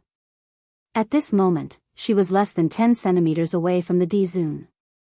This distance could only be maintained by the person closest to her. Therefore, Ning Xuema's mind was alarmed. Could it be that this D-Zune who looked like a super immortal and super otherworldly was actually a wretched boy lover? This D-Zune was really not an ordinary kind of noble and virtuous person. He was actually holding her wrist with a brocade handkerchief. Did he have to be so pretentious? She calmly looked at the D-Zune's hand that was holding her wrist. That hand was perfect, with slender and smooth fingers, like ivory carvings. But it was also as cold as iron. Although there was a snow-white handkerchief between them, the coldness was like a line of ice that drilled into her wrist. It quickly spread up and rushed straight to her heart. Wherever it passed, her blood vessels seemed to be frozen inch by inch. Damn, he wouldn't kill her because of this, right? Naturally, she did not dare to let the coldness from his hand directly invade her heart. Otherwise, her heart would stop beating. Ning Xuema subconsciously mobilized her internal energy to fight against the ice line that suddenly drilled into her body. Unexpectedly, just as her internal energy collided with the invisible ice line, the ice line disappeared without a trace in an instant. Ning Xuema was shaken and almost hurt by her own internal energy. Fortunately, her reaction was quick-witted. As soon as she saw that something was wrong, she immediately rushed her internal energy to the place where the ice line had invaded and reopened the blood vessels there. From an outsider's point of view, the D-Zune and Ning Xuema were very close. The D-Zune was holding Ning Xuema's wrist while Ning Xuema was almost lying on the D-Zune's body. However, they were standing in a strange posture, looking very intimate. Who would have thought that these 2 people had actually already fought for a round? Ning Xuema had even rolled around the gates of hell and almost died. Your psychokinesis trash. This time, D-Zune's improvement was even greater. He actually said 6 words. Ning Xuema secretly rolled her eyes. Grandpa, can you not touch the pot that doesn't boil? But there is another kind of power in your body. What is it? The ancestor continued to ask, speaking more words. His breath was extremely cold. When he spoke, it was as if there was a stream of ice flowing around Ning Xuema. This guy's body was so cold, but why wasn't his blood frozen? That was really strange. Being too close to him, the coldness became even more overwhelming. Ning Shuama resisted the urge to shiver and replied, "This is the power that Shuama cultivated. You can call it inner force." "Internal force?" Dizun repeated softly, his tone unclear. Suddenly, he loosened his grip. Ning Shuama's wrist was finally free. She immediately took a step back. "Yes, internal force. That is what this humble girl calls it." "How did you learn it?" "It was bestowed by the heavens." Ning Shuama pushed the credit to the heavens again. Anyway, the heavens wouldn't expose her. This was really an all-purpose reason. Dizun was speechless. He looked into her eyes. "You're lying." "I wouldn't dare." Ning Shuama's eyes were full of sincerity. Shuama really brought the kung fu with her when she came. She wasn't lying. Cultivating internal force was indeed a kung fu from her world. One was sitting and the other was standing. Ning Shuama looked at the Dizun and suddenly felt that this posture was actually quite advantageous for her. At least she was looking down on him. Chapter 111. The two of them were so close that Ning Shuama could almost count how many eyelashes he had. She didn't know how the ancestor looked like, but his eyelashes were really handsome. They were long, dense, and distinct. He wasn't wearing fake eyelashes, was he? His eyes were as black as ink, as if he was wearing contact lenses. "What are you criticizing me for?" The ancestor spoke again. "What?" "The ancestor is a man of literary and martial virtues, unifying." Ning Shuama naturally didn't admit it. Her eyes were even clearer and more innocent. She had blurted out a line from Jin Yang's novel. The ancestor asked, "Unifying what?" His voice was indifferent and cold. "Well, Shuama is saying that the ancestor is a man of literary and martial virtues, and the whole world is convinced." Ning Shuama promptly changed her words and didn't say, "Unifying Jianghu." The ancestor was so powerful that even the emperors of this continent had to be respectful and wait upon him, not to mention the Jianghu. Unifying Jianghu was no longer a compliment to him, but rather a belittling of his prestige. The ancestor was so fussy that she didn't want to be frozen into an ice sculpture because of a few words. The ancestor looked at her indifferently for a moment and finally let go of her hand. "Glib tongue, I don't know." He stopped here and didn't know what to say. Ning Shuama raised her eyes to look at him, but his mask was so tight that she couldn't see his expression and didn't know what he wanted to say. She waited for a moment, but the ancestor didn't say anything else. He slowly wiped his hands with the brocade handkerchief. Ning Shuama was speechless. She took 2 steps back. The ancestor probably doesn't have anything for Shuama to take care of. Shuama will take her leave. The ancestor was wiping his hands with the brocade handkerchief very carefully, one finger at a time, even the gaps between his fingers. Hearing her words, he stared at her. He raised his hand and a dark green date flew into Ning Shuama's palm. "Eat it." Ning Shuama was an expert in the use of poison. She could tell if something was poisonous or not as soon as she touched it. She held the jujube in her hand and knew that it wasn't poisonous, nor was it poisoned. It was a clean thing, so it shouldn't be a problem for her to eat it. She calmly glanced at the handkerchief that the ancestor had just thrown away. It was obvious that the ancestor had a serious case of mysophobia and disdained to have any physical contact with anyone. Therefore, not only did he use the handkerchief to hold her wrist, he even wiped his hand after holding her wrist. She smiled faintly and used her sleeve to rub the jujube. Only after she had almost wiped off a layer of the jujube's skin did she reluctantly put it into her mouth. After chewing a few times, she smiled like a flower and said, "Many thanks for the jujube, ancestor." The jujube looked extremely green, but it actually tasted extremely sweet and had a strong jujube fragrance, causing her to salivate in an instant. The ancestor was speechless. He looked at the sleeve that had been pulled off by Ning Shuama after she had wiped the jujube and threw it on the ground. Unfortunately, the sleeve was lying next to the handkerchief he had thrown away. The ancestor stared at her face for a moment. Then, he waved his sleeve and the 2 pieces of cloth on the ground disappeared in an instant. 2 groups of airflow appeared and circled around Ning Shuama. Ning Shuama instantly shuddered. She had sharp eyes and saw that the two groups of airflow were the handkerchief and sleeve that had already been vaporized. The ancestor's skill really couldn't be underestimated.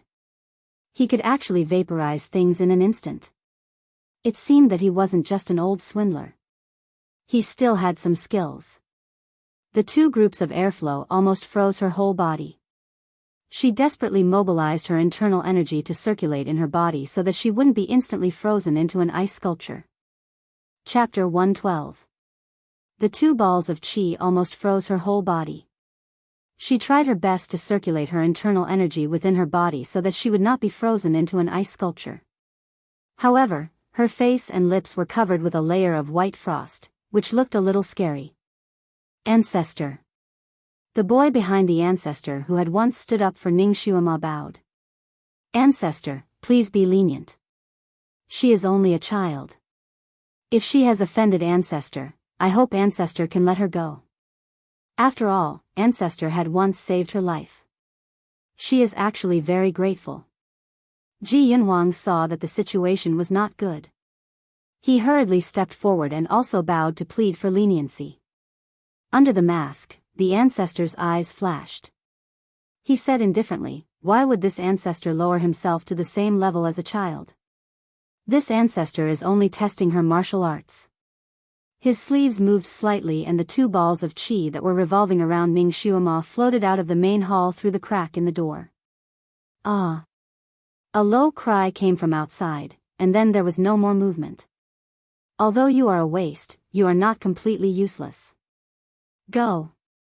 The ancestor finally let her go.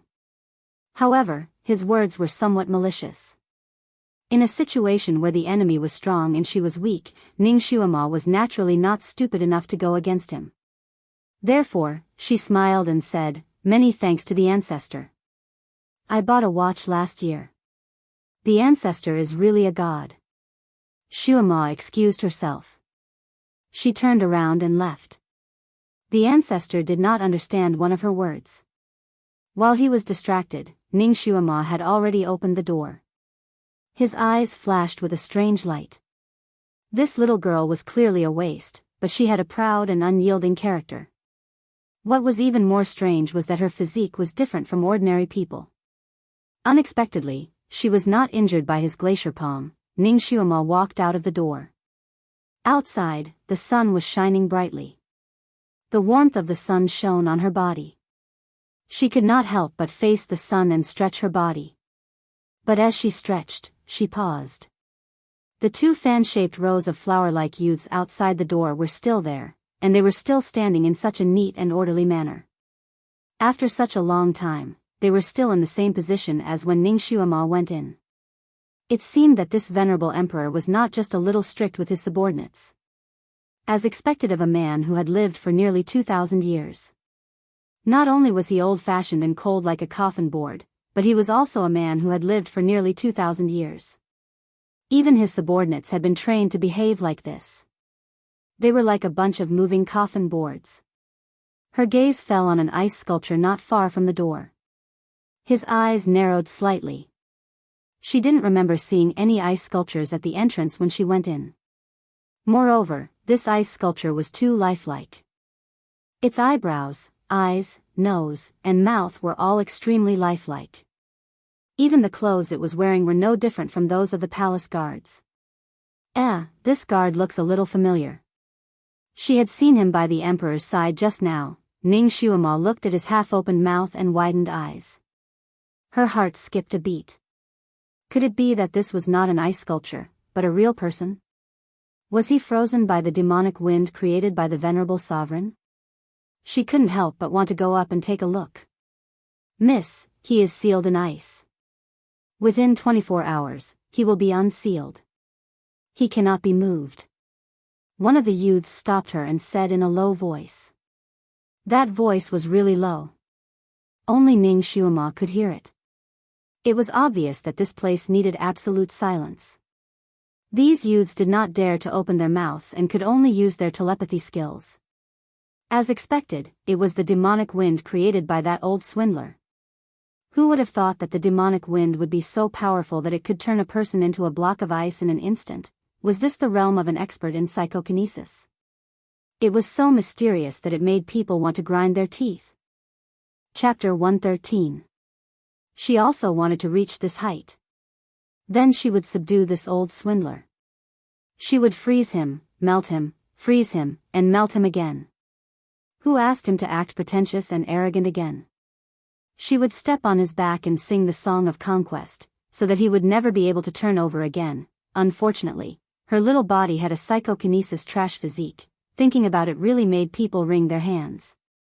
That's right, she remembered that her physique didn't have any psychokinesis in the beginning. Now, she more or less had a bit of it. Did this mean that her physique wasn't completely hopeless? Perhaps if she took good care of it, her aptitude could be improved by another step. Ning Xuema pondered as she walked outside. Just as she walked past a few palace gates, someone suddenly shouted in front of her, "The emperor has arrived." She raised her head and saw a group of palace servants escorting Lu Hinti as he strode toward her. Ning Xuema cursed in her heart. She had met a lot of people from the imperial family recently, and she had also met the emperor frequently. She could only salute. Lu Hinti waved his hand to let her get up. His gaze swept over her body and he was somewhat surprised. "Didn't I ask you to serve the ancestor inside? Why did you come out? What was there to serve? She was just a block of wood and ice, okay?" Ning Xuema cursed in her heart, but on the surface, she was still obedient. "Your Majesty, the ancestor asked me to come out." He probably saw that Xuema's body was weak, so he empathized with Xuema and let her out. Lu Hinti's eyes moved slightly. In fact, every time the ancestor went on an inspection tour, no matter which country he went to, he would have two of the most important people in the palace accompany him.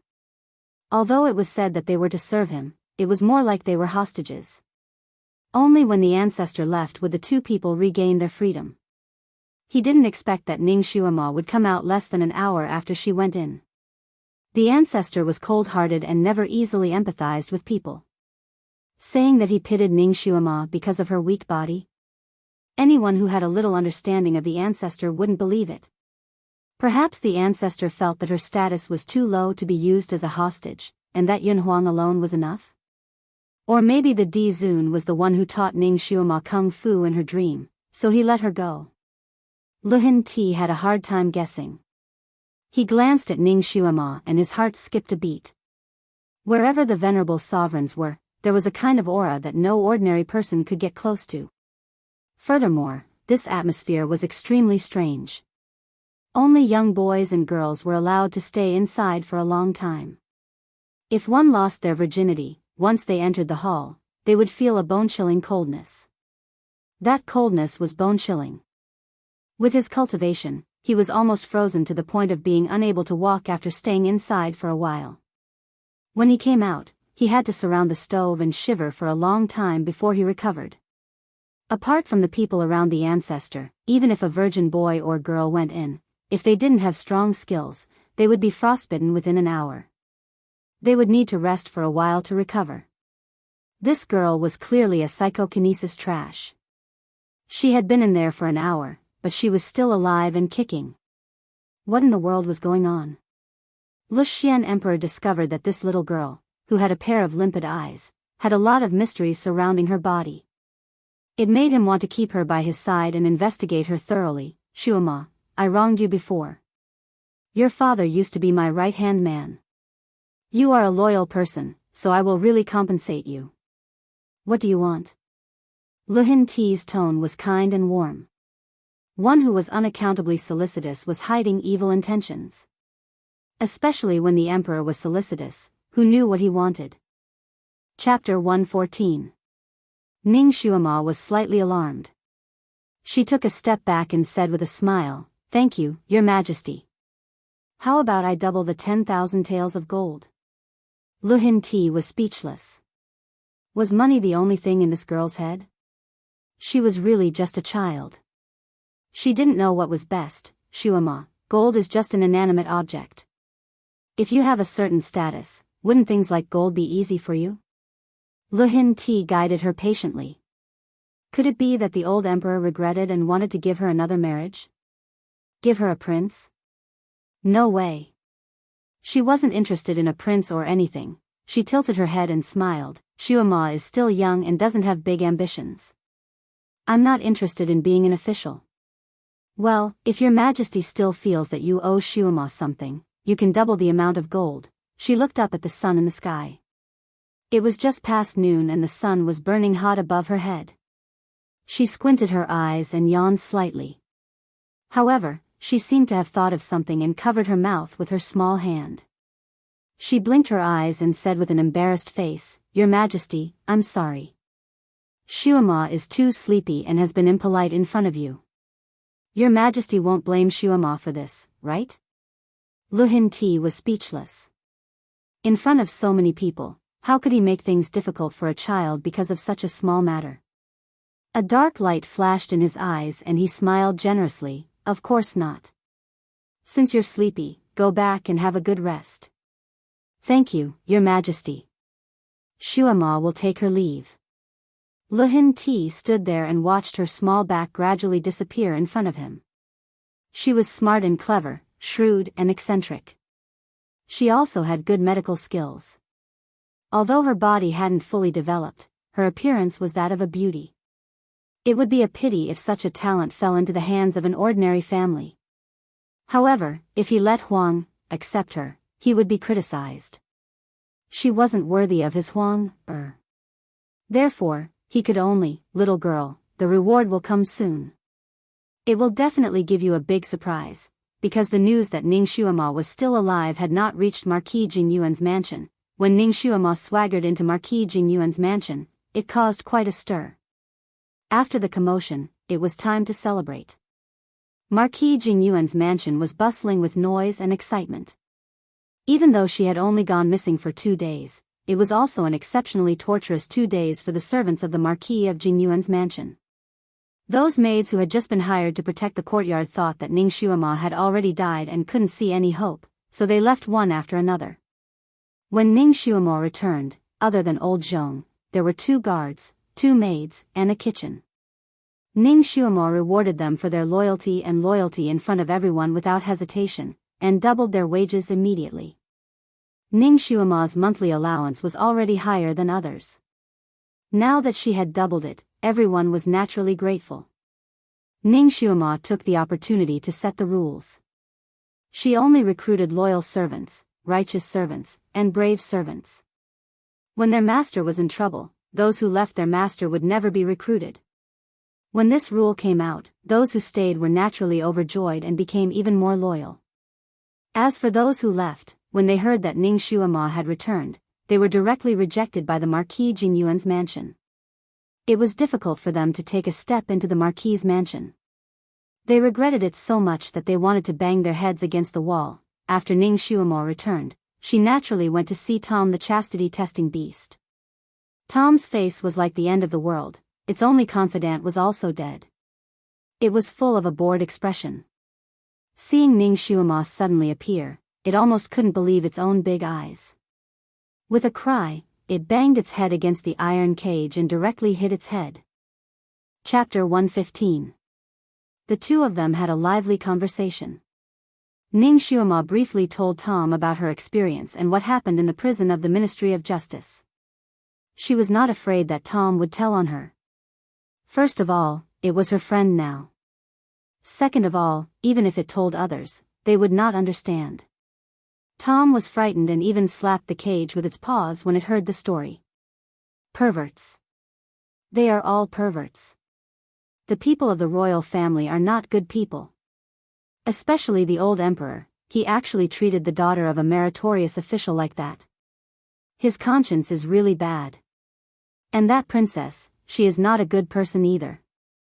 Ning Shuama glanced at it. Don't overturn a boat with one pole. In fact, His Highness the Crown Prince is quite good. If it wasn't for him, I wouldn't have been able to turn things around. Tom opened its big eyes and said, he is indeed not bad. Hey, don't tell me you have feelings for him. You are speaking for him, but he is actually just a pretty boy. Ning Shuama rolled her eyes and said, you are the one who has feelings for him. I am just speaking the truth. I don't have any feelings for him. Besides, I don't want to stay in this world forever. I have to find a way to go back. Go back? You wish. We are all transmigrated. How can we go back? Tom could not lift its spirits and sighed again. I have had enough of this stupid society. It is backward, ignorant, and unable to communicate. It is not as humane as our society. Ning Xuema touched its big head and said, "Don't be sad. Maybe we still have a chance to go back." "Don't touch my head." "Hey, what did you say?" "We still have a chance to go back." Its eyes opened wide again. Ning Xuema nodded and said, "I have been reading some books in the Crown Prince's mansion for the past 2 days. I accidentally saw some information about the space-time tunnel. As long as our martial arts practice to a certain level, we can find the space-time tunnel. Maybe we can go back to our time." Tom was shocked. The space-time tunnel should exist. There was such a saying in our time. But no one has ever found it. It seemed to have thought of something and said dejectedly, "Even if we find it, it is useless. If you really transmigrate back, at least you'll still be a human. But I'm a beast. If I really transmigrate back like this, I'm afraid I'll scare a lot of people. The scientific community will also capture me and use me as a test subject." No matter how it thought about it, its future was bleak. Ning Xuema glanced at it. "Look at you, you're so useless. Have you forgotten that beasts can also cultivate? If a fox can cultivate into a fox spirit and have a human skin, why can't you do the same? In any case, you've already gained sentience, so you should be able to cultivate with twice the result with half the effort. Once you've cultivated into a human form, what are you afraid of?" Tom's eyes brightened. For the first time since he had crossed over, he had hope. "Well, I'll try to practice, too, but I can't read the books of this world." "Don't worry about that. I got some books on cultivation from the Crown Prince. I'll translate them for you later," Ning Xuema promised generously. Since they were both transmigrators, she still had some feelings for this fellow countryman. Tom's eyes lit up even more. "Great. Moi." Finally, it said a sentence in Chinese. Ning Xuema flicked its nose. Moi. Ning Xuema was very generous. When she returned safely, she immediately ordered a big banquet to be held regardless of seniority. The master and servant reveled. In Changkong country, there was no master and servant drinking at the same table. Chapter 116. In Changkong country, there was no such thing as a master and servant drinking at the same table, so Ning Xuema's actions undoubtedly made these people very moved. She was straightforward in her work, clear in her rewards and punishments, and had good manners. At such a young age, she had more strength of character than those aristocratic family heads. After a few interactions, everyone respected her and was willing to work under her. After the master and servant banquet, Ning Xuema ordered people to go out and put up a recruitment notice. On it were written the rules and conditions of employment, because the price she offered was high and there were old servants desperately advertising in front of the notice. In less than 2 hours, more than 10 people came to join her. Ning Xuema sent old Zhong to explain the rules of the Marquis mansion as usual. After all the new people agreed, she signed the employment contract with them. In less than half a day, the Marquis mansion was back on the right track and was even more lively than before. After the meeting was over, old Zhong frowned and said, "Young miss, after the monthly salary is given out, we don't have much money left. I'm afraid we won't be able to last much longer." Ning Xuema smiled, "Don't worry, someone will send us money very soon."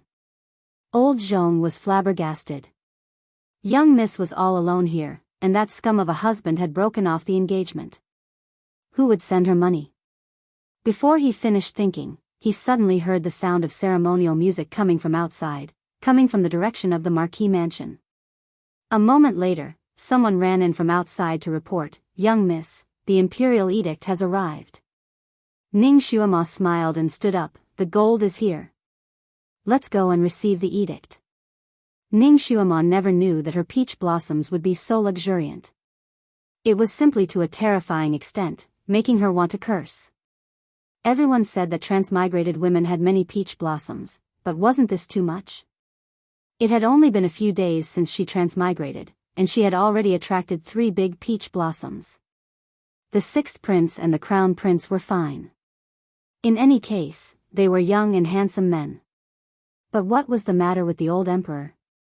He actually issued an edict to make her his concubine. And what kind of a beast concubine was that? Beast his sister. He was a beast, his whole family were beasts. The one who came to deliver the imperial edict was Eunuch Lu, the head of the imperial household.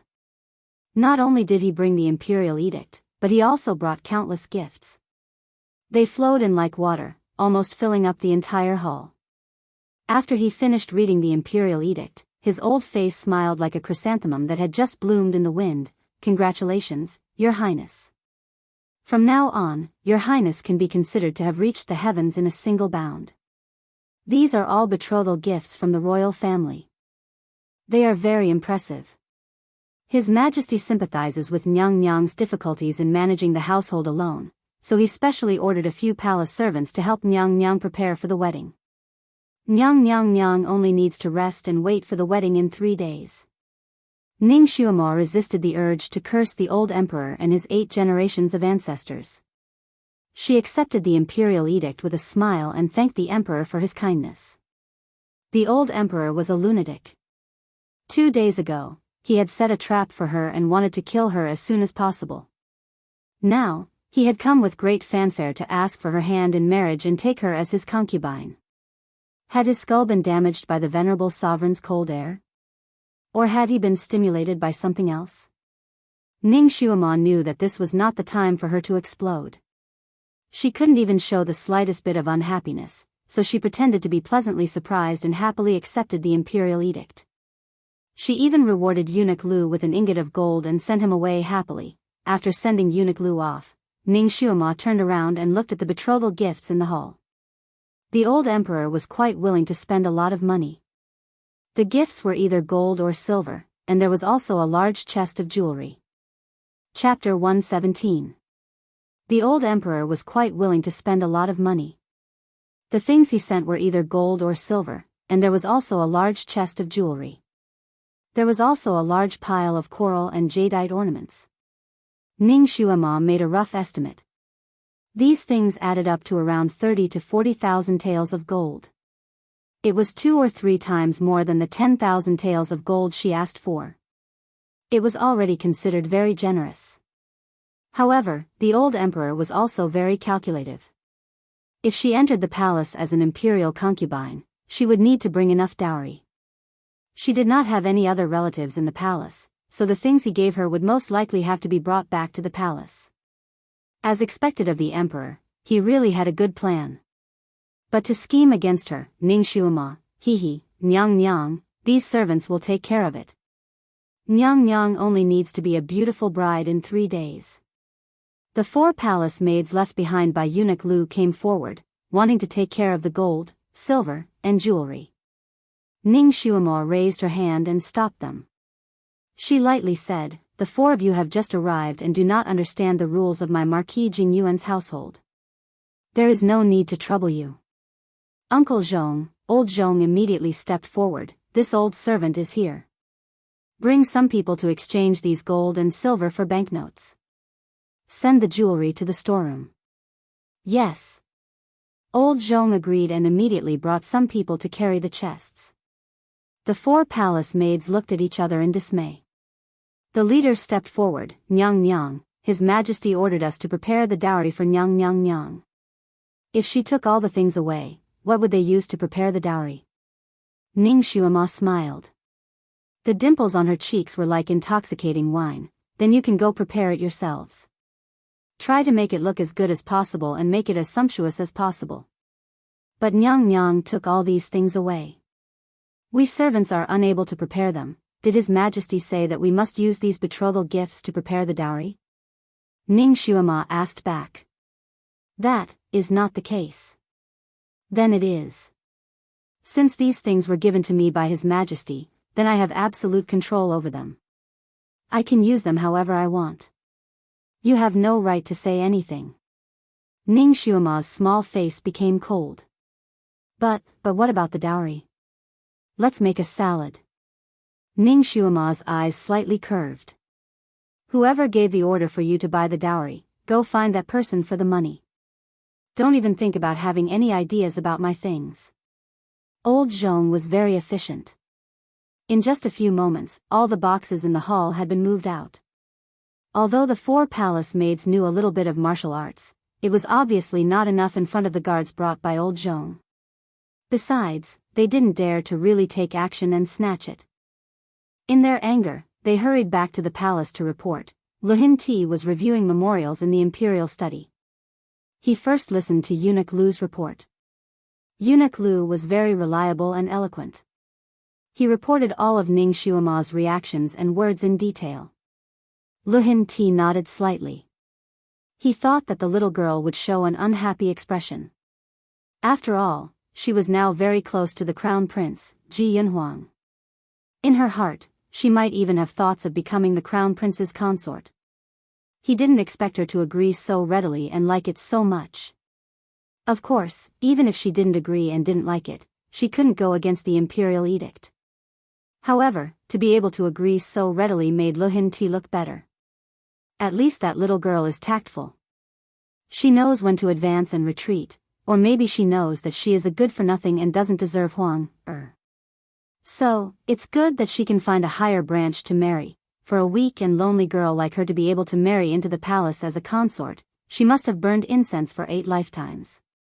One had to know that when the daughters of many officials married into the palace, they were only nobles or something like that. It was a few ranks lower than a consort. At least he didn't let her father down. Besides, he wasn't old. He was only 43 years old. Because of his body's magical power, he didn't look old. He looked like he was in his 30s, which was the age when he was full of charm. Perhaps that girl really did have feelings for him. He couldn't help but look at the bronze mirror in front of the imperial table. The bronze mirror reflected a handsome face. His eyebrows were like swords, his eyes were like phoenixes, his nose was like a gallbladder, his lips were square, and there was a slight beard at the side of his lips. It made him look even more handsome and dignified. Chapter 118. His appearance genes were undoubtedly outstanding. Otherwise, he wouldn't have given birth to a bunch of handsome sons. Although his appearance wasn't as outstanding as Ji Yunhuang's, he was still considered very handsome. Otherwise, he wouldn't have so many beauties in his harem falling for him. Even when he went out incognito, there were still 16 beauties who became lovesick because of him. Therefore, that little girl being able to marry him as his concubine could be considered climbing up the social ladder. Head steward Lu looked at Luhin Ti in horror as he looked at himself in the mirror. For a moment, he couldn't figure out what the usually cold and arrogant emperor was thinking. At this moment, the 4 palace maids returned and told him how Ning Shuima had put away all the betrothal gifts and didn't let them handle them. Luhin Ti laughed in his heart. It seemed that the little girl was afraid of being poor. She didn't have an ordinary passion for gold and silver. It wasn't out of his expectations that she wouldn't let others handle it. She was so greedy, so she definitely wouldn't be willing to throw those things in the marquee mansion. When she married, she would still bring them over. It was fine as long as she had a plan.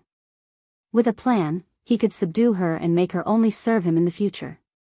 She would bow down and listen to his every word. He thought for a moment and then allocated some silver to the 4 palace maids to let them prepare Ning Shuima's dowry. They wanted to look more glorious.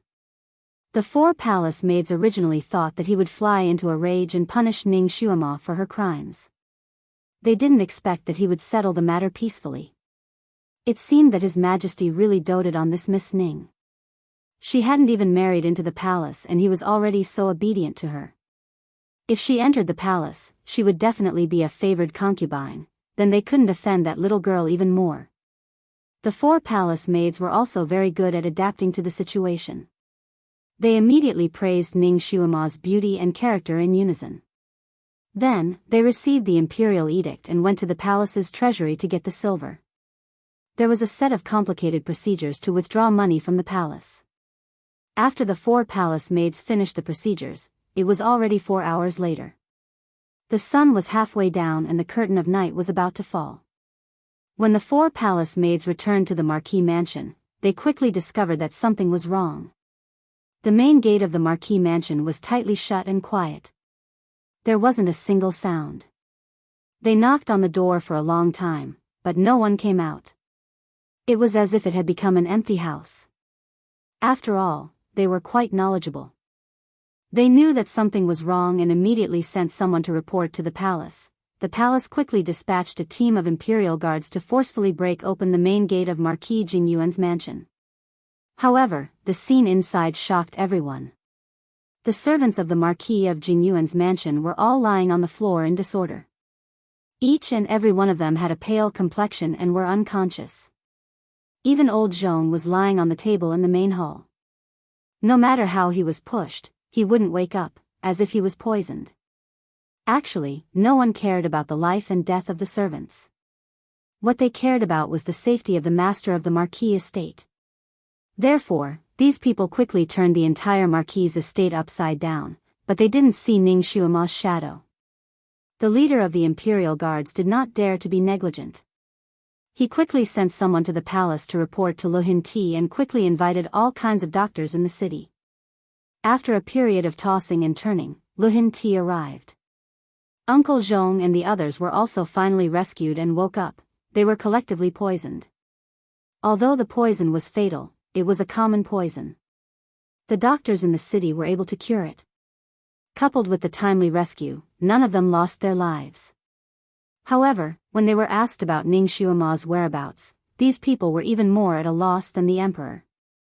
Everyone said that when Miss Ning was lecturing them on how to manage the affairs of the Marquis' estate in the future, they inexplicably heard a faintly discernible sound of music, followed by a faint fragrance of flowers. Before they could react, they fainted. Chapter 119. Lu Hinti's face was as gloomy as water. That girl, most likely ran away from the marriage. He, the emperor above millions of people, was actually forced to run away from his marriage by a little girl. If this were to spread out, where would he put his face? This was simply too shameful. He was afraid that he would become the laughingstock of the continent. That daring girl, did she not know that running away from the imperial family's marriage was a capital offense? After old Zhong finished his confession, he also cried on the ground, "Your Majesty, my family's young miss must have been kidnapped by a strong person. That flower fragrance was probably the poisonous gas released by the strong person. That's why we were poisoned and the young miss was kidnapped. I pity her for being a lonely and helpless girl. I don't know where she's suffering right now. I beg your Majesty to send people to find her as soon as possible. I pity the Marquis for having only one daughter. I originally thought that she would receive the Emperor's appreciation and be conferred the title of Imperial Concubine, reaching the heavens in one step. Who would have thought that she would encounter such a thing?" He wailed and kowtowed. The officials and imperial guards who came with the emperor were all moved. At this time, Lu Hinti could only push the boat along with the current and conclude that Ning Xuema was kidnapped by a strong person. After all, saying that she was kidnapped by a strong person would make the imperial family's face look better. Fortunately, whether she ran away from the marriage or was kidnapped by a strong person, it could be considered as having a deeper stain on her record. The former was disobeying the imperial edict and was punishable by death. The latter was ruining her reputation. Regardless of which explanation it was, she could no longer marry the crown prince, Ji Yunhuang. He also had a good explanation for his son. However, knowing that the other party ran away from the marriage and still couldn't pursue the matter, Lu Hinti felt as if he had eaten a fly and was extremely unhappy. He really wanted to kill everyone in the Marquis mansion as a warning to that girl. But that girl, in order to escape, did not hesitate to use a fatal poison on everyone. It was obvious that she did not care about the life and death of these people. Even if he killed all of them, that little girl wouldn't be sad at all. Instead, it would make him seem too cruel. Besides, if he were to take his anger out on the innocent, it would be easy for the common people to gossip and impeach him. His breath was stuck in his chest, and he didn't know whether to spit it out or not. This was the first time he had tasted such a cowardly feeling that he could only swallow his broken teeth. He took a deep breath and suppressed the unhappiness in his heart. He asked about the time when Ning Shuama went missing. Old Zhong, on the other hand, told her everything he knew. He said that Miss Ning was afraid of losing the betrothal gift given by the emperor, so she only left behind 1,000 taels of silver. The rest of the betrothal gift was exchanged for banknotes and was kept by Miss Ning. Because young Miss was happy to be conferred the title of imperial concubine, she gathered everyone together and wanted to celebrate together. Unexpectedly, while young Miss was lecturing them, they were ambushed. It has been more than 2 hours since then. Lu Hin Ti secretly clenched his fists in his sleeves. 2 hours was more than enough time for that girl to escape the city. His eyes slightly flashed and he immediately ordered the entire city to be locked down and martial law was imposed. He ordered people to search for Ning Shuama's whereabouts. Naturally, the people outside the city would not be let off. All the roads were searched, orders were issued one after another. The imperial army, the provincial government's soldiers, the Yaman's bailiffs, everyone who could be used was sent out. Because Ning Shuama had a large amount of banknotes and other items on her when she went missing, there was a possibility that she was robbed by someone who was jealous. Therefore, everyone who had grievances with the Marquis mansion was searched. Chapter 120. Old Zhong knelt on the ground and kowtowed to express his gratitude, but he was silently praying in his heart, "Miss, take care. I have already done everything I can. I will do my best to take care of Marquis Jingyuan's residence. We will wait for your safe return." Ning Shuama wore a beggar's outfit and squatted in a corner. Looking at the soldiers searching the streets, she didn't even have the strength to curse. What was a mistake in 100 plans? What was a careless mistake? It was referring to the current her. Originally, she had planned everything very well and it could be said to be flawless. First, she changed all the betrothal gifts into banknotes.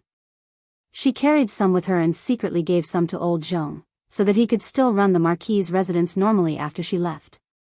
In order not to implicate everyone and to not leak the news, she only told old Zhong about her escape. Although old Zhong didn't agree, he now followed Ning Shuama's lead. Whatever Ning Shuama told him to do, he would do. After the master and servant discussed, they used the excuse of being conferred the title of imperial concubine to gather everyone in the hall. Then, old Zhong secretly used poison to poison everyone. To create the illusion that a strong person had come, originally, everything was planned perfectly. She even calculated the old emperor's reaction when he came. She only needed to escape the city and hide in a cave for a few days and everything would be fine. Then, she could come back and continue her carefree life.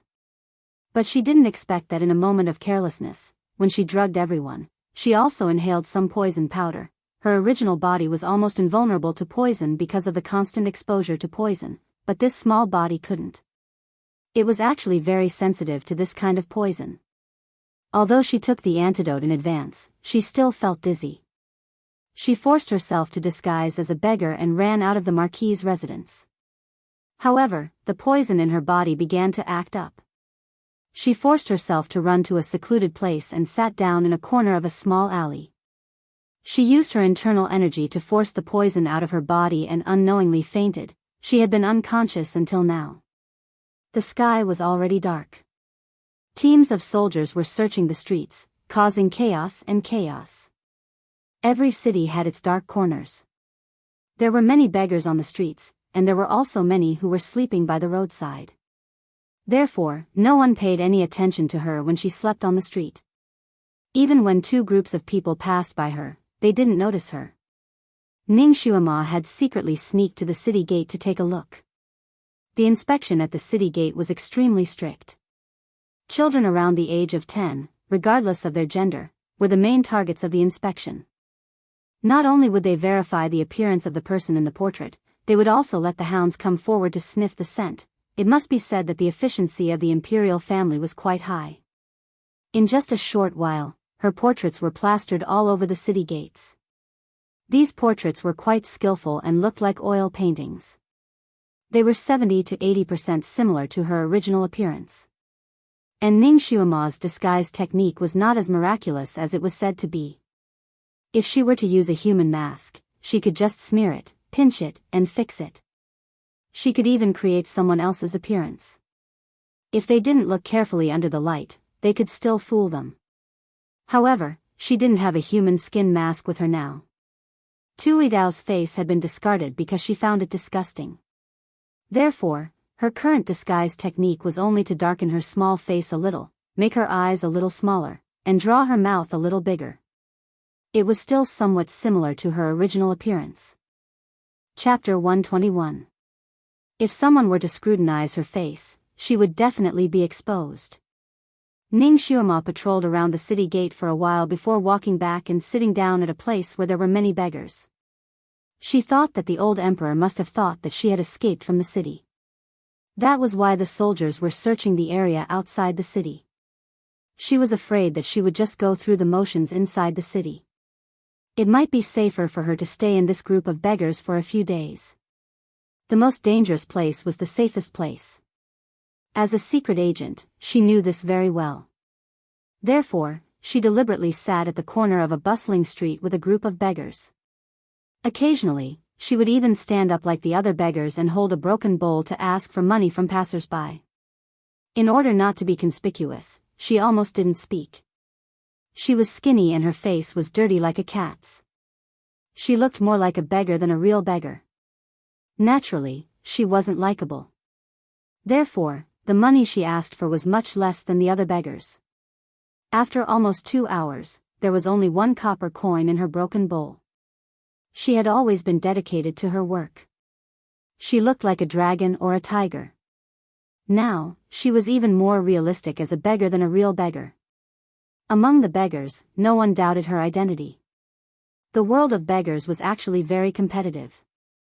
Before the big copper coin in Ning Xuema's broken bowl could warm the bottom of the bowl, a dirty hand reached over and took the copper coin in her bowl. He blew on it and looked at Ning Xuema. "Little girl, are you new here? You should know the rules of this area. You have to pay me for the land. Your Tongzi will belong to me." Ning Xuema lowered her head and didn't fight for it. She seemed to be very scared and took a step back. "Big brother, take it if you want it. In the future, if I want more, I will give some to you. I just hope that you won't chase me away." Her obedience made the beggar very happy. He squinted his eyes and raised his hand to pat Ning Xuema's head. "Little girl, you are quite good at making trouble. Well, from today onwards, I will take care of you." Probably because it was the first time that he had a younger brother, this beggar was very excited. He showed his yellow front teeth and told Ning Xuema his begging experience. Although Ning Xuema really wanted to knock out his yellow teeth one by one, she knew that this was not the time to stir up trouble. Moreover, if she mingled with these beggars, it would be easier for her to conceal herself and evade the search of those soldiers. Ning Xuema, under the guidance of the beggar brother, managed to get a few more copper coins. She only kept 1 for herself and gave the rest to Huang Buck.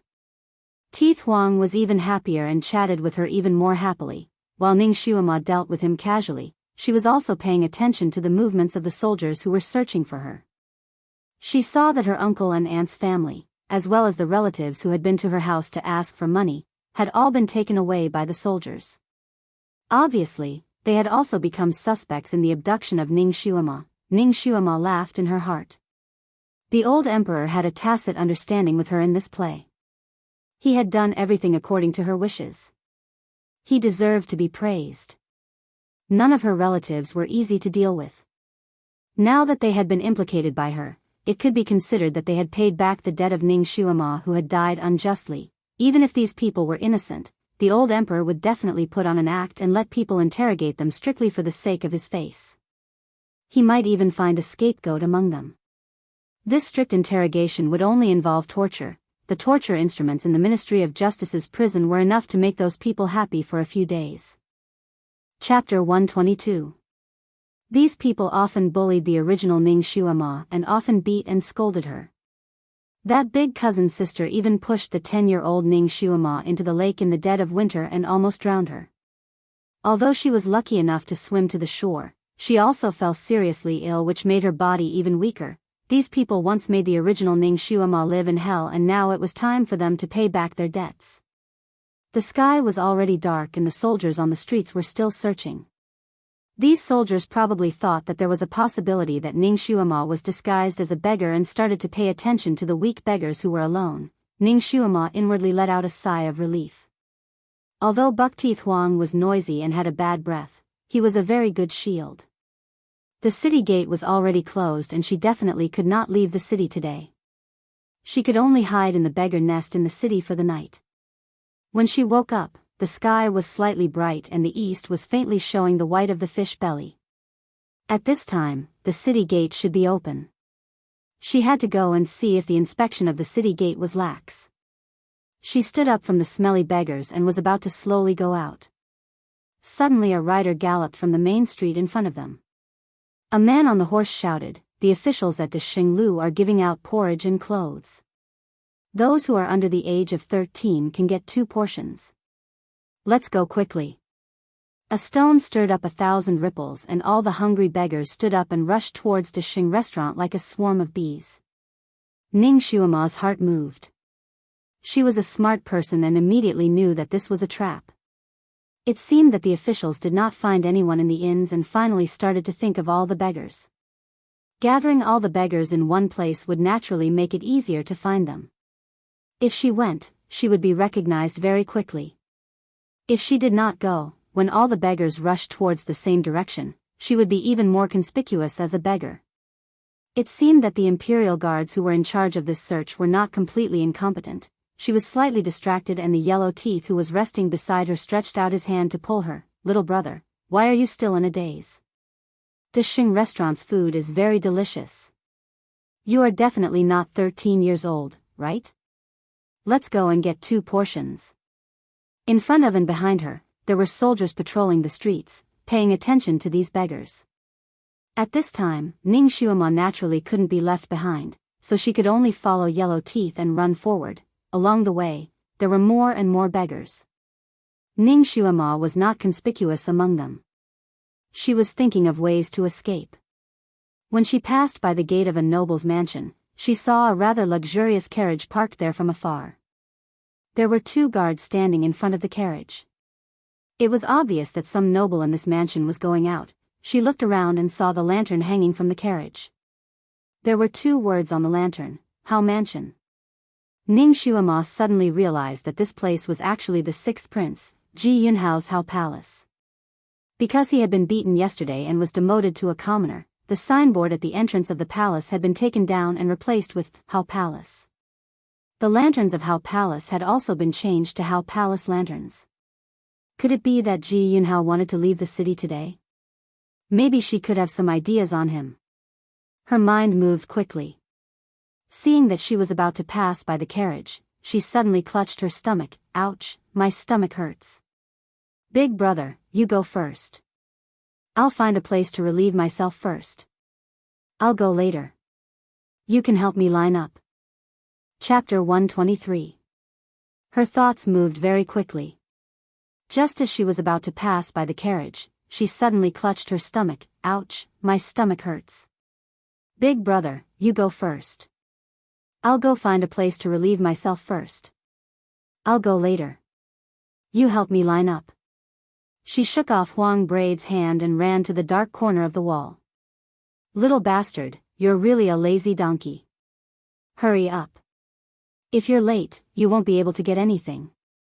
Huang Braid exhorted her from behind. He didn't want to wait for her and ran away on his own. He was an old fox and knew that there was a limit to the amount of porridge distributed by the government. If he was late, he was afraid that he wouldn't even be able to get the soup. They only cared about running forward. They didn't know where a small stone came from, but it hit the leg of the person running in front. That person cried out in pain and fell flat on his face. The people following him couldn't keep their footing and were tripped by him. This caused a chain reaction, and a large number of people fell down with a "pi pi pa pa pa" sound. Curses were heard everywhere. The movements of these beggars naturally alerted the 2 guards who were guarding the carriage. The 2 of them swept their gazes over there and saw the group of beggars in a sorry state. They couldn't help but laugh and take a few glances at the commotion. What they didn't notice was that a small black shadow took advantage of this fleeting opportunity to drill into the bottom of the carriage and quietly attached itself to the wooden planks of the bottom of the carriage. A moment later, 6th Prince Ji Yunhao was indeed carried out in a soft and delicate manner.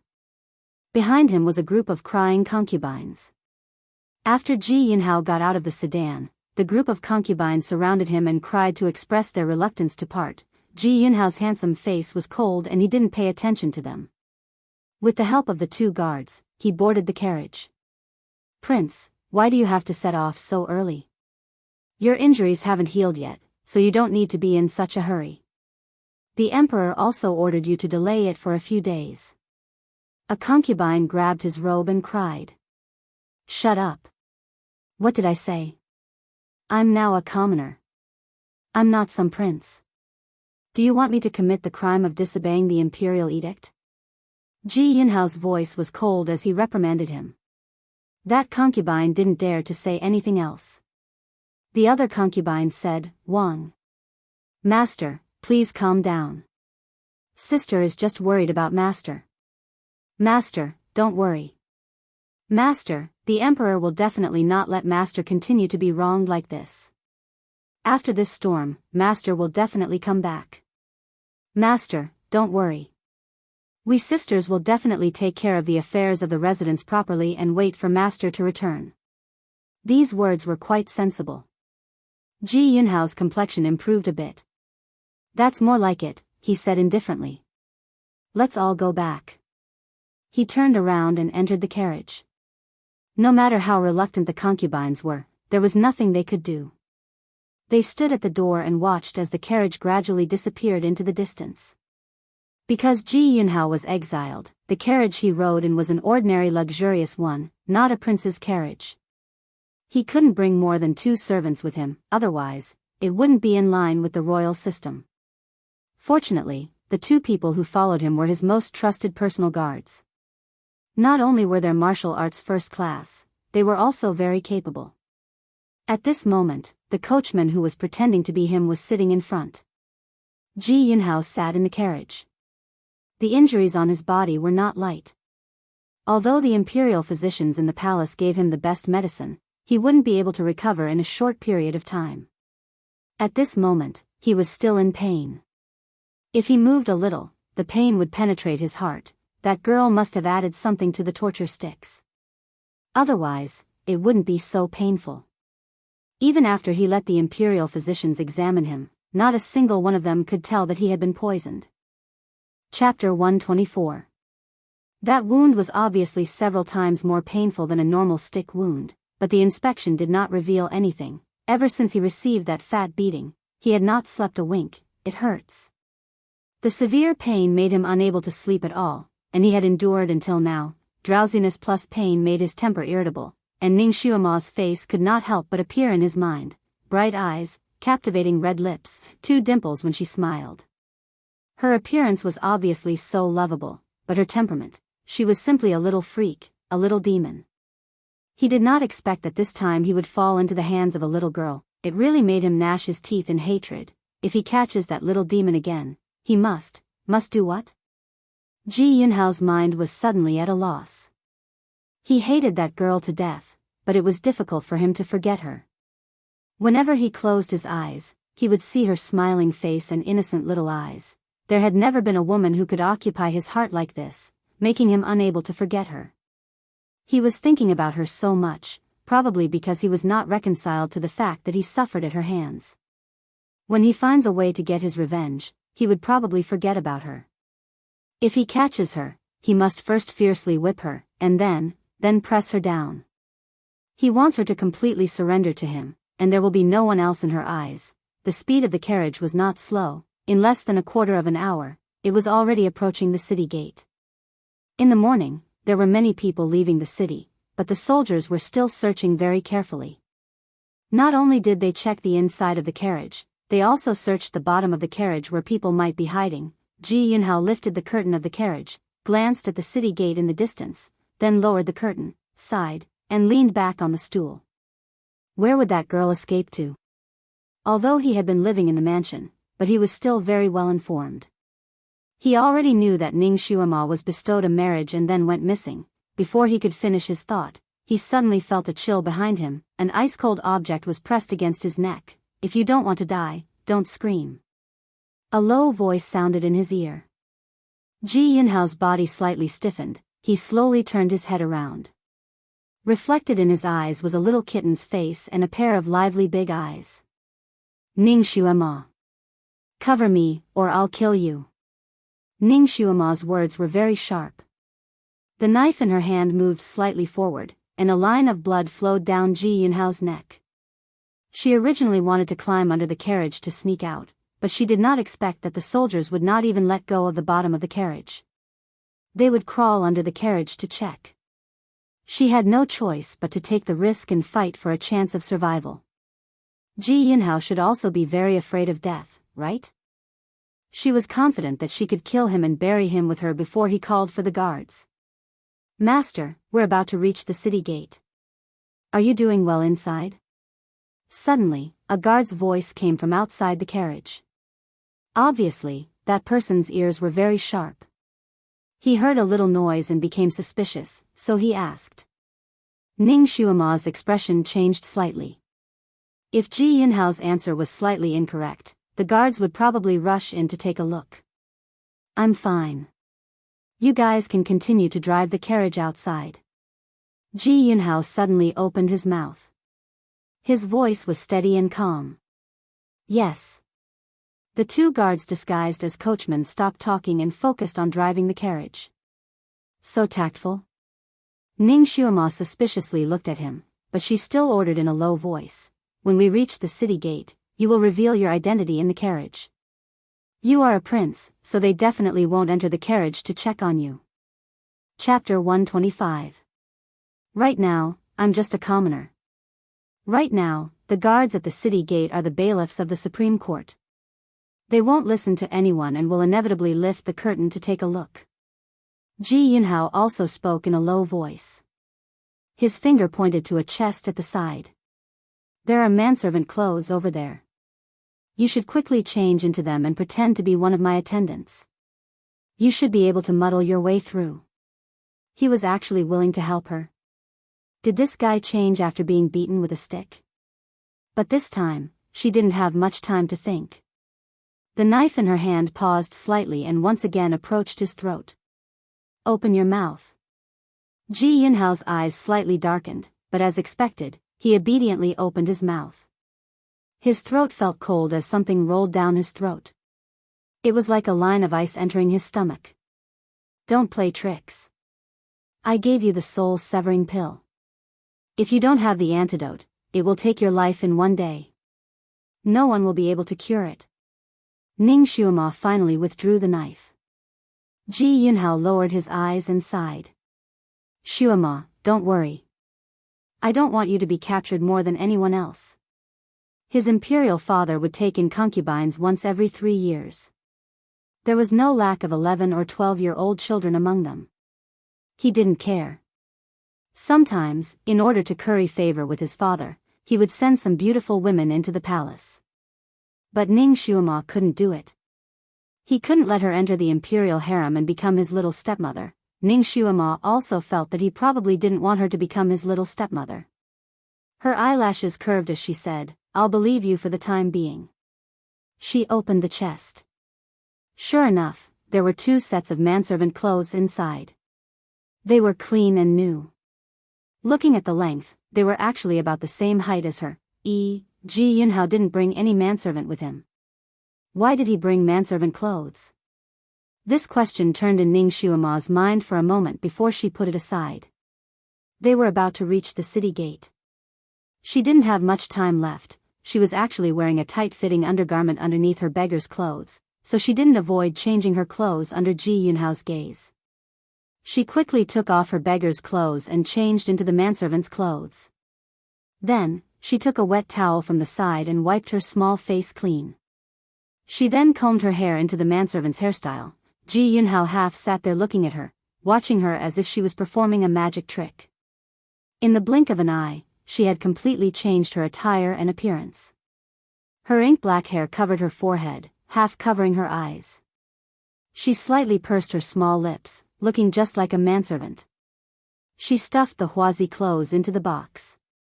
Ning Xuema had spent half the night among the beggars, so she was a little smelly. However, this carriage actually had its own fragrance. Not long after Ning Xuema entered, the smelly smell disappeared, and the carriage was still fragrant and pleasant. Ning Xuema's gaze shifted as she used her hand to touch the carriage. Aromatic wood? This royal family really knows how to enjoy life. The carriage is actually made of fragrant wood. It must be known that in this continent, a piece of fragrant wood that was 1 square meter was worth thousands of gold taels. In other words, the wood of this carriage was worth tens of thousands of gold taels. This sixth prince was demoted to a commoner, but the carriage he used was also worth so much. Ji Yunhao was half lying on the brocade mattress. Pretend to fan me. At this time, Ning Xuema naturally didn't want to go against him. Sure enough, she took a fan from the side and gently fanned him. She lowered her eyes and fanned him very professionally. If one ignored the sharp knife she secretly pressed on the left side of his waist, she was no different from a real manservant. I have to call one of them to come in and let them know of your existence. Otherwise, we will be exposed when they check. Ji Yunhao said in a low voice. Chapter 126. What he said was the truth. When the curtains were opened during the inspection, if the 2 guards suddenly saw her, there would definitely be a change. Ning Xuema's eyes turned and she readily agreed, okay. Ji Yunhao was somewhat puzzled as he stared at her. Aren't you afraid that I'll take this opportunity to call them in to deal with you? Ning Xuema smiled. Your little life is still in my hands. I believe that you won't be so stupid. The knife in her hand was definitely faster than his shout. Moreover, she had also fed him poison which could only be neutralized by her unique antidote. Smart girl. Ji Yunhao secretly sighed. He lightly clapped his hands and a guard immediately opened the curtains and came in. Master, you. When he suddenly saw Ning Xuema, his expression changed.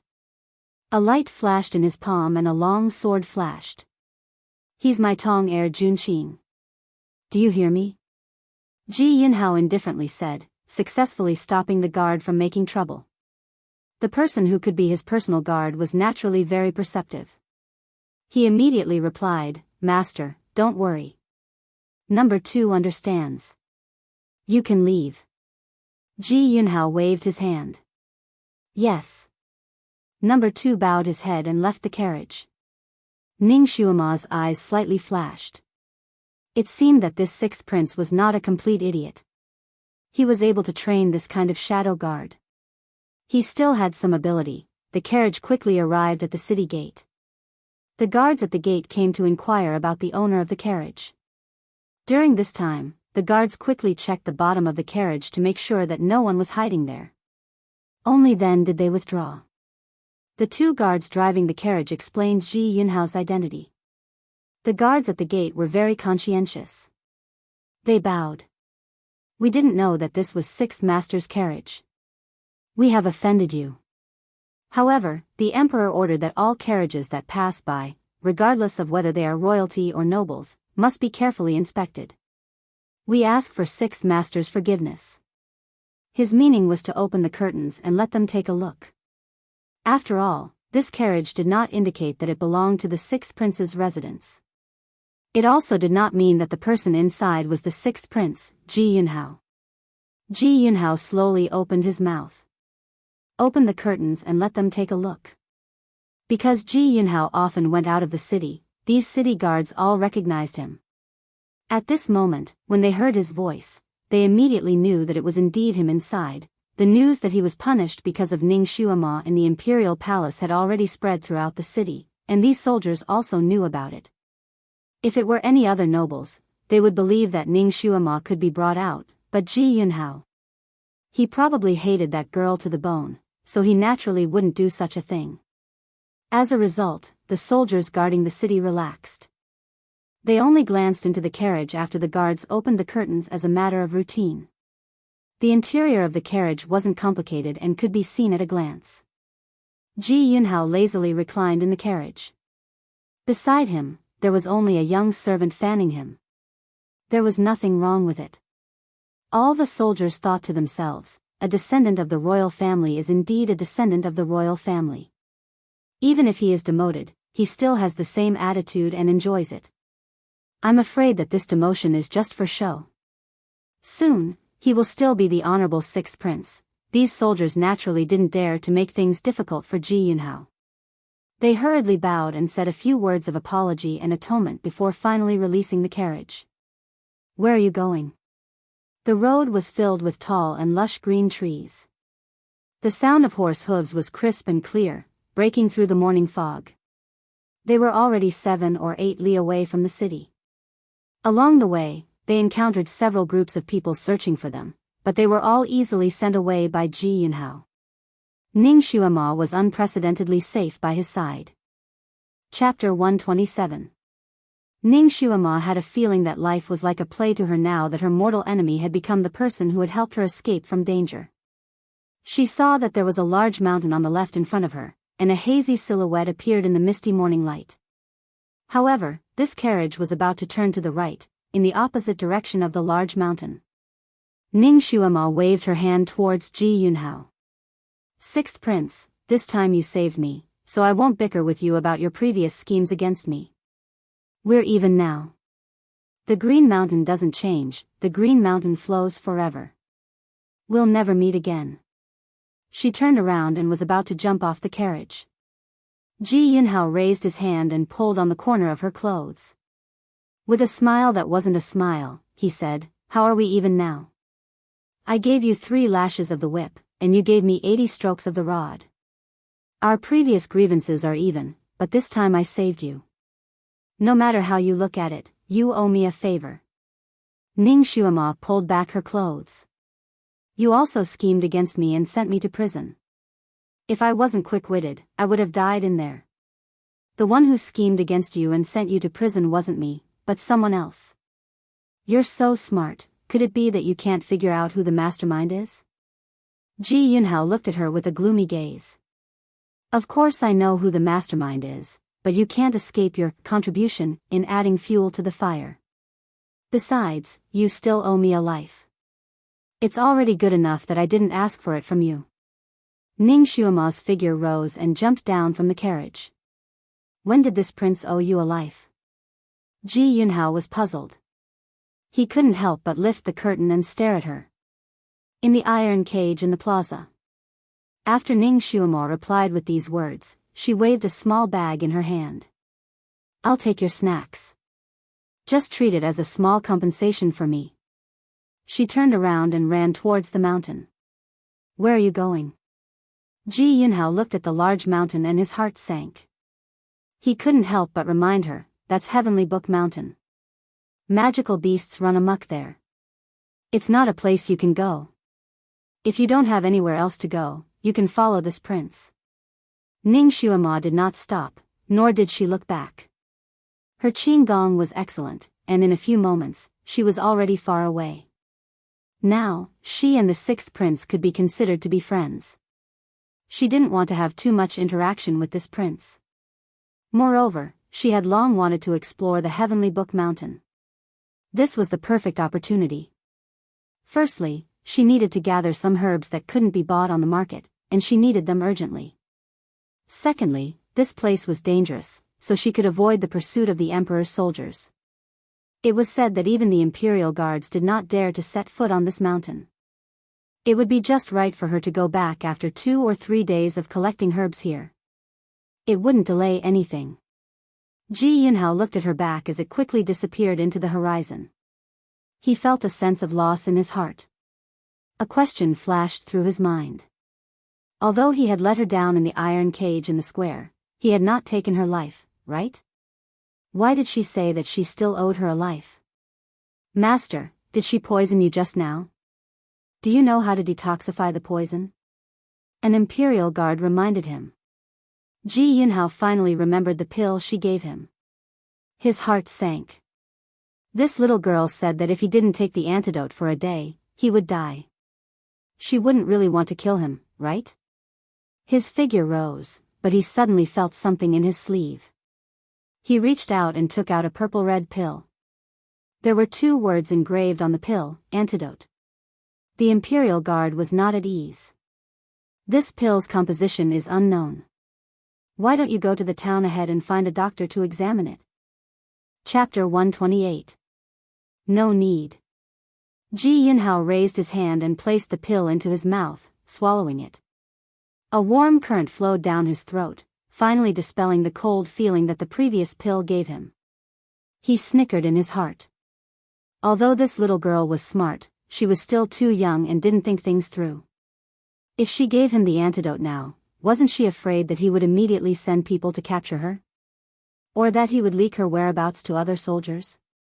In the end, this little girl was still too inexperienced. He sat down and began to circulate the antidote. After a while, he felt his entire body heat up. Beads of sweat appeared on his forehead and his entire body was burning up. His mouth was also dry and there was a bitter taste. What was going on? Was this the normal reaction of the antidote, or he was so hot that he couldn't help but raise his hand to take off his outer robe? He didn't expect that a slip of paper would fall from his outer robe. This slip of paper was placed in a very good position. If he didn't take off his outer robe, this slip of paper wouldn't have fallen out. There was only a short line of words on the slip of paper: this antidote can suppress the poison for 5 days. After 5 days, come to Marquis Jingyuan's estate and the real antidote will be delivered. Ji Yunhao. This cunning little girl. She was simply a fox reincarnated. Ji Yunhao didn't know whether to laugh or cry. He was both angry and amused. After thinking for a bit, he ordered, "Number 2, follow her and make sure she is safe." Number 2 was somewhat puzzled. This little girl had schemed against His Highness so many times. Shouldn't His Highness hate her to the point of gnashing his teeth? Him not making things worse for her was already giving her face. Why did he still want to protect her? Ji Yunhao saw the doubt in number 2's eyes and lightly said, "This prince doesn't want her to die. She still hasn't given me the real antidote." This time, number 2 understood and immediately bowed, "Yes, master." He turned around and chased after Ning Xuema. "You only need to secretly protect her. Unless there is no other choice, don't show yourself." Ji Yunhao instructed again. Understood. Number 2 didn't waste any words. His figure flashed and he chased after Ning Xuema. Number 1 looked at Ji Yunhao with a complicated gaze. His Highness seemed to treat this little girl in a special way. He chose this time to leave the house especially to send this little girl off. Otherwise, he wouldn't have prepared clothes suitable for this little girl in the carriage. Although Ji Yunhao had been demoted, his information network was not the slightest bit blocked. As a prince, and an ambitious one at that, he naturally had a complicated network of connections and information. Everything that happened in the city would be transmitted to Ji Yunhao's ears in a timely manner. The Dali Temple's most famous arresting god led 12 gold medal arresters, riding fast horses and leading hunting dogs. They searched outside the city for an entire night, but they couldn't find even half a corner of Ning Xuema's clothes. Ji Yunhao guessed that Ning Xuema should still be in the city. Therefore, he chose to go out at this time and even made the carriage so ostentatious. "Are you wondering why I want to help her?" Ji Yunhao glanced at his subordinate. This subordinate really doesn't quite understand. Bodyguard number 1 was also straightforward. "I don't want her to enter the harem." Regarding this point, bodyguard number 1 understood. This little girl was mischievous. If she entered the harem, she would definitely be an expert in wielding power. Furthermore, she had some friendship with the crown prince, Ji Yunhuang. If there were any unforeseen events in the harem, she would definitely side with Ji Yunhuang, which would not be beneficial to their 6th master. "I can think of a way to get rid of her." Ji Yunhao secretly rolled his eyes. "Get rid of her? That's easy for you to say. I almost got rid of by her, okay?"